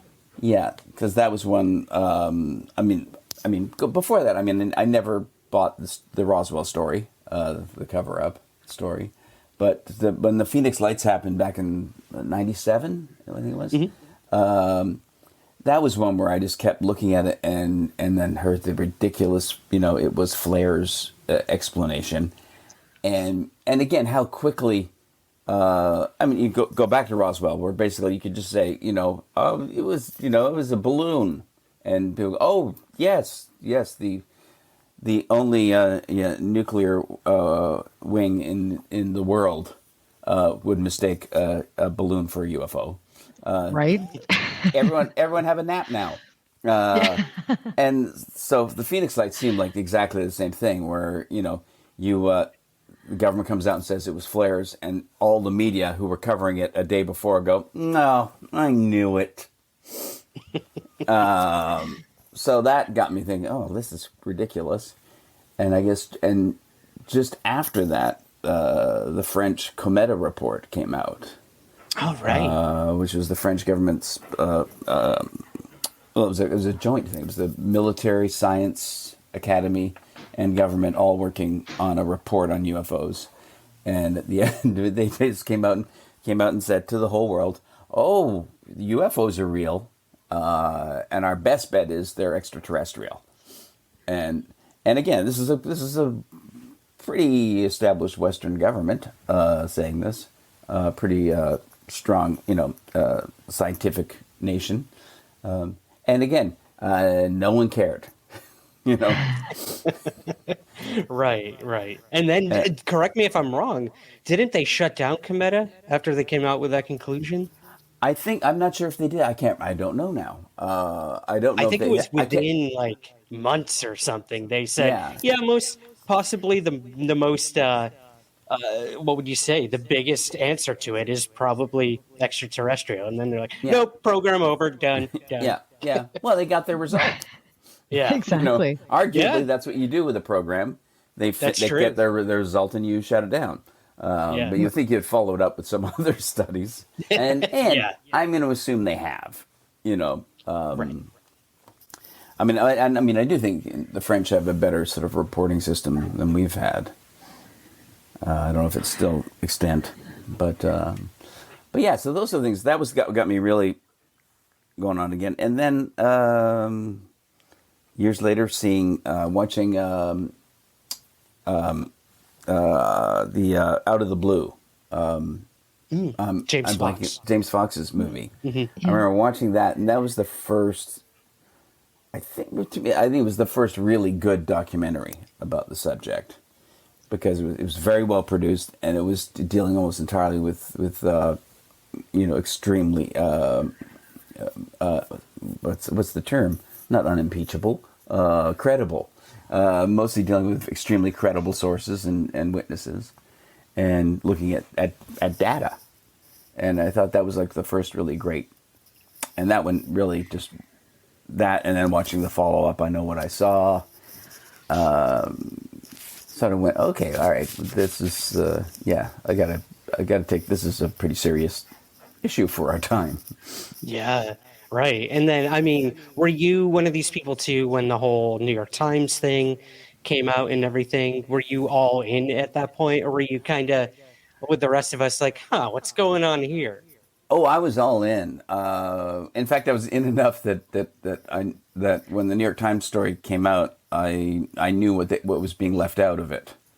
All right. I mean, at that time I knew from some of my friends about OSAP, and knew that you were in the know. Yeah, and knew that knew that the larger program was OSAP, and that ATIP was just sort of an offshoot of OSAP within the Pentagon. So I knew the things that recently everyone's going, well, we should have we weren't told the truth by the New York Times. I mean, I knew that they just weren't able to tell it at the time because the head of OSAP hadn't agreed to go public yet. How did you surround yourself then within the UFO community, Dave? Like, how did you find yourself embedded in this group of people that now have all this intel, right? Yeah. All this intel, because we all find our way in different ways. Outside of being interested in it, you find yourself surrounded by people in the community. Well, it started because I was going to do it. I was going to go on my friend Joe Rogan's podcast to promote my own podcast, and I remember texting Joe late at night saying, "Joe, you're going to be so excited! I'm full on into UFOs again," and I was startled to get the text back from Joe. It's all bullshit. I'm out of that. Right? What the fuck? How can you be out of it now? And so, and that's one of the things where I started talking to him about, I talked about James Fox's movies. And I also said, I said, you should watch the Bob Lazar documentary by this guy, Jeremy Corbell. And I said, there's a lot of really interesting, compelling stuff in that. And then, so after I mentioned Jeremy's movie, Jeremy gave me a shout on Twitter. And so we became Twitter friends. And then we became real life friends a little later. I remember staying at Joshua Tree, and Rhys sort of tweeted at Jeremy saying, "Look, I'm out in your end of the world. What should I do when I'm out here?" Because he used to live out in Joshua Tree. Right. So that was So we became friends over just telling me what restaurants and what tourist sites to see. And then we actually started meeting up and talking about UFOs. So we've been friends since then. We know that Joe's the person that got you in. Or you've got Joe back in, I should say. Yeah, I got Joe back in. Yeah, you got Joe back in. Back in the Phoenix Lights days, we used to talk about it all the time. We used to talk, and also, I used to argue because Joe was into sort of the some of the ancient alien stuff that I thought was kind of crazy, and I would argue with him about, like when Joe was convinced the pyramids were built by aliens, and I was firmly opposed to that idea. I just kept saying, it's Stone Age technology, Joe. It's Stone Age. There's actually just stonemasonry. So if the aliens, I believe the aliens built it if there was one electric light bulb in there. Right. Hey, and you're talking to the guy who's on Ancient Aliens, but I can say publicly, Dave, I'm with you, man. We forget the ingenuity and the innovativeness of different cultures throughout the world and what they can accomplish. And the pyramids of Giza weren't built just let's build this. There's hundreds of years of progress. You can watch the progress. You can travel around Egypt and see it. It starts with burial mounds, then it starts with stepped earth pyramids, then it starts with stone stepped pyramids, then it eventually gets to the smooth walled pyramids of Giza. But it took hundreds of years for them to figure it out. And you can actually walk around Egypt and see it. You can see the progress towards the pyramids. That's But could it be? Could it be? No, I'm just kidding. No, we won't go there. We won't go there. The Nazis. The Nazis got the V2 advice from aliens. That's the other one that makes me crazy. Why would Nazis? That's crazy. Why would aliens show them how to build rockets? They have gravitic propulsion. Why would they, if they want to help the Nazis, why wouldn't they say, here's how you defy gravity? Yeah. Take our trash. Take our thermodynamic rockets and good luck with that. The aliens just showed them how to use 1,000-year-old Chinese technology. Exactly. Let's move to. A lot of the stuff you brought up that got you interested is through documentaries and kind of the entertainment industry and how they have handled this topic, whether it's through mainstream media or through Hollywood. You're saying I'm not a reader. That's what you're saying, isn't it? No, I'm not saying that. I'm not. No, that's fair. What's your favorite? What's your favorite UFO? I'm dyslexic, so I'm not a great reader. Leslie Kane's book I really loved. I read that, and I finally got around to now that I'm not being cynical anymore. Nice. Yeah, that's a fantastic book. I finally got around to reading The Day After Roswell, which I guess I had kind of dismissed. Yeah, Philip Corso, which I dismissed for years, and finally read it and went, it's so much more rational than it's made out to be. It's so much, he's like, none of his claims seem outrageous. When you actually when you're not reading the people describing his claims. Right. Exactly. Yeah. I haven't made my way through the entire book yet, but you're right. A lot of the stuff that he says, there could be some truth to it. And, unfortunately, like everything else with Roswell, we'll probably never truly know. But it's not like he was saying, he was saying we got all these technologies from UFOs. He was saying his job was to find areas where people were doing research in various material sciences, where some of the materials recovered might have helped push that research forward. It's not saying it's not saying he just said, "Hey, here's fiber optics. Go ahead and make $1 billion." Good luck. Yeah, exactly. I actually spoke to Paul Hellyer about that. Yeah, I spoke to Paul Hellyer before, like years before he passed, about 2 years, and he read that book, and that's what got him into the story as well. And he actually looked at his background because he was the Minister of Defense. And then he was also going to be running to be the prime minister against Trudeau. And that was Pierre Trudeau, not our Trudeau now currently. But he then read that book when he was on vacation and someone gave it to him. And then that's what brought him in. But his parallel timelines said that it made sense for him. So when he read it, he went, I know. He knew the Kennedys. He knew everything that was related. So for him, it made sense. And when you get, anybody that's in defense saying that their timelines match up with what the book says, you kind of have, and he obviously knew more intel than we would ever know at that point too. Yes. So, and then he just put the full course. He was so highly connected, and so highly respected. And and as I said, and even you read the book, it's a very pragmatic account of how we took. I got this stuff. I'm supposed to hand it out. That's my job. Yep. And he lists all of the key players that he was in contact with and that he dealt with. So he's pretty detailed in the the personnel that he cites. Yeah. Agree. Yeah.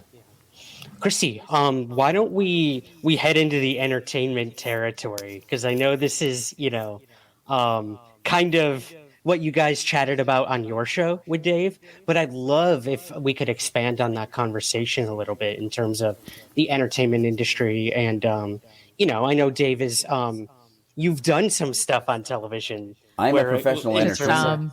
You are. You've done just a few things that people might know you from. But yeah, Chrissy, please take it from there.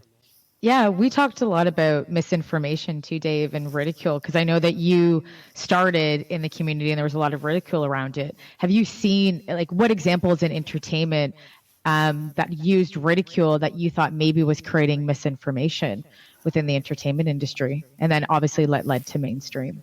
Yeah. Oh, I think I think from the, when was the decision made by the Pentagon to begin publicly ridiculing and undermining the credibility of witnesses? That was like early 50s, right? Yeah. Back Project Blue Book days. Yep. Yeah. So it was they went from a stance of, all right, let's investigate this stuff, to let's make it seem crazy and make everyone who talks about it seem crazy, and condition the public to that. And so I would say, going back from the earliest, television, radio, there was sort of the atmosphere was created that all of the people who believed in UFOs were, the lunatics who hung out in the desert, waiting for them to come down to save us. And so comedy, especially in those days, there was a strong tendency towards what I would used to call public domain comedy. Which is every comedy show would do a scene where a drunk guy sees something crazy and then takes the flask out of his pocket and goes, "Oh boy," So everyone would do the same joke, right? In those days, I think we've evolved a little bit from that. We've made comedy a little harder now, but at that time, so you'd go for the low-hanging fruit, the easy laugh. So if there was a story about UFOs in the news, everyone in comedy would tell their jokes, whether it was Bob Hope or later, whether it was Johnny Carson, or later Saturday Night Live. And it just all went on. That smart, intelligent people immediately mocked the story, immediately mocked any witnesses, derided them, disparaged, and disposed of them pretty quickly. Are you hearing these alerts on my computer? No. Oh, no. Then I'll ignore them. But yeah, so I think there was comedians became an unwitting ally, I think, to the government in creating the narrative that all UFO encounters are the product of deranged minds, and forwarding the stereotype of the Yeah, of the hick in his camper in the middle of the woods, with his bottle of moonshine, seeing a UFO, Yeah. And I got to say, to a certain extent, I mean that social conditioning is one of the things that has amazed me most since, I guess, particularly since the New York Times article, is the profound effect that the social conditioning has had on the population. That even now, when you've got the Pentagon coming out and saying, yes, they're real, no, we don't know what they are. The response of the public is still largely, right, that stuff's crazy. I don't even want to talk about that crazy shit, and just going on with their day. Well, whatever, freak, And I know, and this is particularly from intelligent people who actually are, as I said, I have friends who I know read the New York Times from cover to cover.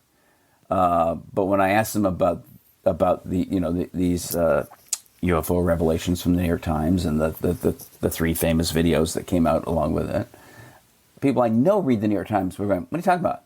When was this? This was in the Times? I didn't see that. And you realize it's the social conditioning that literally, not only did they not read the articles, they didn't register that they had seen the articles because they were so conditioned to just block out anything to do with UFOs. And even if it's on the front page. Yes, even if it's on the front page. And there's no way they missed it. But they did. Smart people that I know, I could talk to them about everything else that was in that issue of the New York Times. And people that are, friends of mine that are comedians that are extremely tied into the culture, just zero awareness of the fact that the story had broken and that the Pentagon had confirmed it, and that startled me. And I kept thinking, wow, it really is a larger danger to be aware of, which is how susceptible we are to having our field of view narrowed by social conditioning. Yeah, and through media and entertainment. I had the same thing too. I had a friend where I was visiting them in LA and we were all chatting and I said, I'm like, yeah, we have like a UFO office and you could watch their mind just like just explode. And they're like, what? I'm like, yeah. I'm like, we haven't been catching up. Apparently, you don't watch any of our work, but that's fine.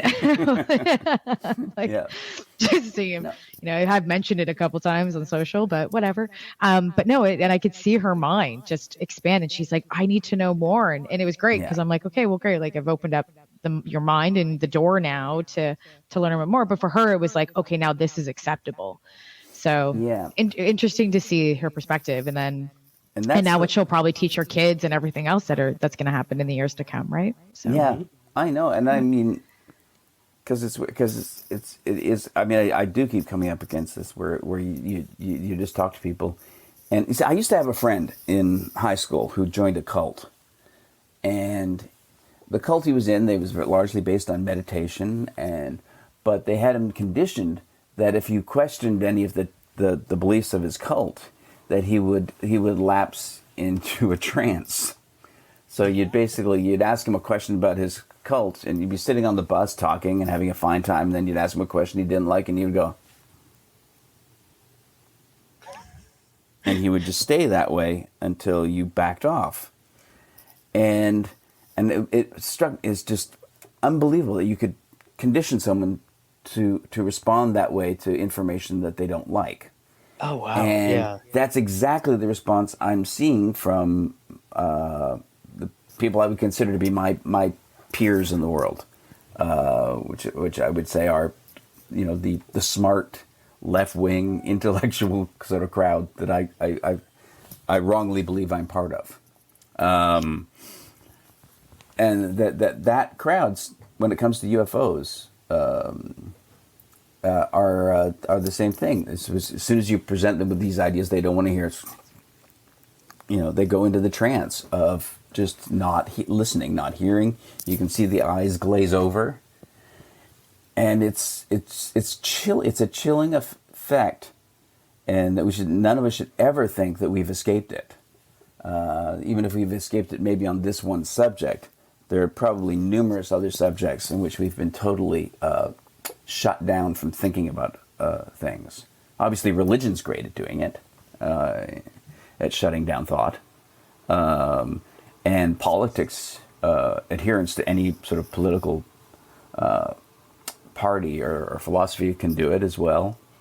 But for us, I think it's the most susceptible group in the world, I think, are people who consider themselves to be intellectuals. And I think, I think it was, as I said, like Noam Chomsky in Manufacturing Consent, talked about how, that you don't need conspiracies in the left. All you need to do is create an environment in which it's not acceptable to think about certain things.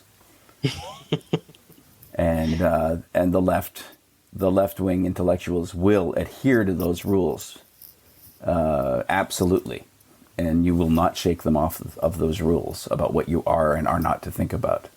Interesting. Yeah, you do, I think, tend to see a lot of more right-leaning people in this topic of UFOs, this sense of a distrust in the government, and whatnot. And again, like, I'm not here to, say what's right or what's wrong in terms of where That's my people job. lay.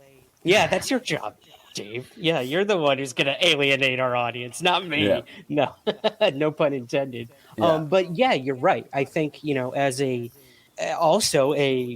my viewers and listeners know this, as a more left-leaning person, they always ask me, how is it dealing with a community who's mostly, a lot of them don't have the same beliefs as you? And I'm like, hey, look, if this one topic is the thing that I can have a civil discourse with them about, so be it. Maybe that'll open the door to other things, or maybe it'll make it worse. I've yet to see any results from that, but but I don't know.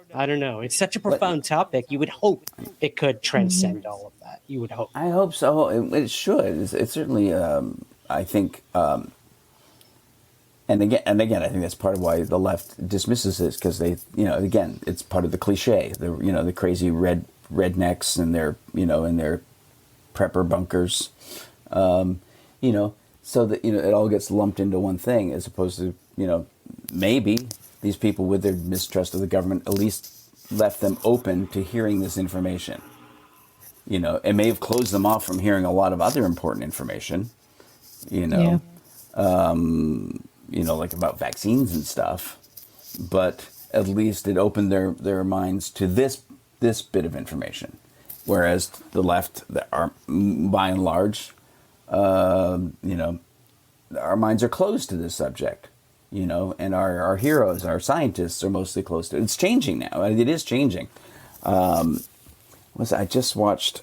I'm trying to remember the name of it was a podcast. It was Eric Weinstein and Hal Puthoff were on a podcast recently with I guess a guy who's sort of I don't know if he's like a protege or student of Eric's. I don't know, but I forget the name of his podcast. It's pretty good, but it's mostly a podcast about science and mathematics. But he's moved into the UFO discussion and dragged Eric Weinstein into it, still kind of kicking and screaming. But even Eric Weinstein is accepting the reality of UFOs now.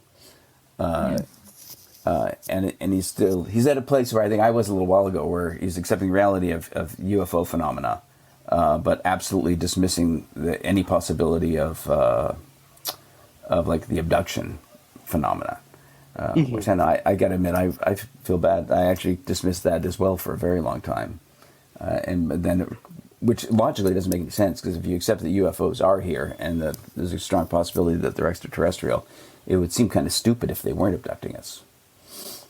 It's it's hard. It's hard, Dave, for someone who has spent half my life interviewing experiencers and claimed abductees. I can't even pretend to be closer to an answer of whether these abductions are happening in the physical realm as we know it, or if they're happening at all. All I can do is, continue to ask questions of these people and at least listen to them. You know, I think it's everyone deserves to at least be heard when it comes to these topics. It just seems absurd to dismiss it once you've accepted once you accept one premise, and in fact, I remember Eric Weinstein in this podcast was all upset about the idea. He said, well, we can't, just because we accept this doesn't mean we open the door to everything.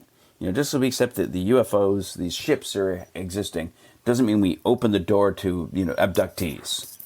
And it's good. Why doesn't it? Once you've at least, keep the door ajar. Keep the door open. Right. And you can start the conversation. Yeah, exactly. I think we're dealing with right now the mainstream now accepting UFOs exist, like just that question. With the United States government saying, there's a physical phenomenon happening. We still don't know what it is, but it's real. We want people to report it. We'll look into it. It's a lot to ask them to then believe in abductions, and by that I mean the mainstream public. But maybe there will come a time where we get there. It's just not right now. And there's like this counterculture group that's growing. There's apps now that if you're in that community, you can go and talk to people and share conversations. And the ridicule is it's still there for adoptees and like contactees, but they feel I think a little bit easier and lighthearted that they can come out and talk about it more freely. And so you're getting more of those people happening. So I think once we start figuring out what's going on here, there is no choice for that discussion not to happen, but it's probably going to take, I don't know, another 5 years, I would imagine. I might be wrong, but I think it's going to take a little bit longer. And also science will have to catch up to that too. I hope so. Just for the out of empathy for the people who have had these experiences. And just the sheer volume of people who've had these experiences, it just seems close-minded and condescending to just dismiss it all. Let's obviously, probably most of the accounts are not true, and there's certainly a certain amount of mental illness involved in the phenomenon, but there's a certain amount of mental illness involved with everything. So we don't dismiss everyone who believes something just because some of the people who believe it are crazy. Which cases, Dave, may I ask, do you buy into when it comes to abductions? I get asked that a lot, and I kind of always turn to the quintessentials, the documented ones and whatnot. Again, I've spoken to hundreds of people, so I'm going to have a different answer from other people. Which ones would you say? Obviously, I think the Travis Walton one is one of the most compelling. In terms of just the amount of documentation and corroboration, and the fact that he's stuck with this. He's stuck with the story all these years, and and I think the Betty and Barney Hill is pretty compelling. And I also I have friends who have had abduction experiences, and I believe them now, and I didn't at first. So it's, but I would say, probably the two big famous ones are probably the ones I know the best. I've also read some of David Jacobs' books. Oh, right. A little bit about Hawk and stuff. And of course, Harvard psychologist. Oh yes, John Mack. John Mack. John Mack, great. Yeah, John Mack. Both went to Harvard. You were not far off. Right. It was like yes. It's like Yeah, the other guy. Teach at Harvard.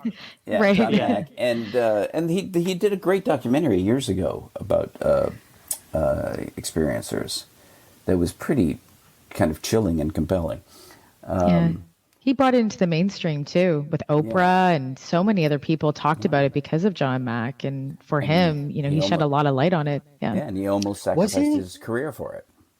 Yeah, you're right. Yeah. I know they tried to get rid of him. It's crazy. I know. I think it came to like a lawsuit at one point, but it's crazy to me to think too. Like Mack was one of the first people on the ground at that Zimbabwe case back in '94, I believe it was. Oh yeah. And now, like, who knows what kind of preserved evidence we would have had he not gone there and like interviewed all these kids who had this crazy close encounter experience at their school. We probably never would have really known about it had he not been there. And Cynthia Hines, the investigator who actually originally investigated that case, we really have her to thank. But again, John was like, yo, I'm on a plane. I'm getting to Zimbabwe. I got to interview these people. Like, that says something when a Harvard psychiatrist is willing to do that. And I'm trying to think, has that documentary come out yet? I know there was a documentary in the works. Not yet. With all I know they're supposed to come out. Zimbabwe event, Yeah, I think it was supposed to come out this year or last year, but they've been holding on to it. Yeah, I'm excited. The footage that James Fox has in his documentaries from John Mack, and the Zimbabwe kids, is pretty amazing. James is working on another documentary too that has a similar I'll just say appeal from what I've known and what I see on his Facebook that he's sharing. But I think that's going to be I don't know when it's going to be released, but it's going to be exciting too. I think it has a very similar feel to the phenomenon, but more in depth and something similar to the Ariel School event. So and I'd say for one thing, a documentary that I don't think a lot of people know is The Secret History of UFOs, which is a Canadian documentary. And I'm forgetting the name of the filmmaker because I'm old. I've never watched that one. It's amazing. I found some people had trouble getting to watch it because they found like the production style of it felt outdated. Whereas James Fox's stuff seems modern. But but his was a very sort of casual, chatty. And he's a guy who used to do documentary work for the Fifth Estate, which is Canada's 60 Minutes, and The Nature of Things. So he was like a serious documentarian and journalist, and he did basically a really solid overview of the whole modern history of UFOs.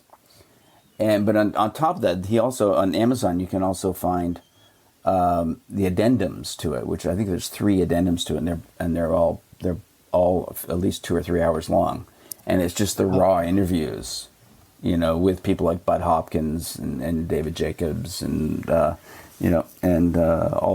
the people that they interviewed for the movie.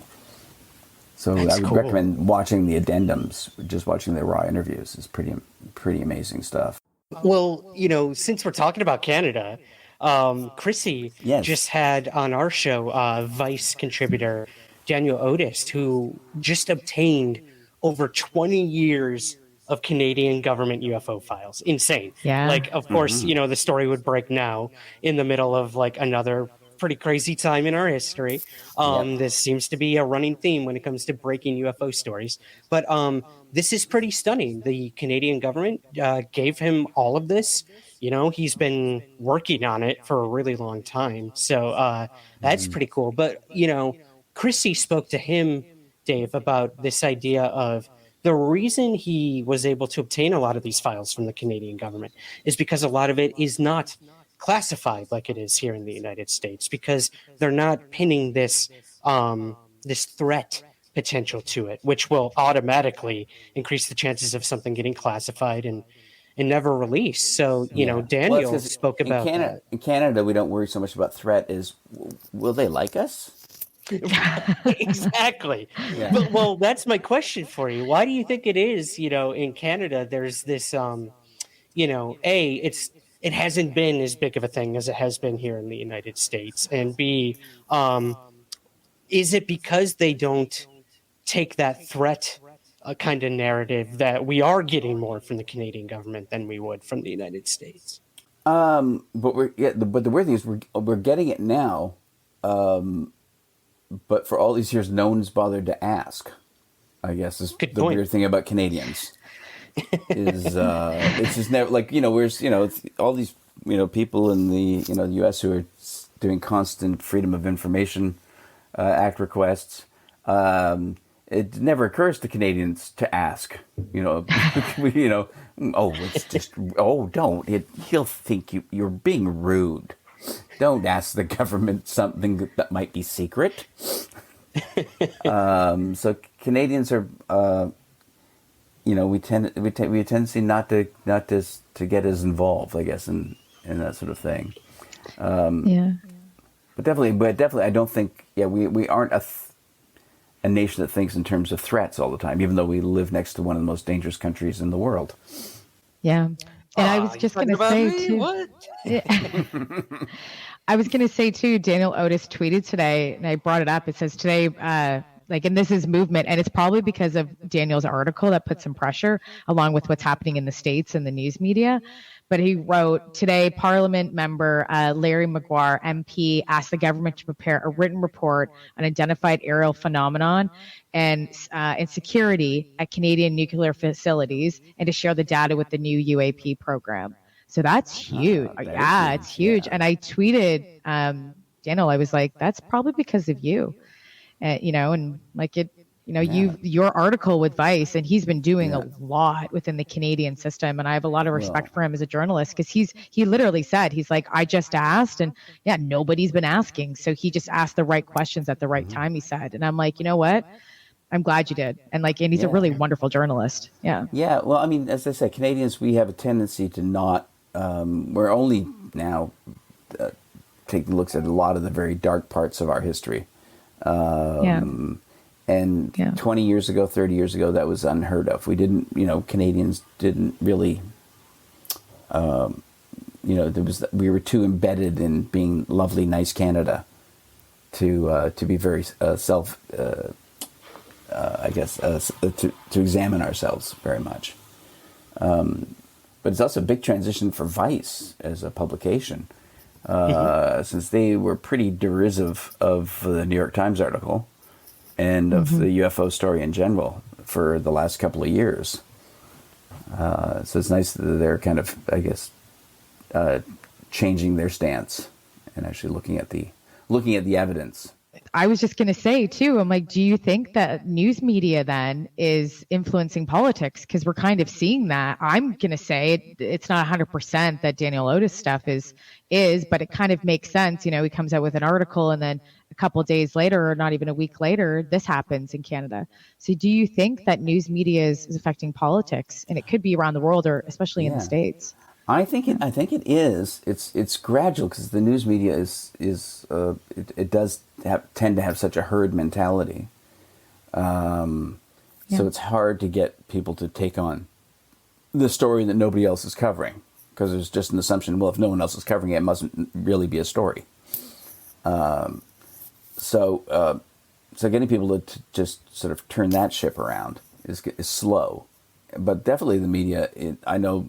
I don't live in Canada, so I don't see as much of it, but I'll see clips online of Canadian reports on UFOs, and they're gradually, one by one, they all seem to be not playing the X-Files theme anymore, and that's my real gauge of the seriousness of the media is when finally we never hear the X-Files theme again. Unless we're watching the X-Files. Exactly. Right. Because it's automatic. Because it's almost like the Manchurian Candidate, where there's the trigger word, to set the Manchurian Candidate off. The X-Files theme was the trigger to turn off everybody's brain whenever watching a story about UFOs. No, this is silly. Yes, sit here till it ends, though. It's over. By Frank Spotnitz or whatever his name was. Yeah. Chrissy, I have some really good listener questions for Dave that we got. So Kevin on Twitter asks, I already don't like this guy.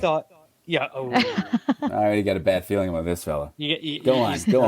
Come on, Kevin. All right, I guess we'll read it. Yeah, let's hear what you got. First, Kevin.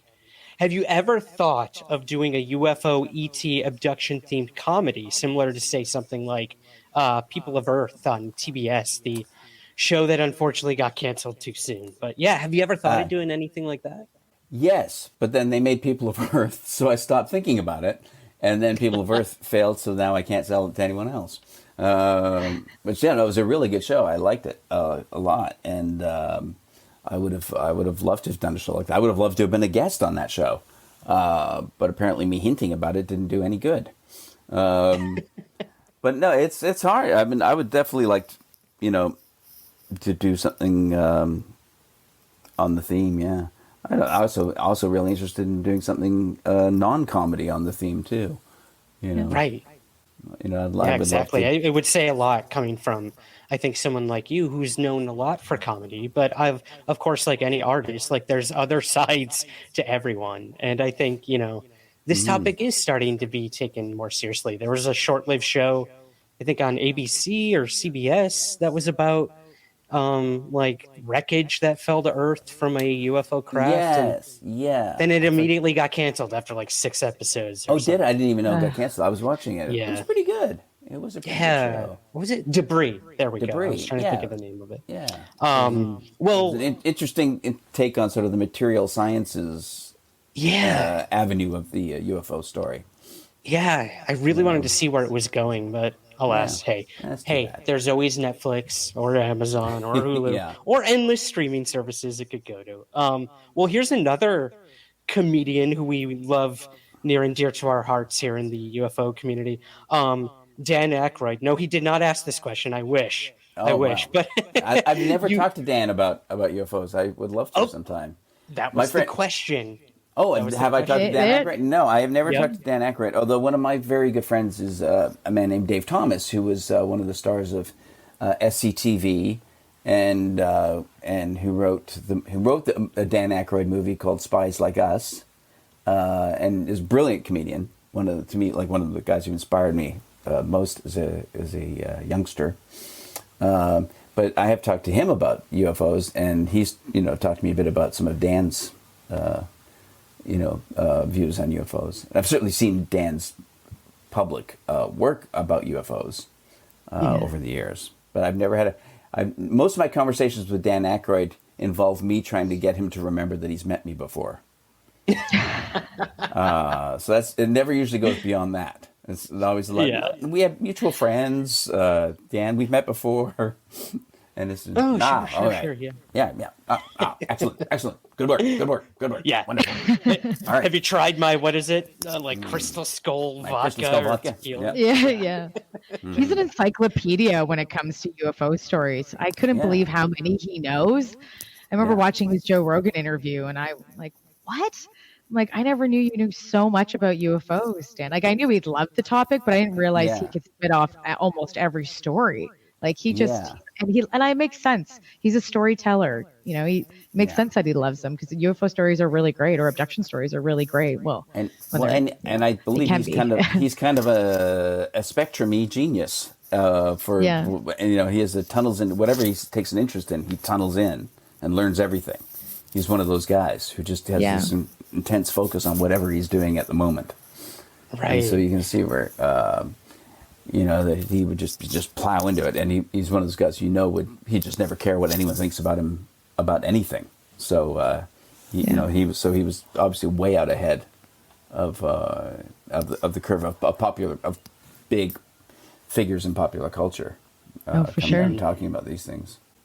Absolutely. What about your friends over at the Kids in the Hall, Dave? Like, do they know about your fascination with this topic? What do they think about it? Have they ever brought it up to you, or have you? I think they mostly politely ignore it. I think Scott Thompson's probably a little bit interested in it more than the other guys. Kevin's more interested in soccer. But I don't think any of those guys are particularly into the subject. Scott a little bit, but that's about it, I think. That's fair. Eric on Facebook asks, "What is your all-time favorite sketch from Kids in the Hall?" Nice. That's hard. An all-time. I would say I would. I don't know if it's my favorite sketch, but it's a sketch that kind of sums up the whole attitude of the group. It's a sketch called "Comfortable." Which is a sketch about two couples having a polite dinner conversation, and after dinner, one of the husbands gets up and starts obviously trying to seduce the other man's wife, and everyone just comfortably goes on and goes, surely you don't mind me doing this, we're such good friends, and then it winds up with Scott picking up my wife, played by Kevin, and having sex with her on the dining room table. While I explained to his wife that that this is fine because I'm impotent anyway. So it's a gaslighting sketch. Yeah. I remember that one. Yeah, I remember that one fondly. Yeah. So that's I guess that's kind of to me almost a quintessential Kids in the Hall sketch. I'm not sure if you can make an American blush and uncomfortable watching sketch comedy, then I think you've done your job, Dave. And I definitely was when I saw that one. And then because you also have the other layers of it being, then that's really two men on the table back there, not a man and a woman. Right. So there's all layers. I mean, the kind of the gender blurring that we did back in those old shows was I think was a big part of what I love about the Kids in the Hall, was that we once you bought into the show itself, you kind of all notions of gender kind of just flew out the window. Gender and sexuality were all just became an amorphous cloud. Yeah, I love it. I love that. Dallas on Facebook says, "You're one of my favorites, Dave, from Kids in the Hall and News Radio, all the way up through It's Always Sunny in Philadelphia. Such a big fan. Super excited for this. Have you ever heard of things like the Big Phone Home? And have you ever considered the possibility of being a part of this kind of thing with your celebrity status of trying to pressure either the U.S. or Canadian governments into taking this topic seriously and raising awareness? We were on the Big Phone Home together, weren't we? The podcast, the live podcast. Luis's podcast. Was it the first time you were? Is that? I think so. With Jeremy. And Jeremy was on there, and yes, that was with UFO Jane. UFO Jane. Yeah. Oh, yeah. So I'm definitely aware of it, and have had a little bit of involvement in it, but I can't say that I'm deeply involved with it. That's fair. That is fair, my man. All right. Let's see here. Oh, Brian on Facebook asks, "What are your thoughts on UAPs as technological devices? Either known terrestrial devices, extraplanetary, or as Terrence McKenna referred to them as, other tenants in the building, yet to be revealed." What do you make of these UAP, Dave? What do you think they are? Well, I think my main thing is I think we can't think of it as being one thing. I think it's unlikely that all the UAP are one thing, or that there's one source for all of the UAP phenomena.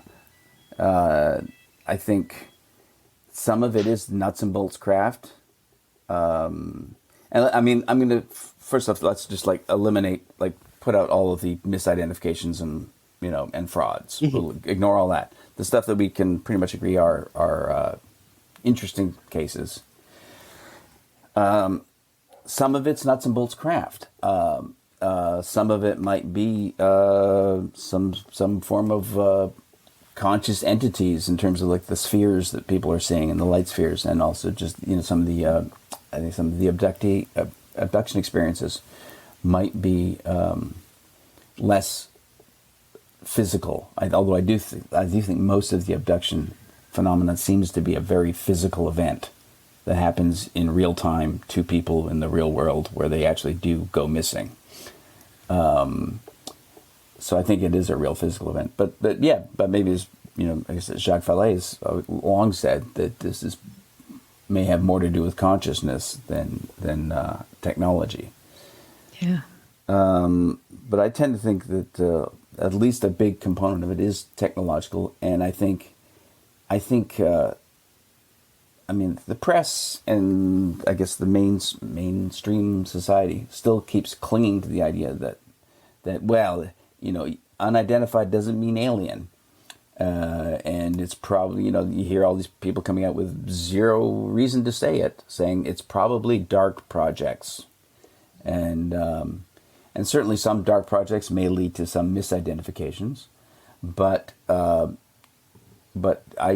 take the U.S. military at its word that these are not ours, these craft that they're seeing, and they are not Russian, they are not Chinese, and also people also often will cling to the word drone. They go, well, these are drones. Sometimes the military will say they seem to be drones, but by that they mean unmanned, whether by aliens or humans, that the craft seem to be often too small to have anyone inside them. So they refer to those as drones, but that is not an explanation for what they are. So people will go, well, I heard they said those triangles were drones. And yes, they did say that, but they also said, we don't know whose drones, where they're from. They don't function in the way that any drone that we know of can. But they believe they were drones simply because of what they perceive the size of them to be. So I'm rambling on, but so I think some of it is nuts and bolts, and the notion that any other country has this technology is ludicrous. Because I think we're seeing right now with the Ukraine how limited we are in how we can respond to the challenges of the world we live in. That basically, if a nuclear armed nation decides it's going to do something, we now kind of are looking at the fact of how impotent our traditional military equipment is in the face of a nuclear armed belligerent. And of course people can say the same about us, but here we're seeing the tragic outcome of not being able to fight, not having the tools to battle, because we're afraid of unleashing nuclear weapons. And so as a result, we're allowing a large country to invade a small country and murder its citizens and flatten its cities. And we can do nothing about it. So if we had this technology, this wouldn't be happening in the Ukraine right now. And if the Russians had this technology, they wouldn't be invading the Ukraine right now because they would have already taken over the whole world. Yeah. Same thing as if the Chinese had this technology. We don't, we would be living under the hegemony of either the Chinese or the Russians if they had this technology. And if we had this technology, everyone would be too afraid to move. Yeah, I'm aligned with that. I agree. The stuff that's going on in Russia, the stuff that's going on in Ukraine with Russia is a prime example of, we know Russia doesn't have that tech for sure. I'm still look at China. They have a lot of stuff that's coming out in their defense side with planes. They have something that's similar to like an SR-72 or SR-71 that's been coming out. And I think just recently they released it.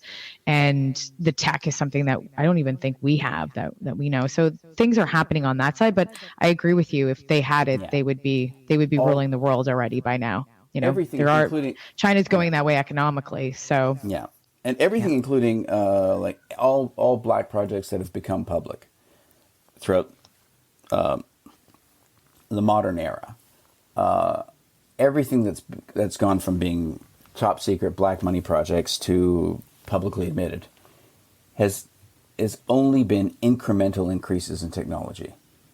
Nothing revolutionary has ever come out of a black project. Only slight incremental increases in abilities.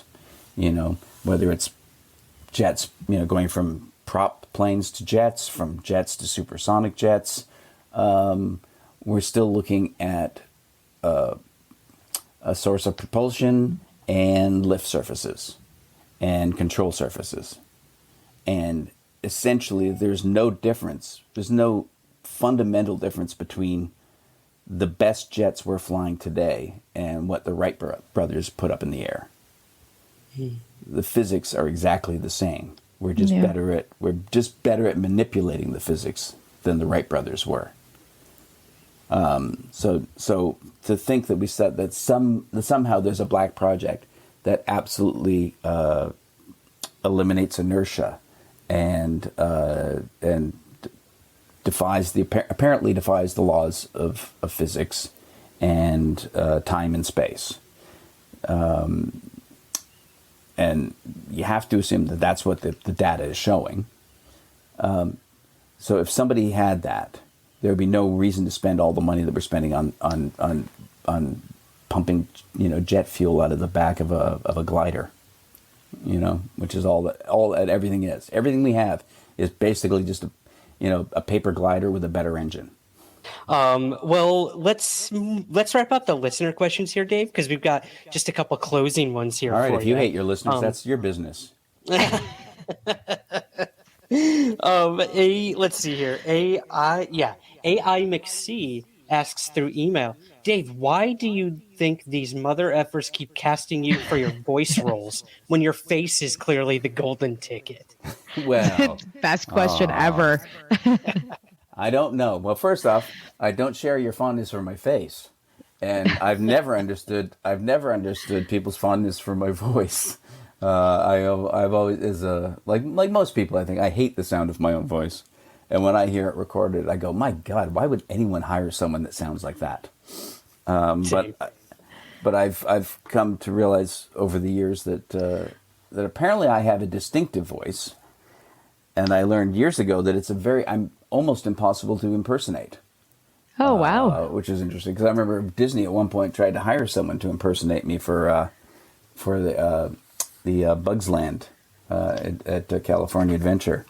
They tried to hire someone, and my friend John Lasseter, the genius John Lasseter, heard this recording of somebody trying to sound like me and went, "That's not Dave. What?" and got very mad at them and insisted that they hire me to do it. Which makes sense. Yeah. Why don't you hire the original person? Yeah. I remember you telling me a story, Dave, about you doing an audition for it, and you're like, you already got it, and you're like, or like something to the extent that you were like, let's do this. Can you tell the story better? It's your story. Yeah, it was one of the things. Well, first of all, I originally was going to audition for the part of the stick insect that David Hyde Pierce played, but I got bumped the day of the auditions because Carol Burnett came in, and they said, "Do you mind Carol Burnett's here?" And I said, "Of course I'll." Yes, Carol Burnett. She's royalty. Of course you take Carol Burnett before you take me. And so I had to go back to work at News Radio. And then they felt guilty about bumping me because that's the kind of people, the Pixar people are. And so they let me come in to read for the Flick character instead. And I think they were just doing it to be nice. But they liked what I was doing so much that as we were talking, they started reshaping the character and going, yeah, well, the way he's doing it, the character could do this and this and this based on what I was doing in the audition. And at one point I had to stop them and say, guys, you haven't hired me yet. and they went, right, yes, well, we'll be getting back to you. Right. You've landed it when they're molding the character around you during an audition. That's a good sign. They were rewriting the script. I mean, insert Dave Foley's face now and voice. And that's my whole history of that company is that they don't function like other companies. They're just all about the art and all about just pursuing whatever ideas excite them. Which is beautiful. And it's good to hear. Yeah. The fact that they've made billions of dollars doing that is pretty remarkable. Yeah, it definitely says something. Well, Dave, hope for the future. We all need it right now in so many different ways. But especially with the UFO topic, what do you hope for in 2022 when it comes to this topic of UFOs, UAP? We've come a long way in the past couple of years, but there's still a long way to go. What do you hope? And what should we focus on? I'm hoping we get to the point where whatever it is that Lou Elizondo clearly wants us to know he knows, but that he can't tell us, and that he keeps hinting at. I'm hoping that we get to the point where we can hear what those facts are. And I've also heard like Hal Puthoff intimate that there's some really big stuff that we don't know yet that is known.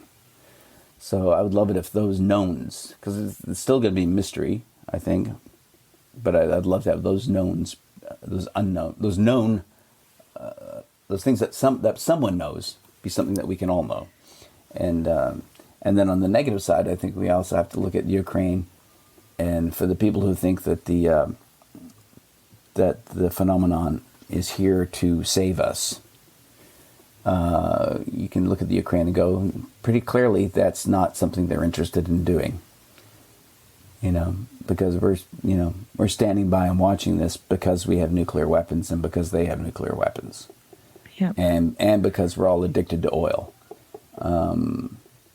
And so those two things, our addiction to oil and our fear of nuclear war, are forcing all of us NATO allies to basically sit on our hands and wave a finger at Russia.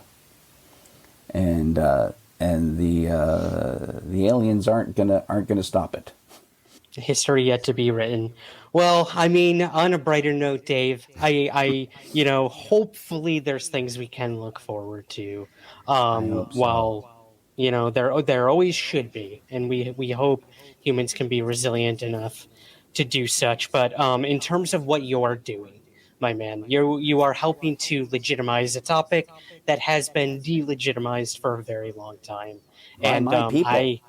By your comedians. people alone. Yeah, comedians right. Comedians have done a huge amount of damage. Yeah. Yeah, but it's never too late to rebuild, and I think we're on our way when it comes to this topic. And I got to ask before we go, when can we expect to see the Kids in the Hall and everything else you're up to, man, if you don't mind teasing? Well, the new Kids in the Hall season, this is how we're referring to it, is season 6 of the Kids in the Hall. It's going to start on Amazon in May. I don't know the exact date, but it's going to be sometime in May. There's also going to be a South by Southwest in nice. just in a matter of days now. We're going to South by Southwest because they're going to premiere a 2-part documentary that's going to be on Amazon as well. I think it's called Kids in the Hall Comedy Punks. Nice. Yeah, although I like the original title better that Amazon wouldn't go for, which was The Kids in the Hall Hard to Kill, which is a reference to one of our very early sketches where we had a line about a guy easy to beat up, hard to kill. Right. But I think it's called Comedy Punks now, and it's a 2-part documentary on the history of the Kids in the Hall. That's awesome. I'm looking forward to that. Me too. Me too. Awesome, Dave. Well, before we go, is there anywhere people can reach you to chat UFOs or just have a good old conversation with you? I guess really just Twitter. I guess really I'm Nice. I'm there a lot. But I'm trying to think if there's I guess there's nowhere else really. Mostly Twitter. I'm on Instagram, but I rarely look at it. And Facebook never. I only have Facebook so my Oculus works. Yep, I know the feeling well. Yeah, it's amazing how quickly Facebook has become a relic now in the age of Twitter. And speaking of my Oculus, here's a little tip for people out there in if you're out there in one of them sort of chat areas in virtual reality, and you run into someone like me, don't say you're old as shit. Really? Yeah, as we get, oh man, you're old as shit. And I go, rude. Yeah. I said, well, I was pretty honest with my avatar. God I wasn't trying to hide it. I got my avatar's got gray hair. So just have some manners. Kids VR can be people. so mean. I know. Yeah. Well, we'll see you in the metaverse. That's where we're going to Yes. see you next. Yeah. Yes, That's where we're heading next, Yeah. for Yeah. sure. Yeah, we never get to Awesome. touch on simulation theory. But, No, right. Oh, we didn't go there. We'll have to have you back to talk about it. You've right. been more than gracious with your time, my man. So thank once you. again, thank you so much for coming on Somewhere in the Skies today. Thank you so much. And again, I continue to enjoy both your work separately, and it's really fun to see you guys working together. That's awesome. Thanks, Dave.